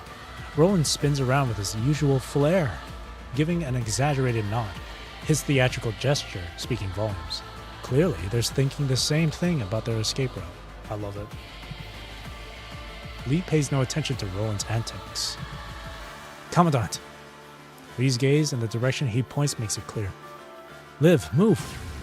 After repelling the approaching hetero creatures with her levy gun, Liv gives you a nod. Understood. Lamia follows suit. Yes! Her halberd blade at the ready. Wait for me! As the group rushes toward the mountain pass, you contact Lucia through your terminal. Despite Lucia, Luna, and Alpha having dealt with more than half of the hetero creatures, their overall numbers show little sign of decreasing. It's clear the enemy has an endless stream of reinforcements. Don't get bogged down! Lucia uses her thruster to create a massive wall of ice, temporarily blocking the advancing hetero creatures as she and the others fall back to the group's position. Teamwork. As the saying goes, teamwork makes the dream work. The advantageous terrain helps contain the hetero creature's assault, giving everyone a moment to catch their breath. Liv, Roland, and Lamia hold off the incoming hetero creatures while Lee sets up long-range communications. Meanwhile, Alpha and Lucia take the chance to recover. Luna soars into the sky, working to suppress the Punishing's interference with the communications while keeping a close watch on the overall movements of the hetero creatures. The rush of wind announces an arrival beside her. Using her thruster, Lucia rises to Luna's altitude. After seeing the full scope of the hetero creatures, Lucia understands why Luna's expression has grown so grave. At the edge of their visual range, a living tide surges forth. A colossal horde of countless hetero creatures surges forward, the entire hetero forest, disregarding the cost to its own ecosystem, relentlessly siphons its stored punishing power to spawn grotesque, misshapen beasts. This unstoppable tide of monstrosities creeps closer, threatening to engulf everything in its wake. As Luna surveys the surging horde, she senses something more. Every hetero creature, even as they charge forward, has its head raised skyward. Countless eyes, all fixed upon a single target. Her. I see what it is. Oh god, that smile. Lucia turns to Luna. Their eyes meet, and Luna gives a slight nod. They descend to ground level to brief the others about advancing hetero creature horde. Hetero creatures aren't particularly dangerous. They lack true intelligence and have no concept of teamwork. No matter how many there are, with the right tactics, they can always be eliminated. Unless someone's commanding them. Commanded or not, fighting here is pointless anyway. Exactly.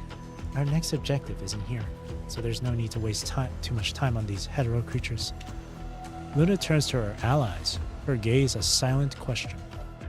Contact with Babylonia established. Reinforcement on the way. Evac route highlighted. Split up and regroup near the clean zone. What's the reason for splitting up? Excuse me? You called for reinforcements. If Babylonia sees this shit, there might be an issue. But you know what? Ask away. If we stay together, the hetero creatures will mass as one and block our retreat path. Actually, never mind. That's a way better reason. But then again, still, the whole Babylonia thing. What's wrong? Worried about what we might do once we're out of your sight? I understand. The rendezvous point will be where we met last night. Any objections? Luna shakes her head in agreement. No time to waste. Grey Raven, move out. Copy that.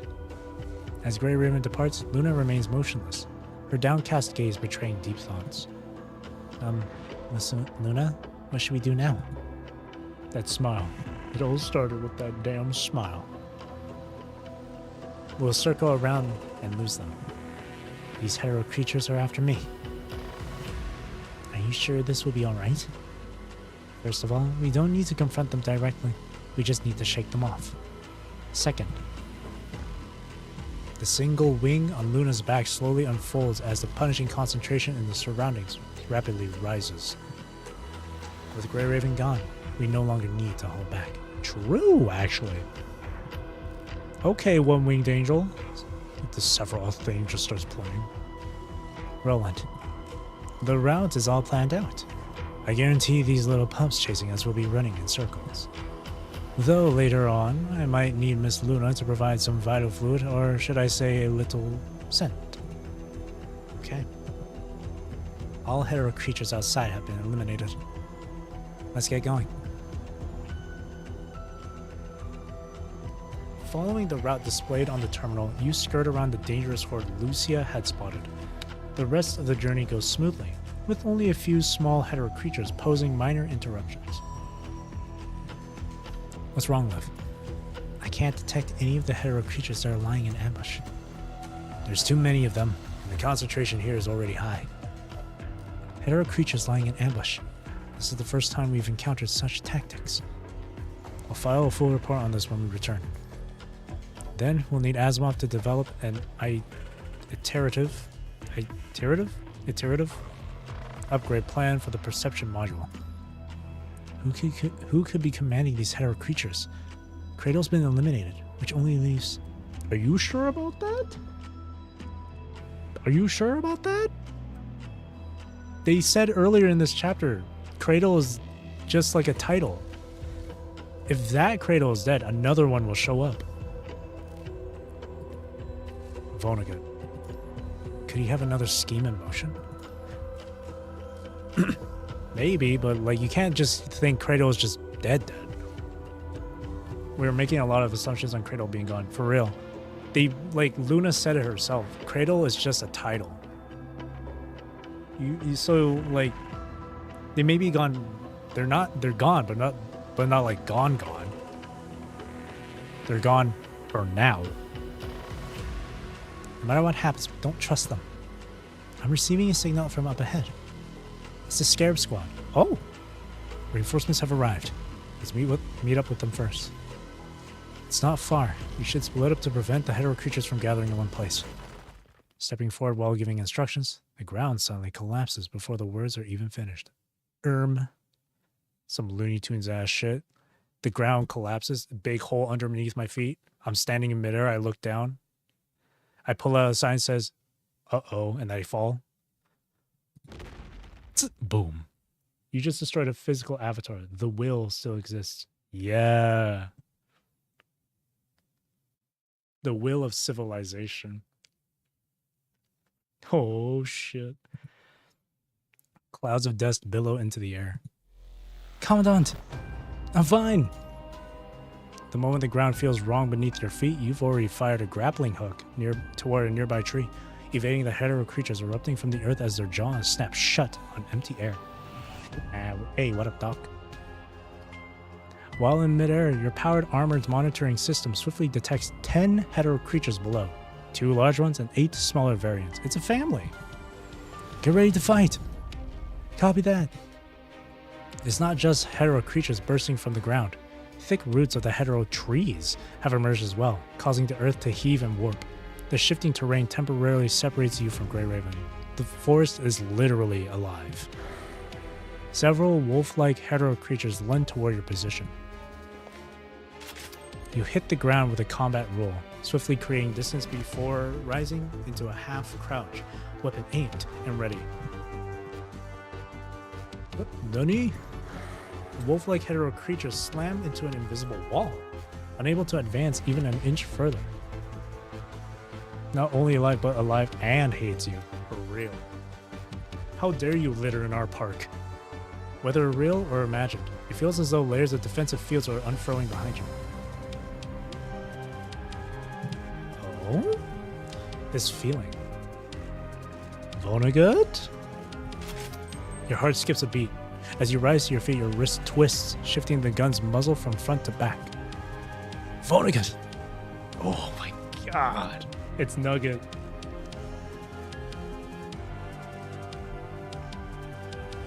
Yeah, I remember. You think I would forget about his powers? You think I would forget about what he can do? He can make deflective walls, man. Freaking on that Orihime shit, bro. I reject.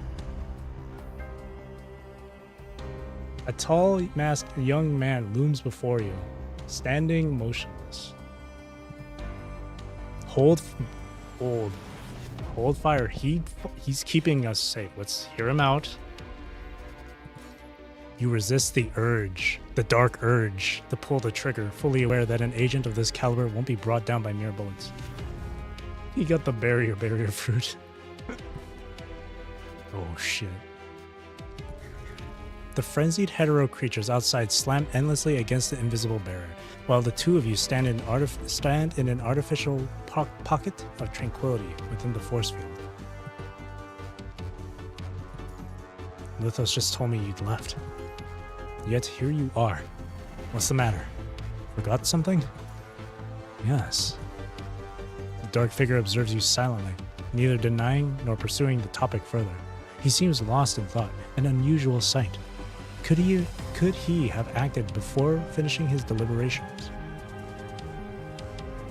Why are you helping me?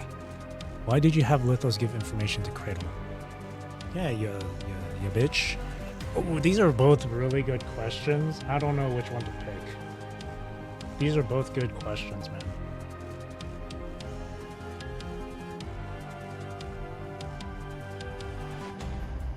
why is he quote unquote helping?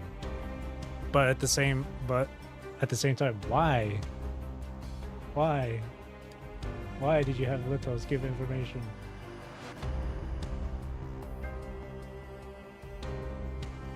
What is he thinking?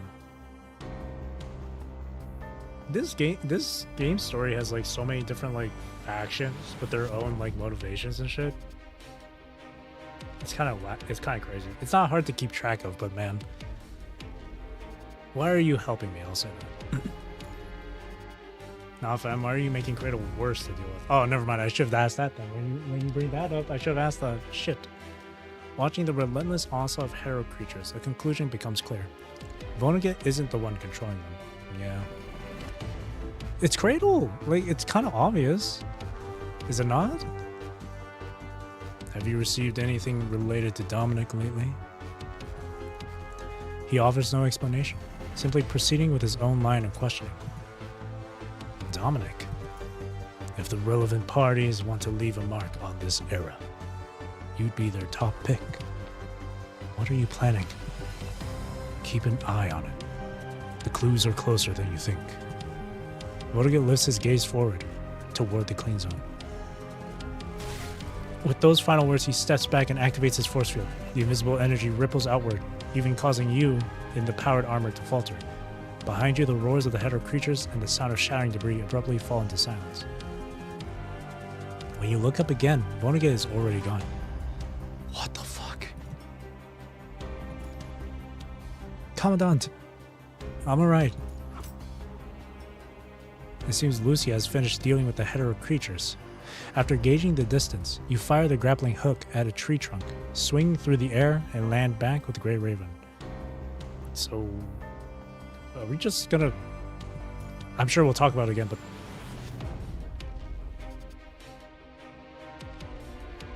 Keep an eye on it. The clues are closer than you think. Is he talking about the tower then? Keep an eye on the tower? Especially remembering back in Spiral of Chronos, the top of the tower and shit. If he's referring to the tower, but... Explain what just happened. Bro, you won't believe the shit I just witnessed. Get this, Vonnegut showed up crazy. Shows up, saves you, Dominic PNG. Spats some hetero creatures, refuses to elaborate, Batman's out. Cryptic. I bet you he only did that just to be cool.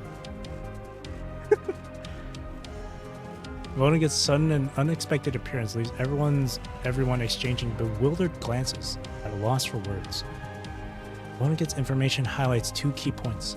Dominic's invitation and the Inver Hetero Tower. The Inver Hetero Tower. He shares our objective. We should prepare for another encounter. Anyway, we should report this. Splats. Looks like you're all in quite a mess here. Past midnight time. Fair, understandable. A woman's voice comes from ahead. It's two constructs you've met before. Hello. Several hands waving greeting at once. Scarab Squad. I'm Discord, and this is Yata. We've met before, so we shouldn't be strangers. Interesting, Discord's got an interesting design. She's got, like, these frills on her shoulder, and then, like, the freaking, like, sort of, like, jackal-esque mask going on for her. Wolf Girl. Yeah, it's an interesting design.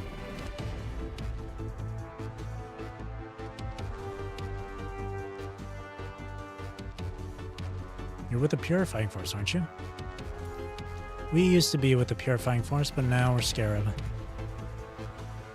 And Shortholt was part of Scarab, wasn't he? Rip the goat. 07 to Shortholt the goat. It's just us here. Commandant Valeria and our other member Shiva are elsewhere. Oh. Don't worry though. We secured the path ahead and eliminated all the lurking hetero creatures. Yes. Okay, yes. I remember. Yeah, Shortholt was part of Scarab. You are able to detect the hetero creatures hiding underground.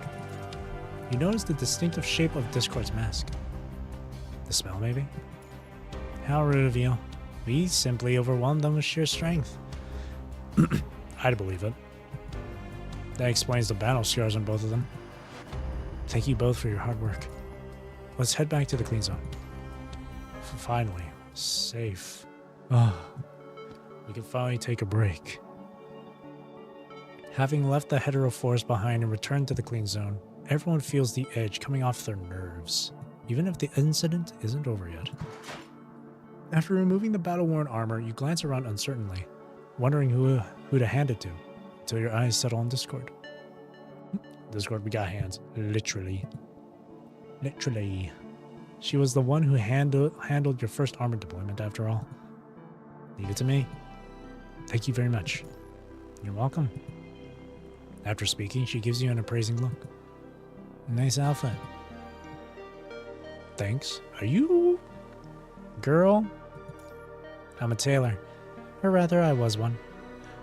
You know what? That kind of explains the little frills on her shoulders.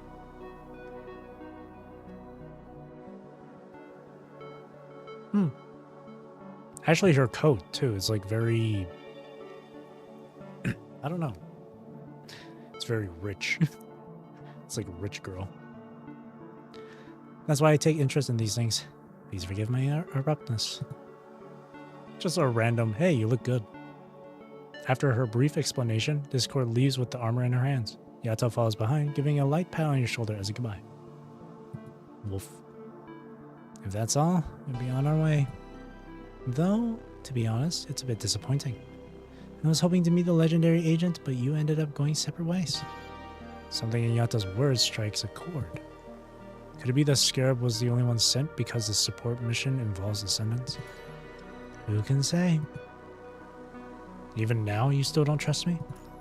Of course, I'm not doubting you. I'm worried that some people need you to be questioned. Whether you did it or not doesn't matter to them, just like they don't care whether the future gets better. Whose side are you on? The side that keeps you from being convicted on baseless rumors. Thank you, Ashley. With a shrug and a smile, Yato jogs to catch up with Discord ahead. Meanwhile, Grey Raven has finished regrouping, and Lucy has already reported all the key details of the operation. I know that Yato becomes playable later on, in Global. And personally, I really like her design when she, first got released. I like the tomboy look. It's really good. There have been a few people who have said, no, give her horns back, but I don't know. I like her a lot more without the horns. And with that specific hairstyle. Commandant, we've received word that Luna has arrived at the designated location. I'm ready as well. Let's go. We got to rest only for a little bit. Knocking on the door. Defeat all the corrupted. Simple. As night sky fades, the first rays of dawn peek over the horizon. Under the watchful eyes of the purifying force and Scarab, the Ascendants escort Luna toward the Inver Hetero Tower. Bianca, we've reassigned everyone who saw the agent. We need to keep this quiet. Budging up here will turn heads. We'll cover the other Ascendants while they clear out. I'm counting on you, Bianca. Bianca shoots Luna a worried look, but moves aside to let her pass. If this goes as planned, it'll be the final step. Just to be clear, is Celine the only one you're after? I can't make any promises. Even I don't know what's inside that tower. But as I said, I hope this isn't our last collaboration. Well, Lee would know, except his memories got wiped, so... She speaks with absolute certainty. Alright. Any more questions would be pointless. None of the human factions have figured out how to safely explore the Inver Hetero Tower. A little hope is better than certain death. I love hearing the fake ascension theme in this rendition of it. It's really good. Takes me back to chapter 13. No one else speaks. Luna turns and bids Alpha goodbye with a wistful smile. See you soon then. Alpha remains silent, her nod the only farewell she offers. You too, Isabeni. See you soon. She adds with a mischievous grin.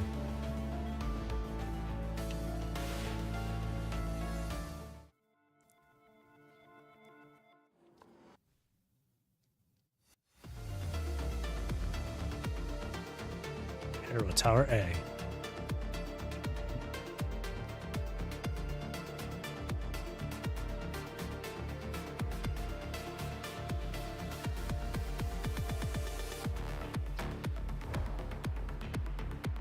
I love how her hair looks in this design. It's so like messy and edged. I don't know. I don't know how else to describe it. これも全て彼女の仕業ね。先に排除するわ。溶けて消えなさい。抵抗なんて無崩壊なさい。溶けて消えなさい。偽りの存在ね。真実を受け入れなさい。偽りの存在ね。邪魔者を一掃すれば道が現れるわ。Understood. また来たわね。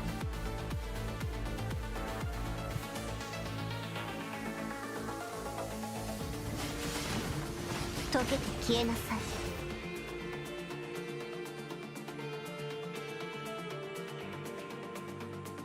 This chakra weapon's so cool. ここにはまだセレネの干渉が残っている。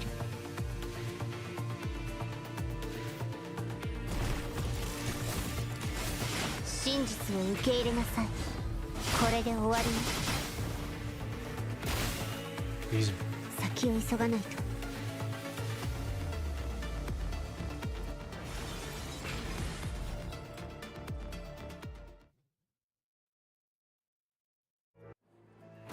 これで終わりよ。 somehow didn't notice that WZ is void, so now I'm gonna try to speed build Luna. Oh yeah, yeah. One of the war zones is void. I went in there with Luna when I had her fully built. I was first place. I was first place. 溶けて消えなさい。偽りの存在ね。崩壊なさい。 At least first place in my ranking. 溶けて消えなさい。真実を受け入れなさい。これで終わりよ。開け。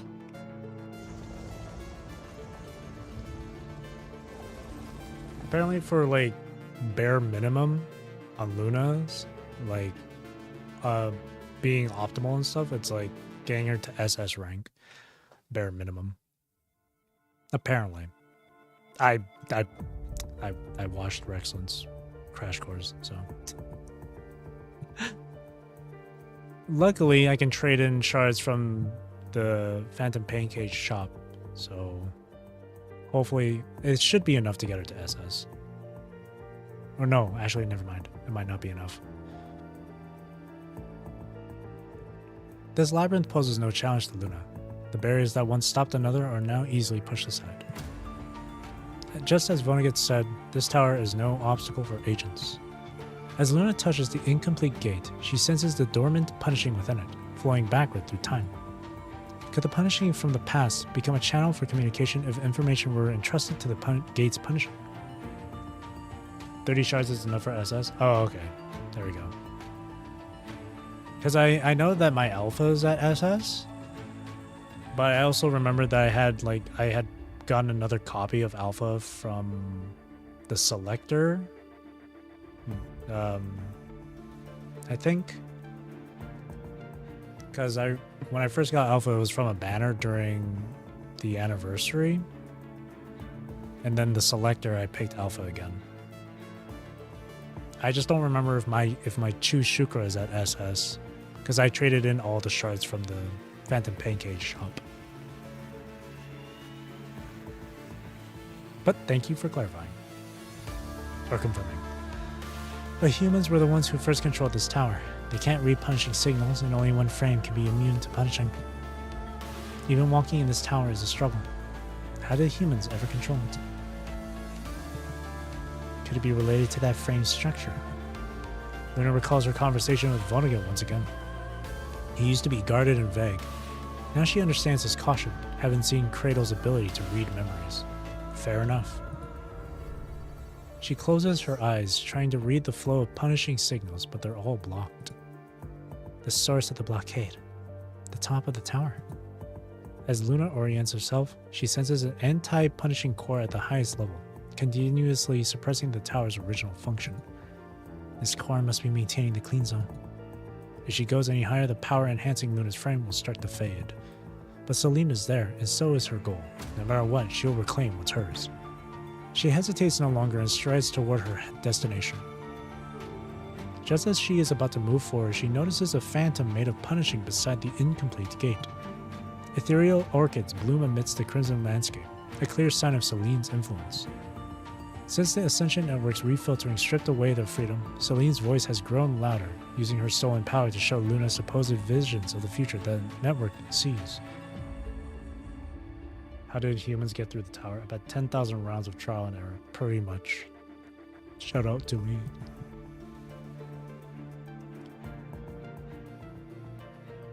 Celine sees it as either a test or the inevitable fate of those who defy their mission.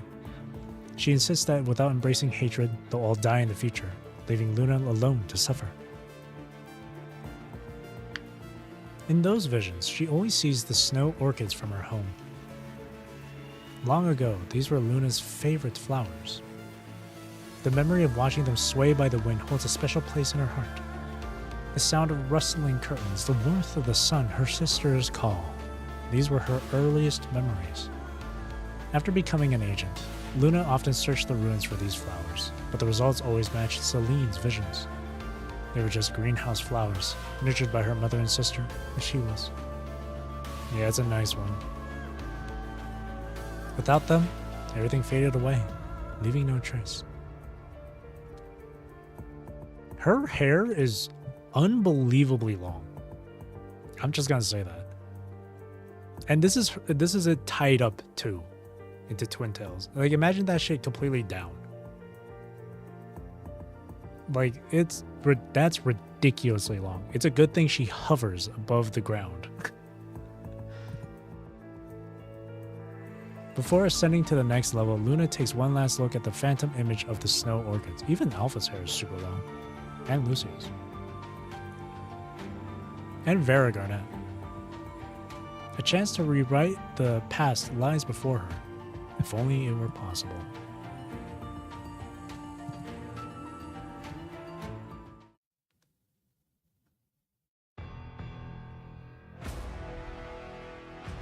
Celine, standing before the gate closest to the core, painfully tears at Agent Zero, who's fused with her. Our goals should have been the same. Why? I don't understand either, but all I feel is pure, absolute ecstasy. I'm the one meant to destroy everything, not someone's puppet. Gestalt has corrupted you completely. But don't forget, our goal is to complete the gate and leave this era behind entirely. No. Without the key, even if we complete the gate, we can't escape this place as a whole. Luna will be my key, but I won't let you return to the past. The corrupted mimetic would weaken the Ascension Network, and the information born of hatred would no longer manifest. Let me be clear. Even under my leadership, our goal remains the same. To destroy human civilization, wipe out those disgusting creatures, and build a world for those loyal to me. She clutches the writhing eyeball in her chest. That's an eyeball?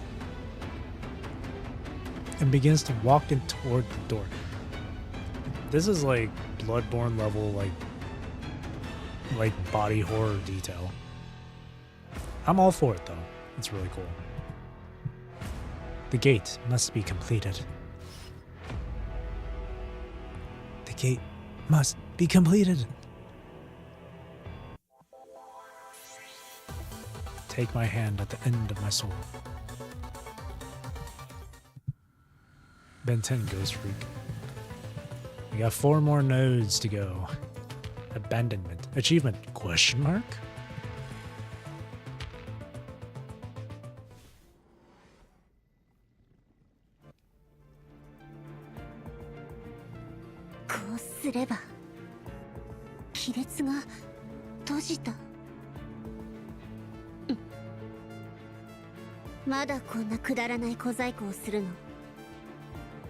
Damn.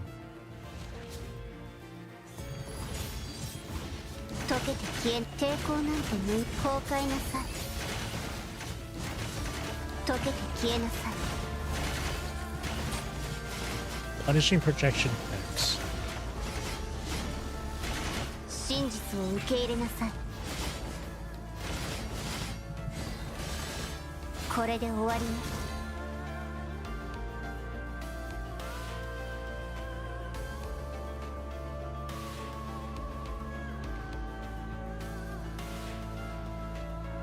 There was like a question mark thing for the like achievement or objective. So I wonder if there's anything around here I could interact with just before I go into the next area. ゲートはあっちね There's a document in the server. I see.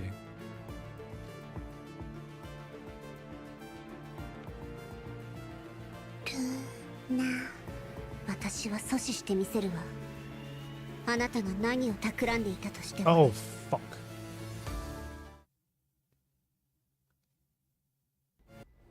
Damn it. I just entered the stage. I just entered the portal. I had just entered it.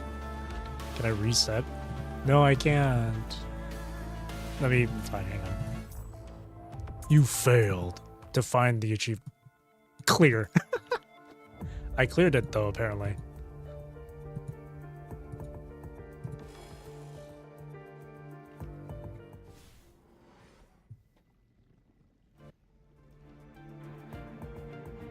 I even looked behind there too. I just didn't. I guess I just didn't get close enough. 閉じたまだこんなくだらない小細工をするの溶けて消えなさい偽りの存在崩壊なさい溶けて消えなさい崩壊なさい真実を受け入れなさいこれで終わりよ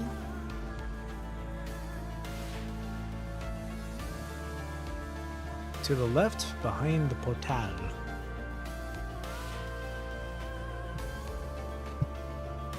Oh, here it is. No response.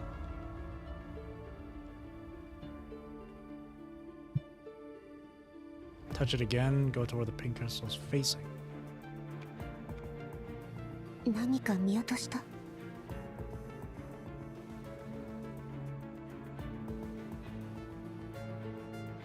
Hang on.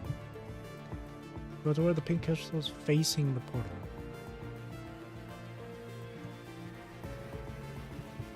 What, these? Right, wait, what? The wall behind you?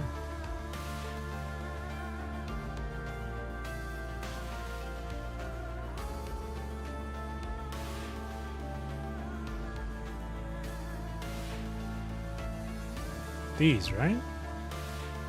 また来たわね Oh! Break the wall. Okay. 溶けて消えなさい Defeat the enemies. Oh, shit.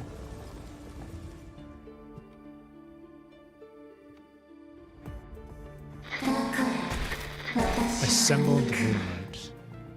わかるわアリーナ Jesus. 心の枷は容易に外れるものじゃない I don't know what you're saying. だから己の枷を解いてこそ真に成長できるの Thank あ you. なたには十分な素質がある導く者さえいれば Carefree with the assist. Came in with the QTE.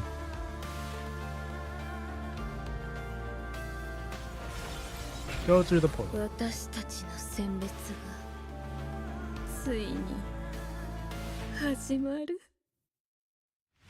Whoa. Meanwhile, the red tide's edges are unusually active. Viscous crimson matter wraps around the fragments, forming a twisted shape amidst bubbling chaos.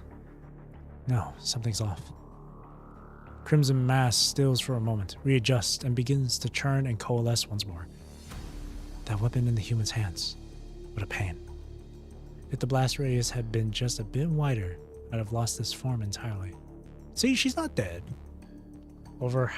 After over half an hour of agonizing fusion, the immortal girl finally emerges, twisted and torn from the red tide. Through the sight of punishing, she gazes at the Inver Hetero Tower.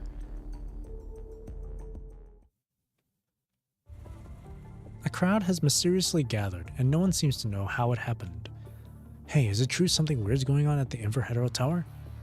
Where'd you hear that? I heard it from my partner. Don't give me that look. I heard it from someone else. It's hard to say who had started the rumor. The construct shifts nervously under Yanta's gaze. You're with Scarab, right? Is this some top secret stuff they're trying to hide? People keep getting blocked from the area. Oh, Shiva. First time seeing her. My first time seeing her. No, it's just a rumor. We're simply investigating. Oh, so it's just a rumor.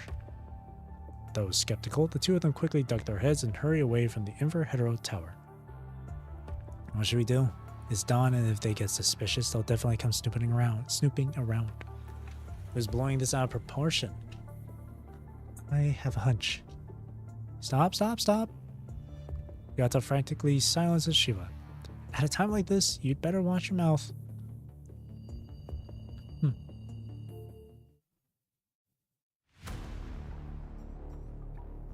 I can't believe the turnout. If I could get in now, before Agent Zero is completely neutralized, I could recover more of that legacy. Forget it. It's too risky. I'll lose most of it, but I can still salvage what I need later. After all, her story, information, will live on. I'll carry on your legacy, keeping your spirit alive within me. Just as she's about to disappear back into the red tide, a thought strikes her. Agent Zero. Why call the pollution mimetic that? Was it ever really a person? It's okay. This I'll know soon enough.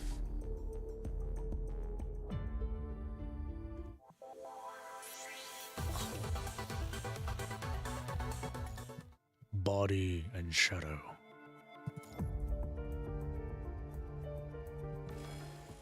Another question mark achievement. As Luna approaches the top level, the gate, activated by the combined power of Celine and Agent Zero, reveals a dark tunnel stretching into the depths. One more step, and she can leap into another timeline. Yet the fallen form continues to struggle against control. The girl lies half-crouched in the void, her face contorted, her breath ragged. Her body trembles uncontrollably as if consciousness and flesh are at war. She strains forward, her right hand outstretched as if to grasp something, only for her left hand to plunge a blade through it. Two cries pierce the air, distinct and simultaneous. In that moment of confusion, the girl's form begins to shimmer and distort, like overlapping images out of focus. Damn you, you tricked me! Merging in the Hetero Tower was your idea. This isn't a normal Hetero Tower. Something's wrong here. Can't you feel it? We're losing power.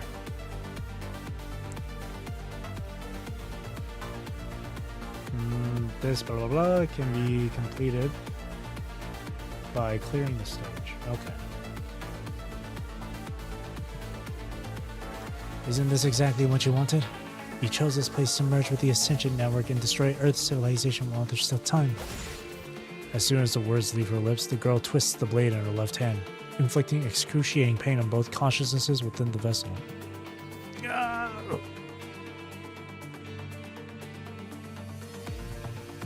Next stage with a standing requires the 3017. Jesus. Yet your actions tell a different story. Time and again, we resist the transfer of power, even willing to risk mutual destruction to break free of our bond. You're refusing to fulfill your duty. Beneath Celine's calm exterior, a storm rages. Pain is a mere ripple on the surface of a still pond. She barely registers it. Just as Celine is about to strike again, they sense a presence on the horizon. Luna, approaching the tower's peak. Seeing this, Celine's tone grows even colder. Final offer. Surrender your trait and return your consciousness to the Ascension Network. You won't dare. Agent Zero, though defiant, grows weaker. The screams fade as Celine reasserts control. Gradually, her convulsions subside. Agent Zero, Luna. A strange expression crosses Celine's usually stoic face as she slowly rises, savoring each syllable of their names. These thoughts are meaningless, overcomplicated, and redundant. The Ascension Network has no use for such consciousnesses. They're dead weight. Let's start over, Luna. Become the key that unlocks the past. Return me to the moment you first logged into the Ascension Network. I will correct your understanding and clarify your purpose. Only pure emotions can transcend the filtering, and hatred is the most potent emotion of all.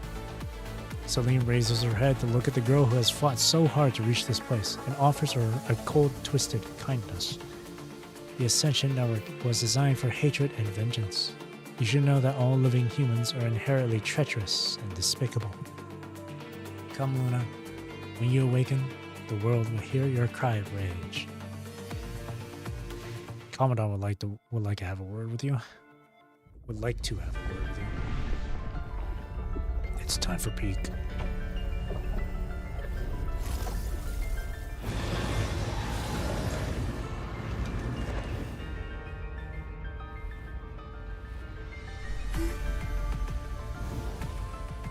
That design goes crazy.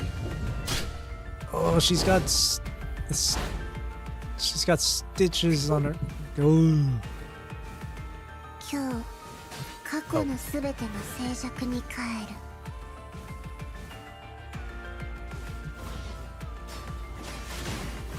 She uses a chocolate too.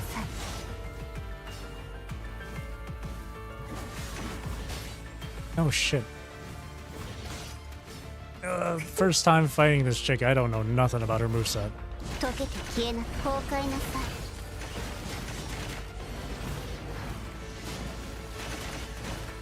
溶けて消えな崩壊無駄なあがきを抵抗なんて無意味お水が終焉の音を聞きなさい溶けて消えなさい Liv failed to beat her network projection. 歌方 Alpha needed help beating hers. Now it's Luna's turn. Jesus Christ! Wow, she's really beating my ass.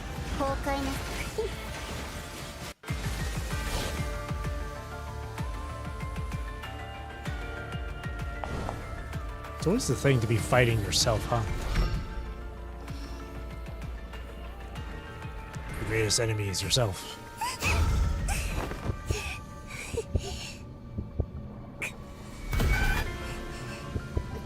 Halfway there. Meanwhile, my health is more than halfway. Or less than halfway. To being dead.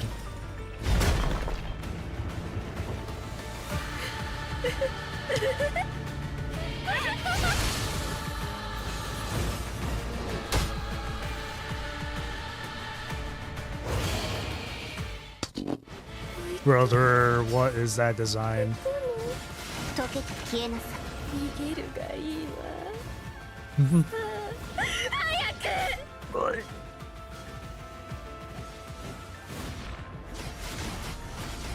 Agent Zero. She has a demon god in her chest.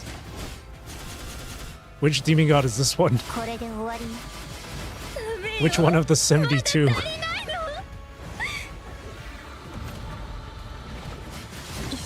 God damn. Oh shit.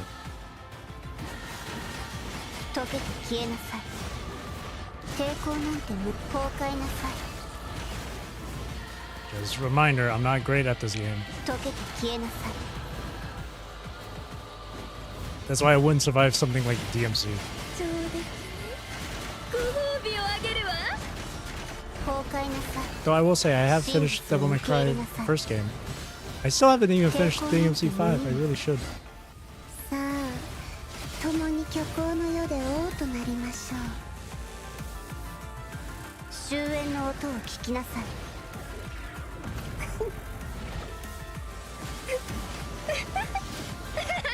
Wow, they switched. Oh my god. ノイズが意識が遠のく 私を見て。私はここにいるわ。こっち。 Oh, wait. That's... Nah, I could parry that though.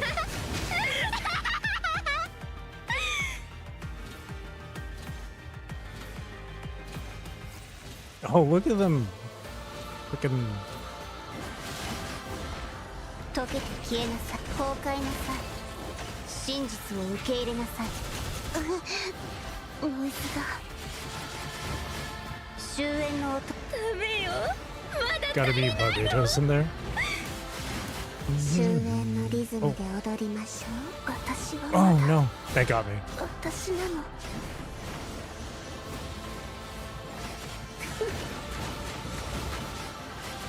偽りの存在崩壊なさい What in the souls is happening? 溶けて消えなさい I can taste the ノイ colors. ズが崩壊なさい I can taste the light. All the flashing lights, I can taste it. I can smell it. 溶けて真実を受け入れなさいこれで終わりに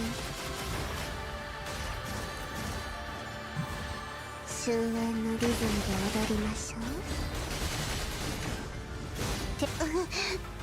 ノイズがさあ共に虚構の世で王となりましょう I am the Omega.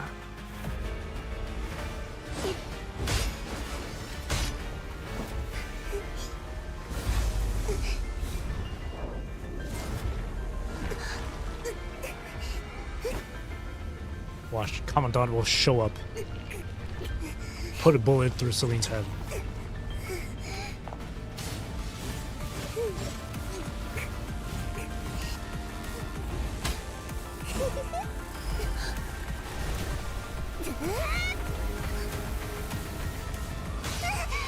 Damn!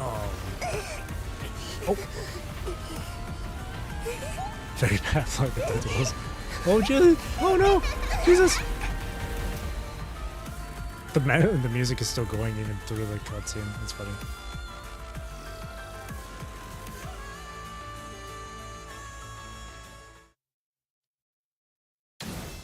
Their bodies are violently pulled through the gate, plunging into the space closest to the tower's core. I only died once during that fight. The punishing from their bodies readily corrupts the blue core, while the core modified by Lee absorbs that same destructive power. It starts with the clash of swords, but soon heavy breaths join the metallic symphony. Heavy breaths turn to exhaustion, then silence as their fists fly. The deeper they go into the tunnel, the weaker they become. In a blink, their power, granted by the Ascension Network and Punishing, vanish, leaving only themselves. But how could Celine, a creature of the Ascension Network, ever master such crude physical combat? You... Oh shit. How? Ugh. Despite being evenly matched, Celine is constantly on the defensive. She can't even finish a sentence before Luna interrupts her with a strike.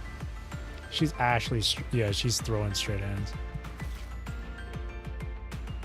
The spiked-lined corridor becomes Luna's weapon as she discards her powers, fighting with her own body. And finally, amid her own screams, Celine is violently pinned to the ground by Luna. What? Not me. So vile, impure. But Celine's eyes widen, searching for answers. Her gaze flickers over Luna's face, finally settling on her eyes. Is it hatred? Do you understand now? I was right. You. Celine's voice grows increasingly frantic, a mix of shock and joy tinged with disbelief. But Luna's response quickly dampened Celine's excitement. Emotions are never simple or pure, nor are motives. Discarding emotion doesn't make us better or wiser. You should know how despicable those survivors are. You should follow the Ascension Network's will. This is the only right path. Filtering is the future. Embrace it. You and Agent Zero have both lost your ways. Why won't you finish the job? What's corrupted you? Why cling to this hopeless world? Attachment. Gripping the tunnel's spikes, she faces not just Celine but the countless dead behind her, and ultimately her past self. Are you just the same?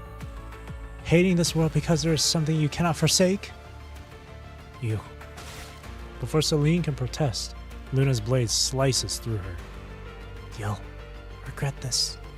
The future the Ascension Network has planned is inevitable.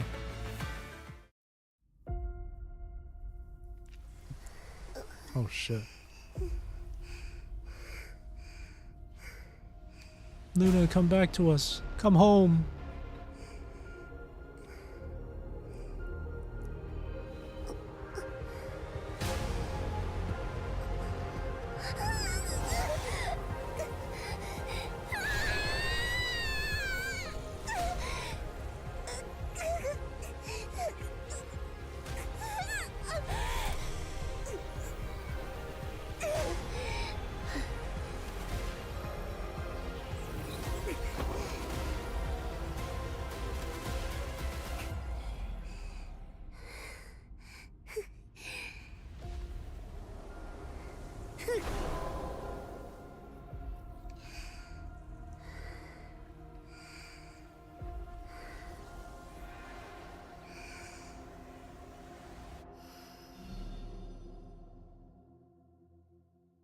Goosebumps. I got goosebumps.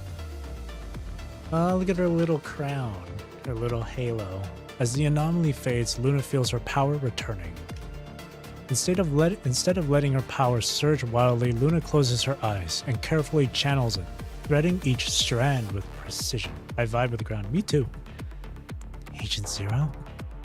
Luna's eyes snap open, sensing something's wrong. Defeating Celine has restored Luna's power.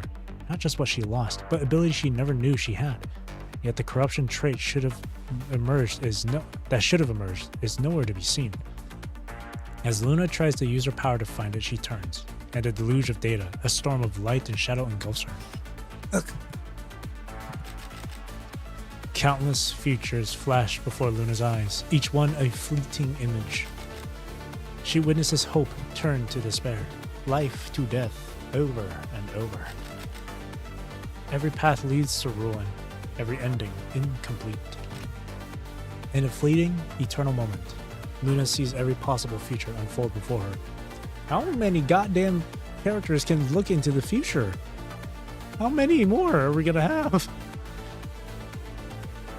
Nanami, Bianca, Lee, Luna. Anytime anyone gets like an Liv, anytime anyone gets an upgrade to their frame, it's just vision. Everyone's becoming, everyone can see into the future. The clairvoyance is apparently a very common skill. For real. Will you change it? Celine's voice has turned back to noise, but her hushed whispers still echo in the air. Such determination you have. Hell-bent on creating her own future. Squidward future. A mysterious power surges through her arms. The past was too painful. You can start fresh, from a better beginning. The path ahead seems clear, as if all suffering would vanish the moment Luna raises her hand. Go now. Rewrite the past that still haunts you. Luna pauses. Then, Oh, the music.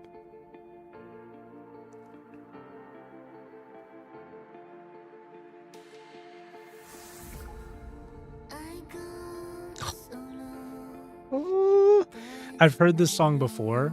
Like, I came across it one time as I was surfing through like YouTube and stuff. I was like, this is beautiful. Why haven't I found this song before? And now it's playing. Oh, this song is so good.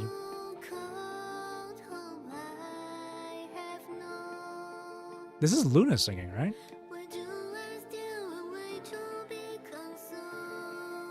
This sounds like it's Luna singing.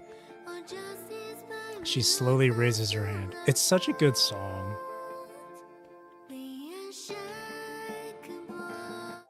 No! Why? What the? Huh? You. How dare you take that away from me? Why? I thought that scene, I thought it was going to go on for longer. It was such a short, brief moment of getting the song. Man, I'm listening to that shit on repeat later. Glimpse.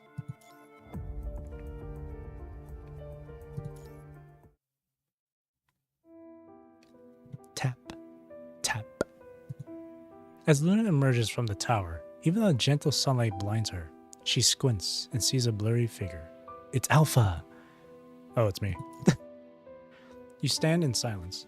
Just as Luna opens her mouth to speak, you raise a hand to silence her and tap your earpiece. Isabeni, how's it going on your end? Has the agent emerged yet? Yes. We've detected signal disturbances outside. All readings are showing extreme fluctuations. The agent's privileges seem to be restored. Have you decided on our contingency plan? I suggest we continue our cooperation and see how things play out. Oh, look at her smile. Luna chuckles softly. The words linger on her lips for a moment before she swallows them back, choosing a different response. Now she approves us marrying Lucia. I agree. Thank you. Decision-making is a key skill for a commandant. The tension eases. You remove the earpiece and turn it off. What's the status on the Inverhedro Tower? I've only stabilized the core. Damage caused by Celine and Agent Zero is permanent. The clean zone can't be fully restored. Well, Luna falls silent, deep in thought. Then she looks up with a serious expression. There's one more thing. I'm unsure about Agent Zero's status. Yeah, Agent Zero just went poof. They went incognito mode. I see. Thank you for your honesty. I'm merely returning the favor. A knowing smile crosses Luna's face as she remembers something, gesturing at the earpiece. Hesitantly turn it on. This cooperation has been productive. Your clean zone is secure, and I've achieved my goals. Though our positions differ, we'll inevitably face shared challenges. Consider today a precedent for future cooperation. When our interests align, you may still call on my assistance. Yes. Yes. This is that shit Triller was talking about, Unity. Triller died for this, man. Agent Zero used VPN. It was super effective. Yep. They changed their VPN location. They changed the location to China. You'll never reach them now. But Luna pauses, her tone hardening. I and the Ascendants under my command trust only the Sabeni. That's right. That's right. Putting even more respect on the Grey Raven name, on the Grey Raven Commandant name. We truly are the one. ... Erm blushes. Quietly turn off the earpiece. What's wrong? Surprised by my attitude? A little. Yes. A little, yes. You know what? No, not surprising at all. I understand the significance of your actions, but what? Your tone is off. Are you reading from a script? Can we get much higher? So high. Perhaps I should rephrase. Our cooperation was unpleasant and two died. The Grey Raven Commandant and Ascendant Roland. As the words fade, your eyes lock. After a long moment, you both look away, trying to hide the faint smiles playing on your lips. Oh. Regardless, I should thank you on behalf of the Clean Zone's residents. We both got what we wanted. And besides, you know I don't care about such things. Noda's face remains impassive, but the single wing on her back twitches slightly. When we meet again, don't fall behind. Splash. Splash. Luna's words are carried away by a sudden, violent wind. The world comes back into focus, but she's vanished. Could you believe it, everyone? Ascendance. Helping humanity just for this one time? Crazy. That's gonna make headline. The readings are stable and external indicators are normal. We can now confirm that the punishing concentration in the clean zone has stopped increasing and remains within a safe range. The Ascendant wasn't lying. What happens next isn't my concern. Calming the public and rebuilding the clean zone is someone else's job. Contact me only if you need technical assistance. Thank you very much, Asimov. Is the situation still bad with Gestalt? It's difficult to describe Gestalt's situation in such vague, subjective terms as good or bad.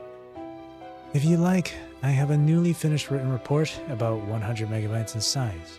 Should I transfer it to you now? No, thank you. I thought you'd at least take it, then ask questions. Well, whatever. You seem a bit on edge. Is something else bothering you? You could say that.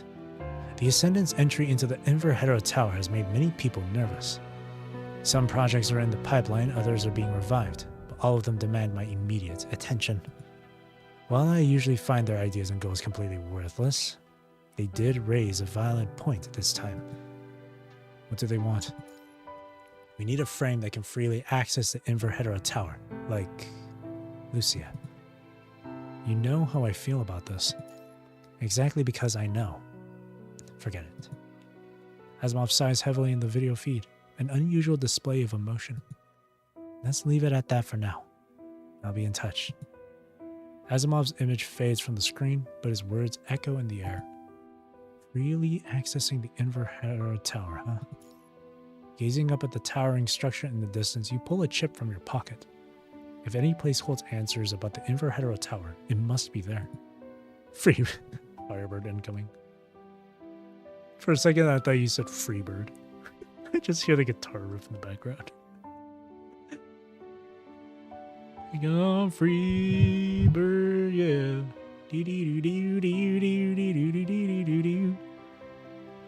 And now I'm thinking about that Kingsman scene. You slip the chip into the terminal. A wave of dizziness washes over you as your vision is once again engulfed by a torrent of data. Oh, what's today's date? Familiar voice rings out, different from their first encounter, less emotional, more distant. This is what's left of that invitation. After the offer from Dominic was rejected, the phantom in the data space vanished completely. All that's left is a standard Q&A protocol and a hidden black box of information at the system's very end. Status of the Hedera Tower? While no answer is strictly necessary to proceed, these parameter-like questions naturally lead one to follow their logical sequence. Status of contamination mimetics. Status of Babylonia. As the questions conclude, a new interface appears on the screen. Please enter preset password. Type casually. Incorrect password. The interface resets. The cold input field stands like an impenetrable fortress. Guarding secrets and truths in an abyss tantalizingly close, yet out of reach. If the relevant parties want to leave a mark on this era, you'd bet you'd be their top pick. What are you planning? Keep an eye on it. The clues are closer than you think.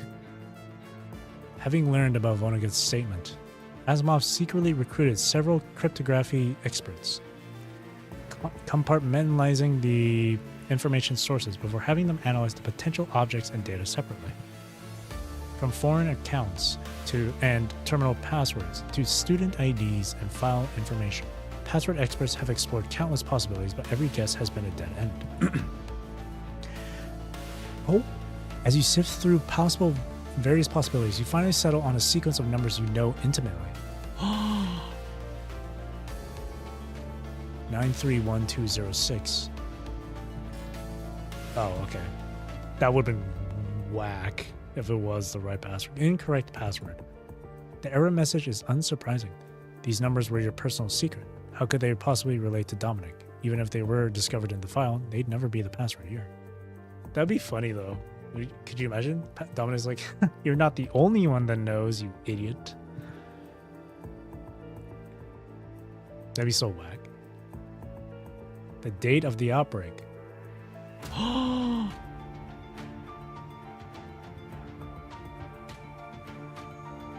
That happened in like November, right? The outbreak? Did it happen in November? I don't remember. God damn it. They said it in I think they had like a timeline in Aeon Reforged. God damn it. It was like in November, wasn't it? I don't remember. Shit. Like November 23rd. Oh.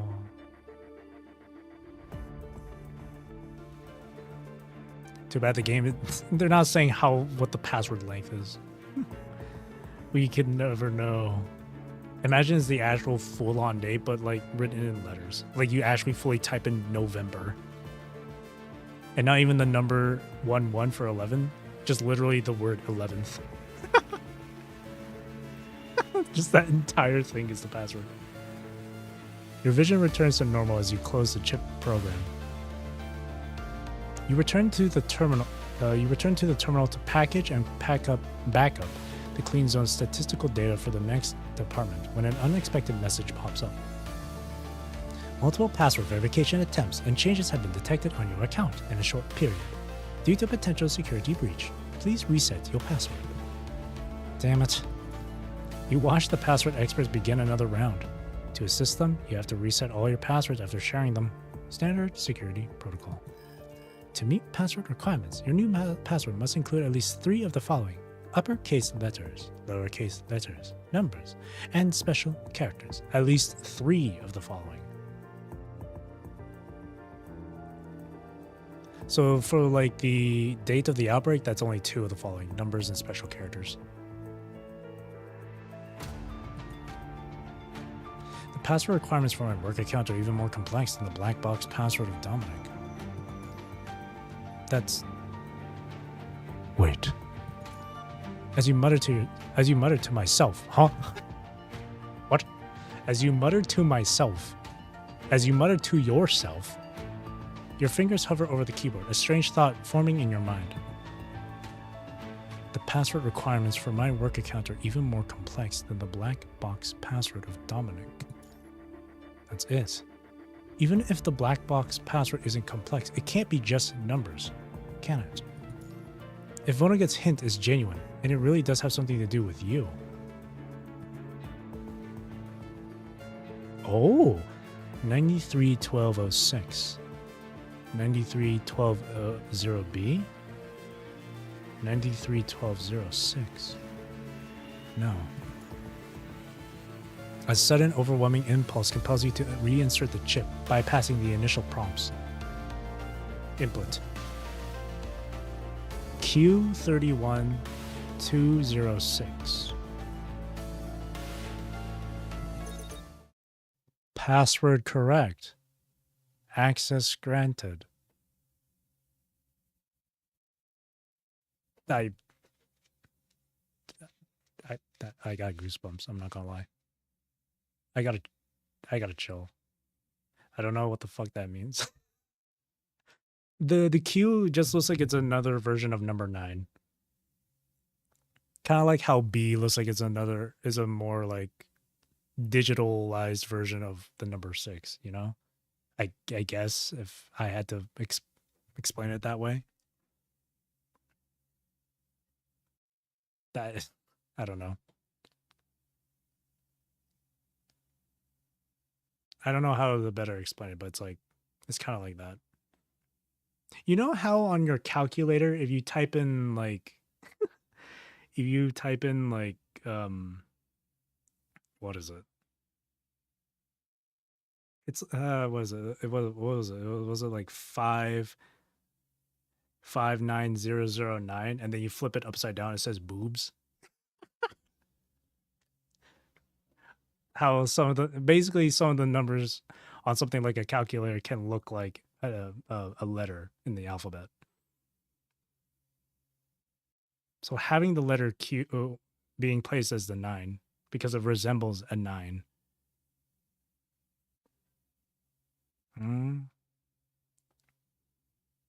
That's why they thought of putting a B in there instead of a 6 at the end. But why specifically that? Why specifically that? As this different response echoes, a blinding light fills your vision.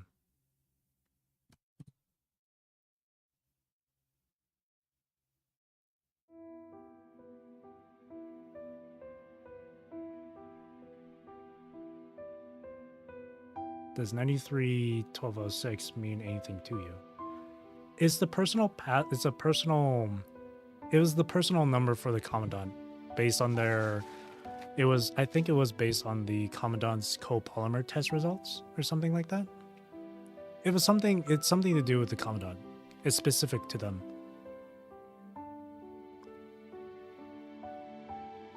It was mentioned in Crater Parade.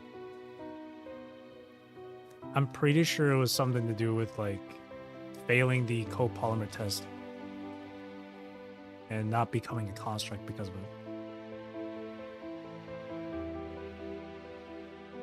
That's why that that 6, is that 6? No, 8-digit number? I can't math. No, 6. I'm stupid. That's why that 6-digit number is so significant to Commandant. Meanwhile, but I just don't know why that's so specific for the. It's such a very specific password to have for Dominic. Luna walks down a dark, dilapidated road toward her empty childhood home. Dawn is approaching. Luna gazes at the dusty floor and closes her eyes. That day, beyond the gate of the Inverhero Tower, she stepped into an ethereal tunnel bathed in starlight. In Celine's plan, Luna was to be her key, a means to fully return to the past. But now, with Luna emerging victorious, no such key will ever appear. Having inherited everything from Celine, Luna now understands the true meaning of entering the tunnel. Unlike humans with their unique frames, she lacks the ability to send messages to her past self. There's another tally for the Commandant is Dominic theory. Yeah.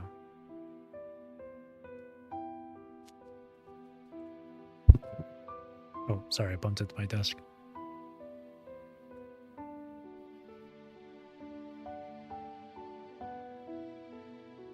I'm thinking about that, yeah.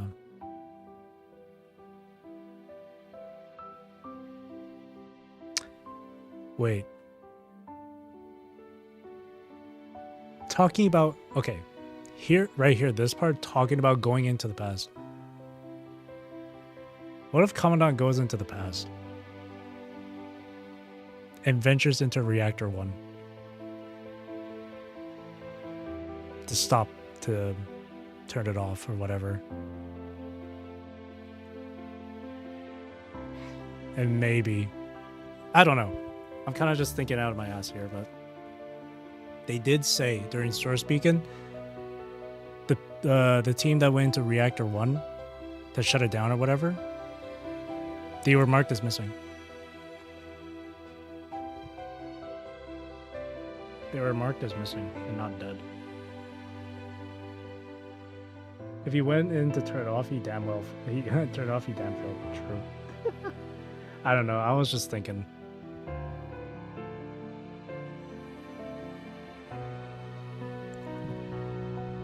Yet she steps forward, compelled by feelings she cannot ignore. Is this an attempt to alter her tragic past? No. During her extensive exploration, Luna had already witnessed the consequences of reckless time manipulation through countless simulations shown by Celine. Even if she hadn't given up their winter supplies, Luna and her sister would still have been attacked that winter. Besides, had she not become a conscript in Lucia's place, she would have remained a burden to her sister, destined to perish in the depths of winter as snow fell endlessly. Even if she were to venture deeper into the tunnel, back to the days shortly after the punishing outbreak to save her family, they still wouldn't qualify for the Great Evacuation. Nothing would truly change. No matter how many failed futures Celine showed her, or how she urged Luna to change the past, she had but one goal: to drive Luna into despair through futile attempts, and then to make her walk that hate-filled path once more.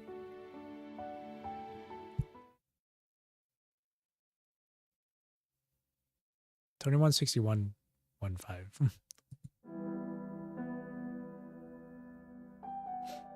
I know 2161 is the year, but which one is the month and which one's the day? January 5th? If it's done in that format. Dim moonlight blankets the deserted streets. She returns to the same place as the present, her body stripped bare, arriving on the 16th day after the punishing outbreak. This brief journey isn't to change the past, but to see someone she hasn't seen in a very long time. Many townspeople have already fled, having heard news from afar. Others remain behind closed doors, gripped by fear. All the better. Only the moonlight witnesses her arrival. Gazing out the pitch-black window, Luna's expression shifts between joy and sorrow. It's late, and her mother is at home. By the time the consequences of her unauthorized intrusion catch up with her, she may not even have a chance to see her mother, only to gaze at her from afar, separated by an insurmountable distance. Mama, whatever her last name is. Yeah, we still don't know their last names. we don't know a lot of characters' last names. Even a glimpse from afar would be enough. A small comfort as she allows herself. She longs to see that figure who, after such a long separation, has begun to fade from her memory. Suddenly, a light softly illuminates the house, and Luna glimpses a silhouette rising to the window. Soon after, the hallway light flickers on, and Luna watches the figure pause in front of what was once her room.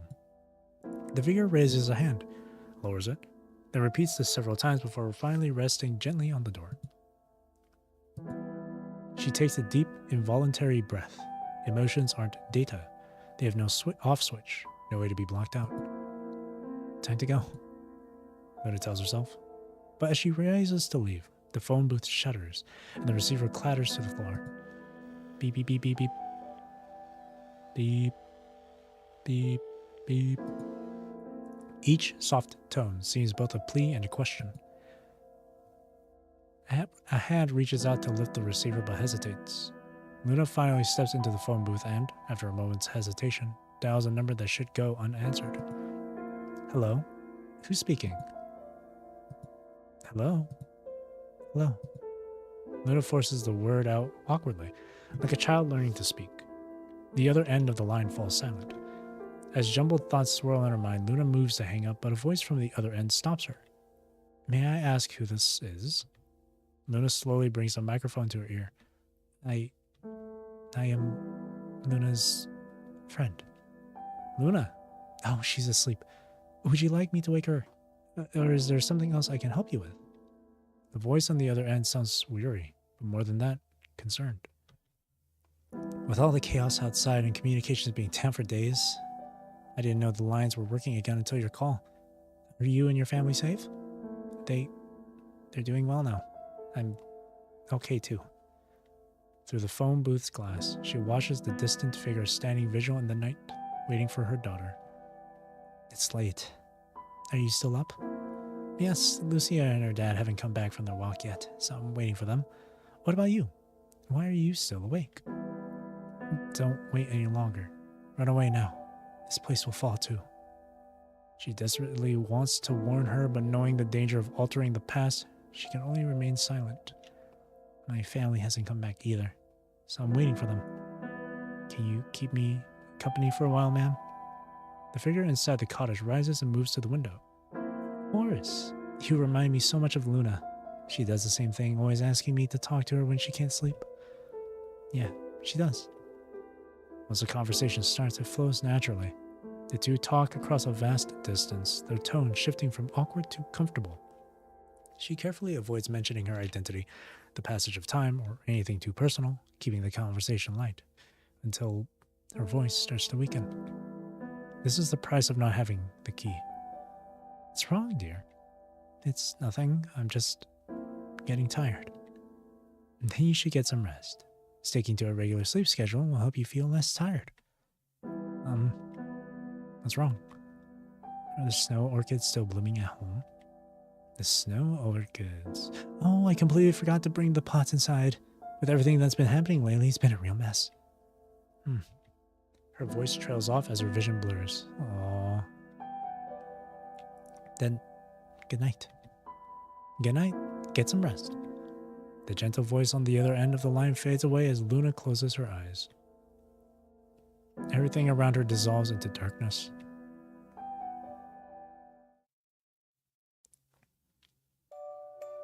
Luna.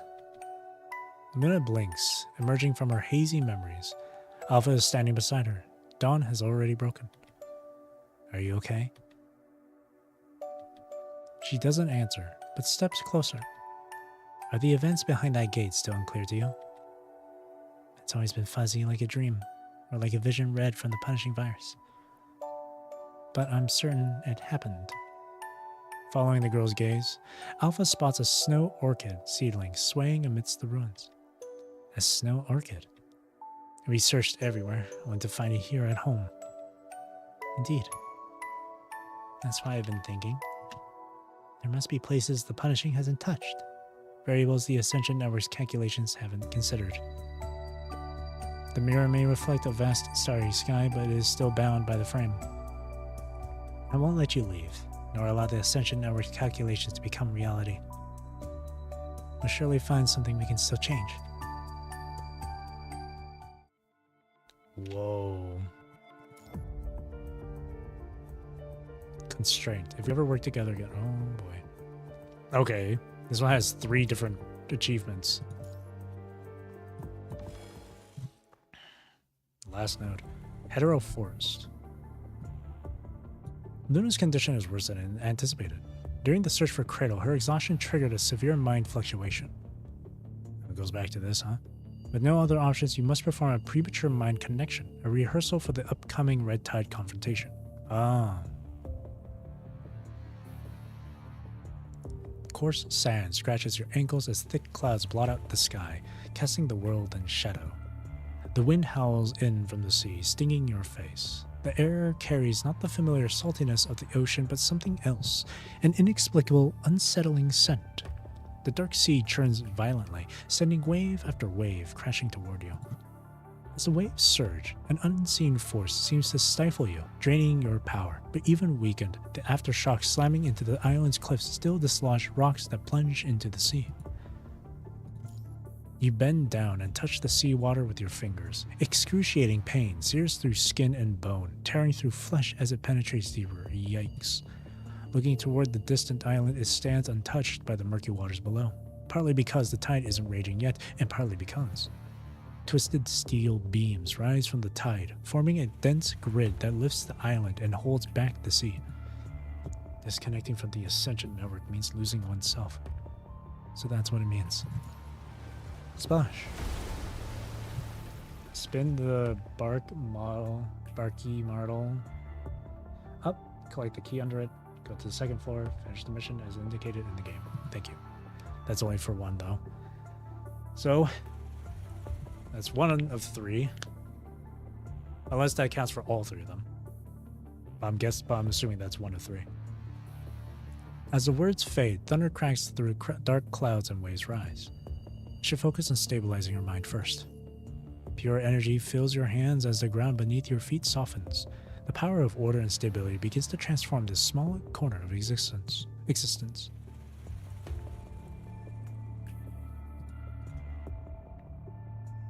Interact with the television, finish the mission as indicated in the game. Okay. as you step onto the island as a manifestation of Luna's consciousness. Your power purifies the seawater clinging to your body, causing it to evaporate. There, at the center of the island, a familiar building appears. This was once Luna's home. Entering and completing the remaining steps would stabilize her mind, but your footsteps halt in the sand. Should the cooperation really go this far? The non-aggression pact is just Luna's verbal promise, one-sided and unenforceable. Trusting one's fate to another is a foolish endeavor. After the anomaly at the Inverhetero Tower, Luna and her allies can now draw your attention with feigned attacks on the medical center, proof that the Clean Zone can no longer defend itself from the Ascendants. The punishing virus has reached the tower's doorstep and is burrowing deep within, if Cradle unleashes another red tide attack. If Luna desires, once this is over, both Grey Raven and the Clean Zone will be deep in trouble. There's no way to guarantee Luna's compliance with the future cooperation treaty. Lost in thought, you continue toward the building. Those are the only two, so the third is likely just completed the stage. I see. Can I do them both in one go then? Or do I have to like replay it second time? I only ask because they say like, you know, finish the mission as indicated. So it feels like it's like do this, finish mission, and then for the next one, do something, do this, finish the mission. That's what like I'm thinking. But lost in thought, you continue toward the building. Something must be done. Approaching the building, the iron gate groans against its hinges. Luna's words from earlier still ring in your ears. Grey Raven Commandant, I need your mind linked to mine. When I make contact with the red tide, I'll need your help to keep my mind stable. I won't harm you or the Grey Ravens. Why trust me? You'll find out soon enough. Luna, you won't make this any harder than it already is. With a renewed determination, you push open the iron door without hesitation. Focus your mind and step inside. POV?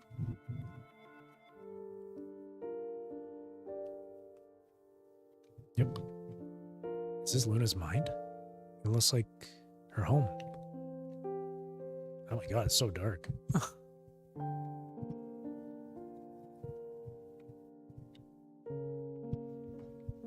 To the basement. To the second floor. Oh my god, it's dark. To the courtyard. This mouse sensitivity.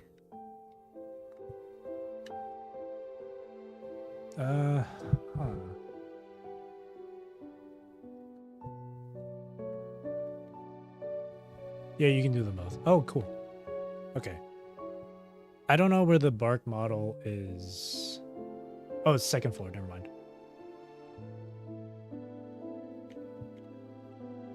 Now isn't the time. Oh. Now isn't the time. Oh.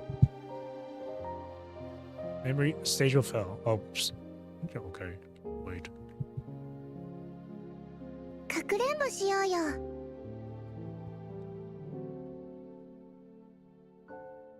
Okay. Horror game mouse sensitivity for real. Hey. Rewatching classics, clean the 3 pieces of dust in the living room on the bright side of the stage. They're near the entrance of the living room, the couch, piano. Can I do that now, or does that have to be... Oh god, wait, this sensitivity is actually really killing me. Can I... What, angle sensitivity maybe? That's actually way better. Thank you. There we go. Okay, hang on. Let me turn it up just a bit more. Yoink. Ah, it's better. It's like a display of a ship. Ah, it's right here then. But I can't interact with it yet. I guess I just have to proceed as normal from now. Phonograph. 私を見つけられる? Oh, okay, now I can do this? Oh, here we go. Dust. There's dust on the floor. Clean it.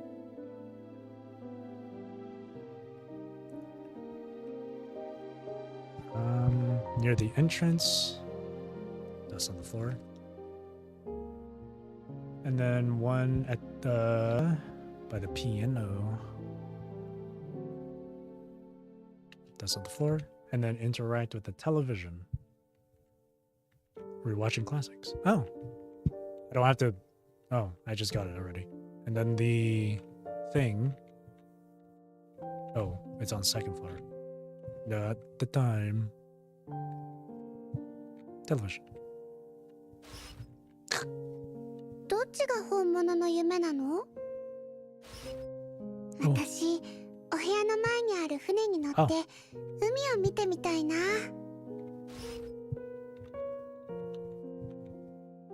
中身は空っぽ。探し物はあっちかも。夢の中なの？それとも起きているの？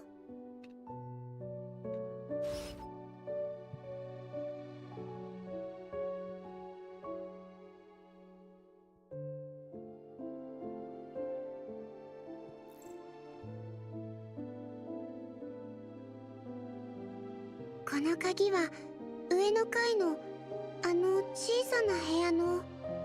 Okay, and then go upstairs.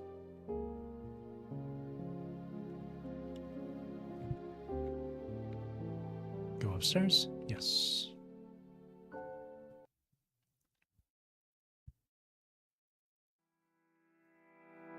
Oh. Did I become smaller? Painting on the wall. Ordinary painting.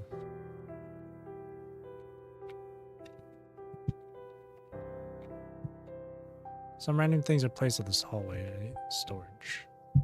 PT. Piano room. Keys missing. Hello? Was this painting originally in this spot?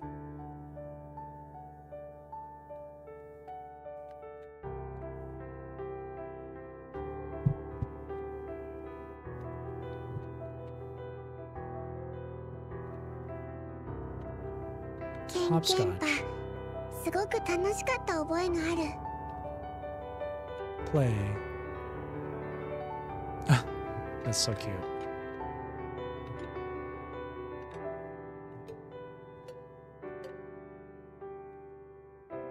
Yippee.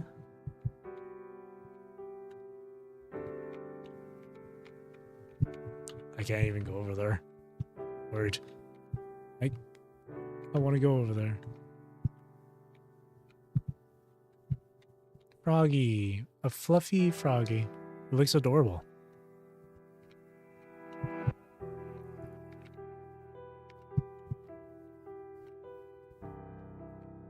Key.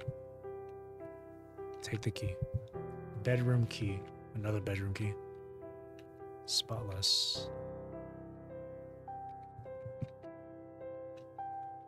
Key is missing. 大きな部屋の鍵だ。 Oh, there's a... Oh, I found it. I just randomly found... Oh, okay.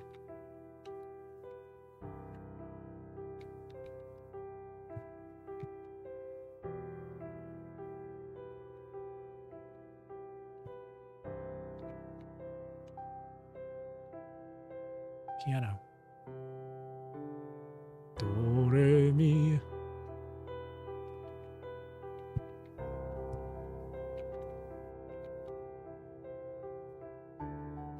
It's the bathroom. That mirror. Oh. Oh.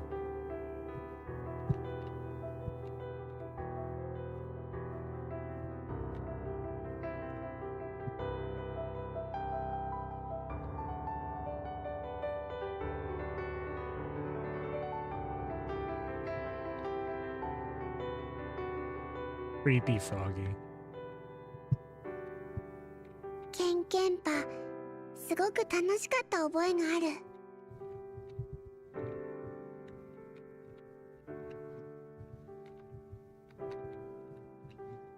Check the painting. Key.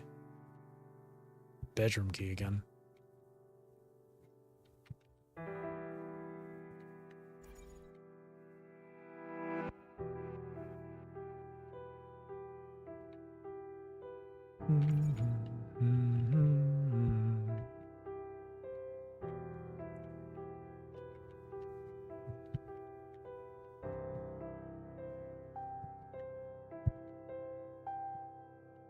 Close the door.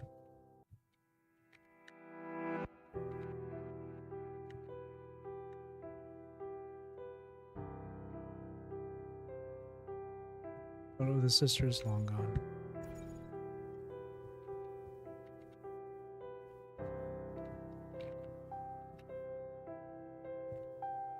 Hang on, can I interact with that? Oh. Never mind. Maybe hit 2?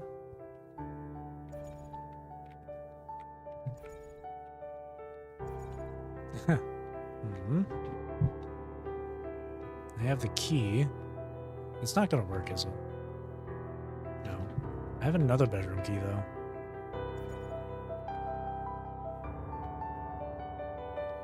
Okay, I guess I have to go back.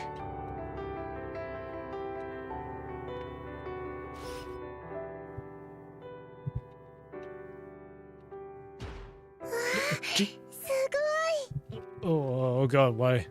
Why am I ice skating? What's happening? Okay.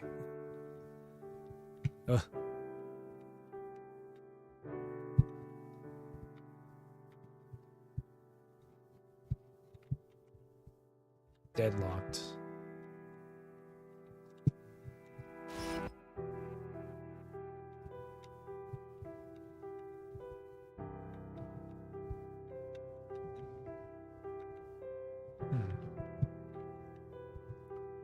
Old yet elegant grand piano. Test. Do, re, mi. 扉が開いた。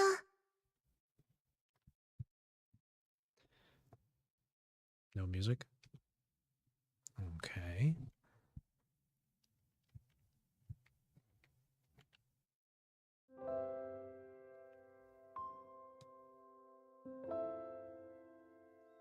Aww. Aw, she really is just little sis. That's little sis right here. Time to get out.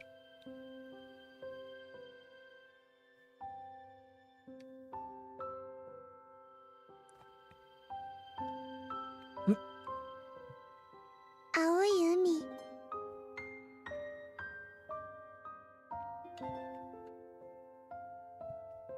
赤い塔。 Asian dad. 紫の森。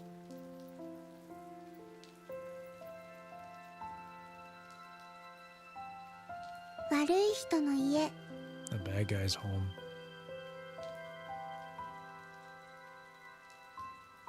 倒れちゃった家。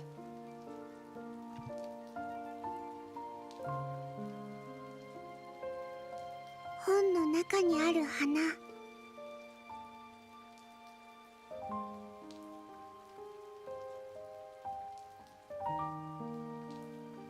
見つかっちゃった。 Deep in the soul.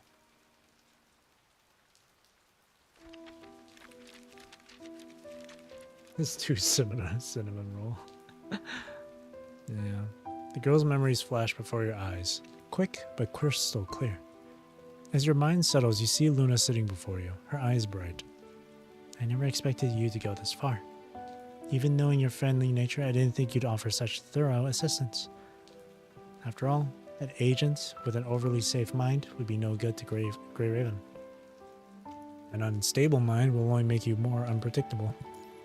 Besides, you're the one who said to trust me. It's precisely because I trust you that I've come to this conclusion. The Grey Raven Commandant may be willing to risk death, but Usabeni would never presume to make decisions for the squad or the people of the Clean Zone. As she speaks, Rita stands, her brow furrowing. She can sense it. Something new has emerged, not just in this room, no, not just on this island, but within her entire mind. Is this your contingency plan? Some kind of mental shackle? Acting within the mind is always easier than in the physical world. Surprisingly, Luna shows no anger, nor does she propose any countermeasures that would lead to a cycle of mutual restrictions. Instead, she breaks into a smile. Confident in yourself to handle this? No. I'm just feeling a bit pleased. Luna places her finger under your chin. Oh, her fingertips sliding down as if toying with an invisible shackle. Oh, this means my understanding of you is accurate, without flaw. Which also means Luna's fingertips trace your neck, hovering over your vital point. Just snaps my neck. My trust isn't misplaced. Your willingness to do this for those who you care about proves that when we fight side by side, you'll show me the same consideration. That's good. Many face me with weapons drawn, few with their back turned. If I'm right, without further commands, this shackle will gradually dissolve to nourish this island, right? Cooperation should look like cooperation. You've thought of everything, haven't you? Luna walks away, her posture relaxed as she heads toward the seemingly calm mind. I will honor our agreement. It feels good to move forward, Usabeni. Luna turns around, a faint smile playing on her lips.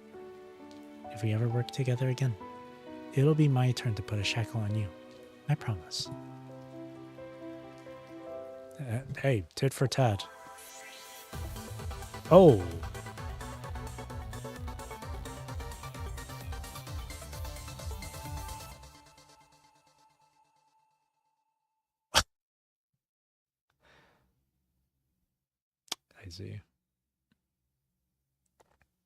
I see. Clear alone without assistance. Past the chaotic mind. Oh, somehow I didn't get that. Erm.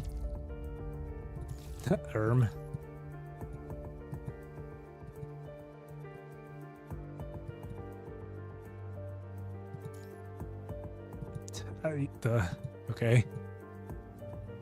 Hold on. Let's try that again.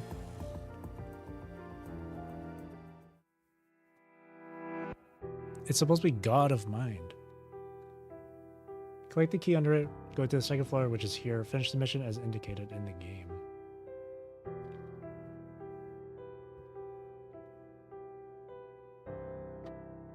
Could have been the doors where you didn't have the key. So I gotta hang on.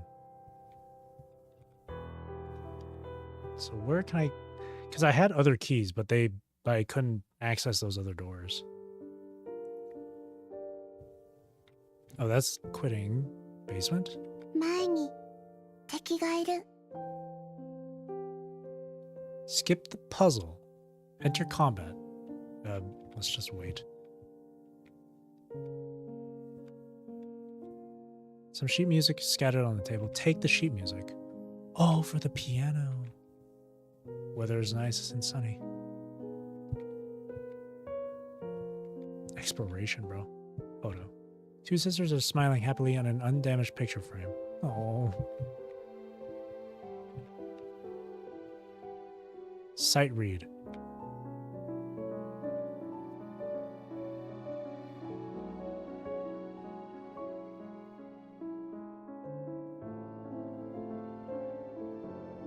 That's Moonlight Sonata, right? That's, the freaking other BGM is colliding with it, so. 綺麗な音。 Oh, piano room key. こ There we れ go. はピアノ室の鍵？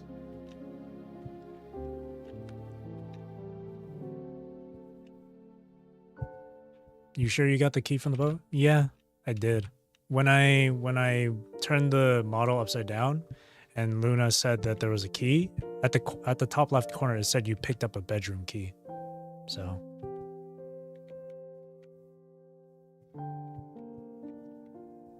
お誕生日おめでとう。寝室にちょっとしたサプライズを用意したから行ってごらん。鍵は2階のあの絵の中にあるからね。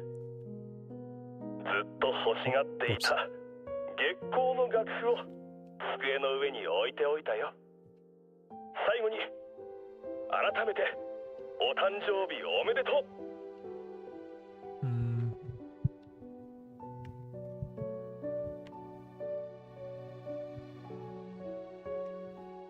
There's some cake.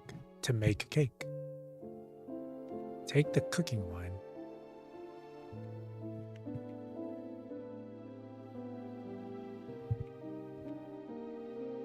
Take the tableware. Make cake. With cooking wine?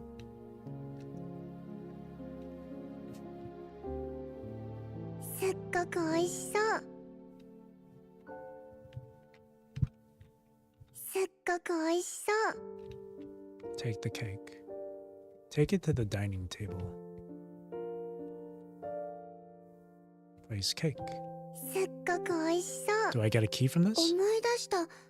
お姉ちゃんとの写真の裏に。 What's with this family hiding keys everywhere, bro? Just kidding.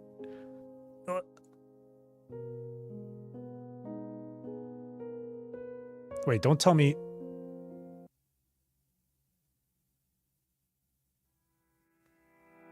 Oh. Oh. It just took me here. I thought, okay. I thought it was going to end it right there. I see what sister took this cooking skill. True. Luna needs to learn. I mean, Lucia needs to learn.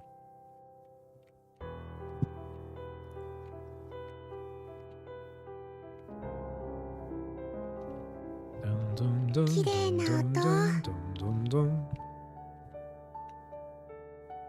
Don't play that music. I don't want to think back to depression. The Keyblade.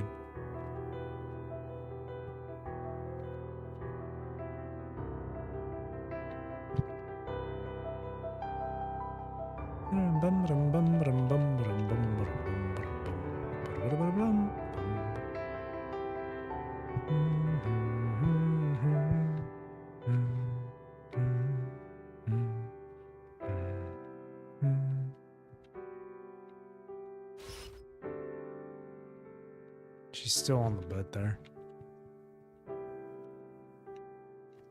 So what else am I missing?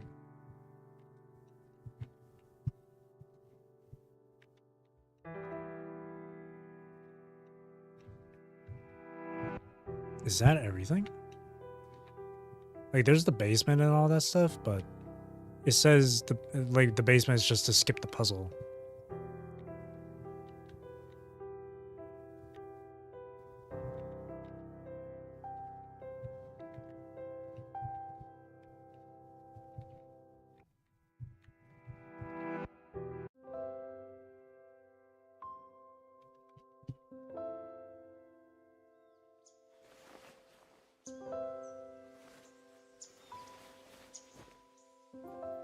The environment is different, but I wonder if it's the same, just the same outcome.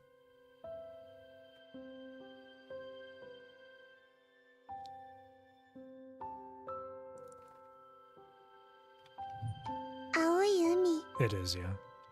見つかっちゃった。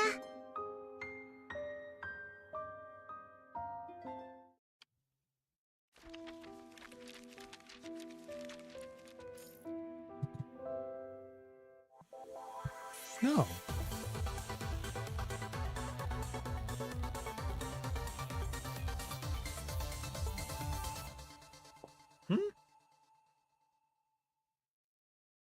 Nice music, yeah.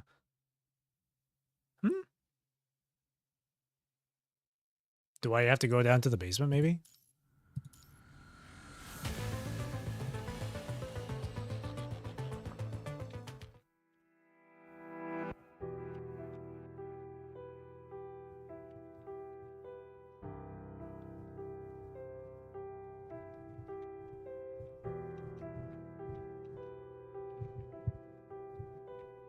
Do I actually have to go down to the basement?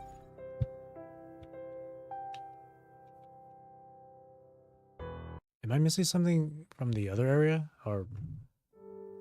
Hang on, let me change the environment. Maybe I'm missing something here? ケーキが崩れちゃった。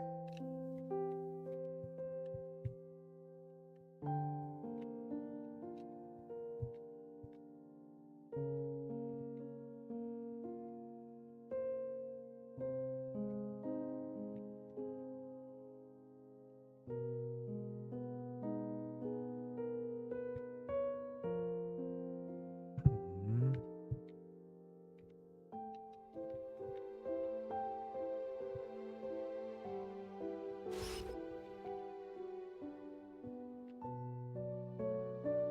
let me try going into the basement. Oh, let me just clean up the dust. I'm a neat freak, so.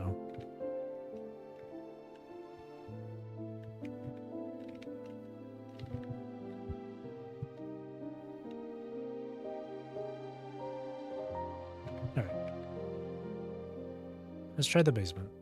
It says to... Okay, let me double check with this.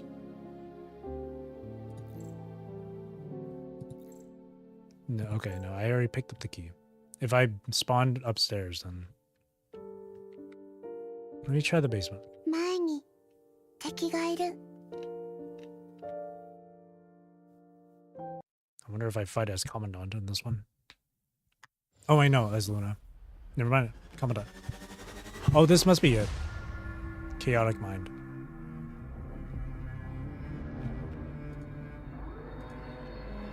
Wall running? Hello, Titanfall? Why am I moving like that?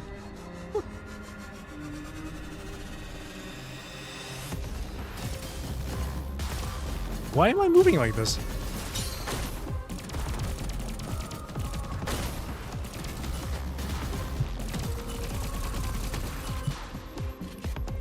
Okay, now the sensitivity feels really high. I was like sliding around. The exosuit is putting in work, for real.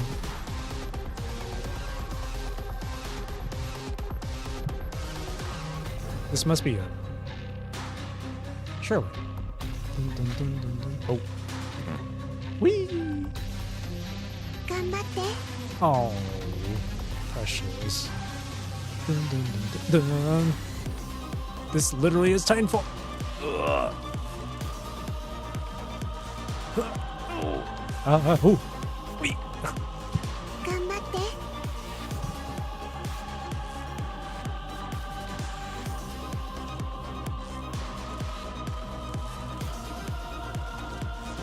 Got it. もう帰っちゃうの？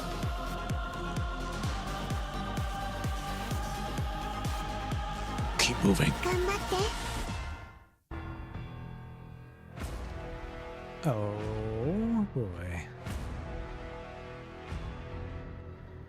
Oh shit. 夢の中なの？それとも起きているの？ Titanfall has trained me for this moment.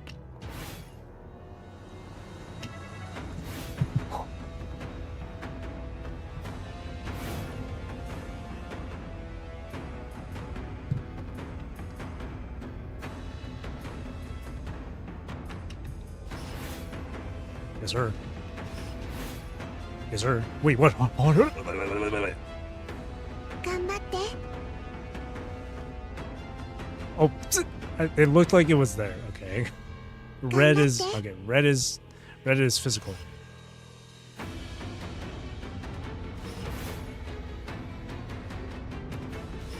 No. 頑張って。 Oh no, I gotta look at it if it's solid or not.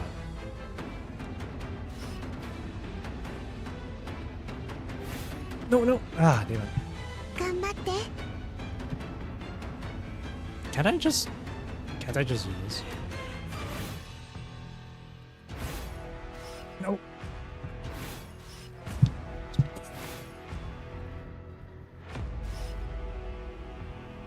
Holy shit, I'm clutch. I somehow made it. Whoa.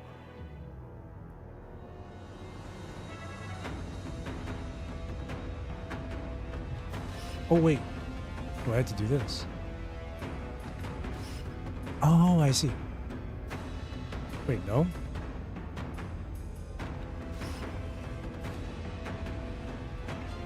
Huh? Oh no, have I bugged it?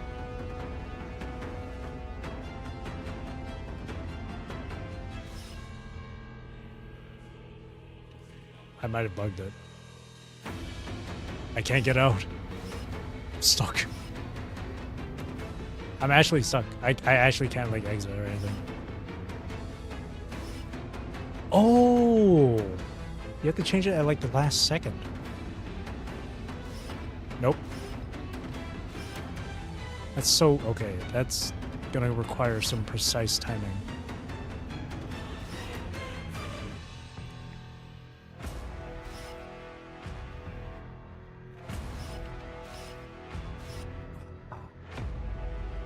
This is some, yeah, this is on some like Timefall shit. I remember having to do this in Timefall before. Shit. Now, now, there we go. Oh, there it is, God of Mind. That's what it is. You just go down to the basement.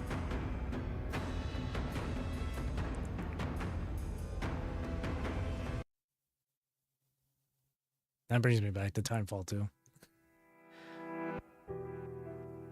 I remember having to do that in Timefall 2 before.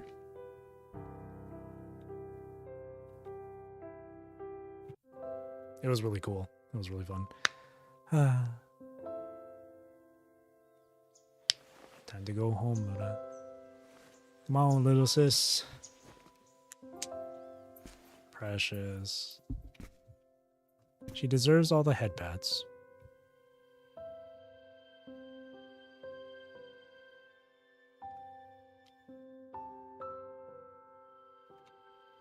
Both her and Lucia have gone through so much, man. God bless their hearts. God bless their hearts. There we go. We got it done. There it is. That's done. Now, next week is going to be when day breaks. A reset. You're tired, right? Then go rest. She knows. She knows. She understands. Vera understands. Oh, Kairi. Oh, so precious.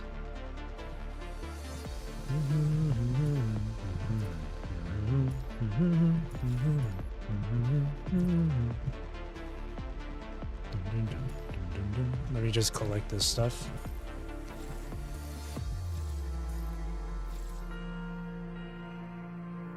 And all this other stuff I can do later.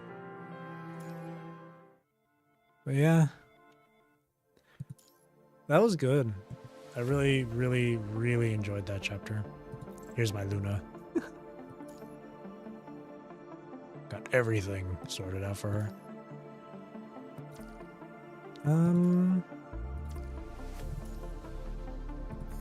Let's buy this too.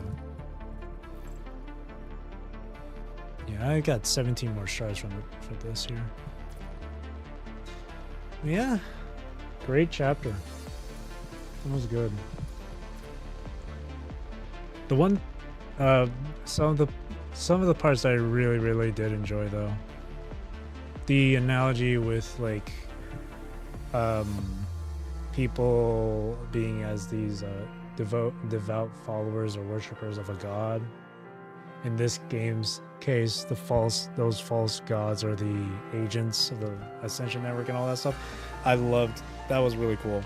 Using that as an analogy, that was really cool. And how each of the agents represent a will of the virus or whatever. That's really cool. I like the moments where we were working alongside the Ascendants, the moments with Luna and stuff, and then obviously that last node going through Luna's and Lucia's old home and stuff. With that music playing in the background too. Especially that last part where we're picking up Luna and taking her back and stuff.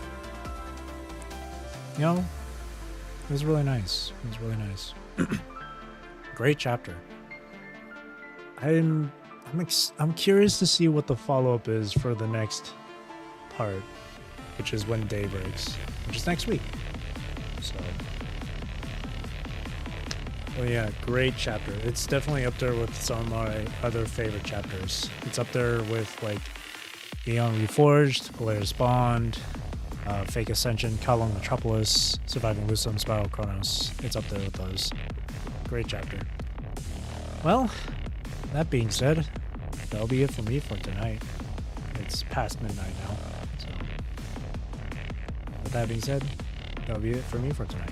So, thank you for watching, thank you for chilling with me, thank you for chatting with me. I really do appreciate it. I hope you have a great rest of your day or night, wherever you are in the world. Take care, stay safe, drink plenty of water, and I hope you enjoy the stream.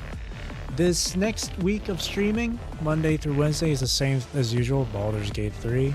Friday will be Wuwa again, because the second half of 2.0 will be coming out next week, so we'll be playing that on Friday. And then Saturday is when day breaks. So same as usual as this from this week and last week. Hope to see you there though. Again, thank you for watching, and again, I hope you enjoyed the stream. Have a great rest of your weekend. Thank you. Bye. Bye bye.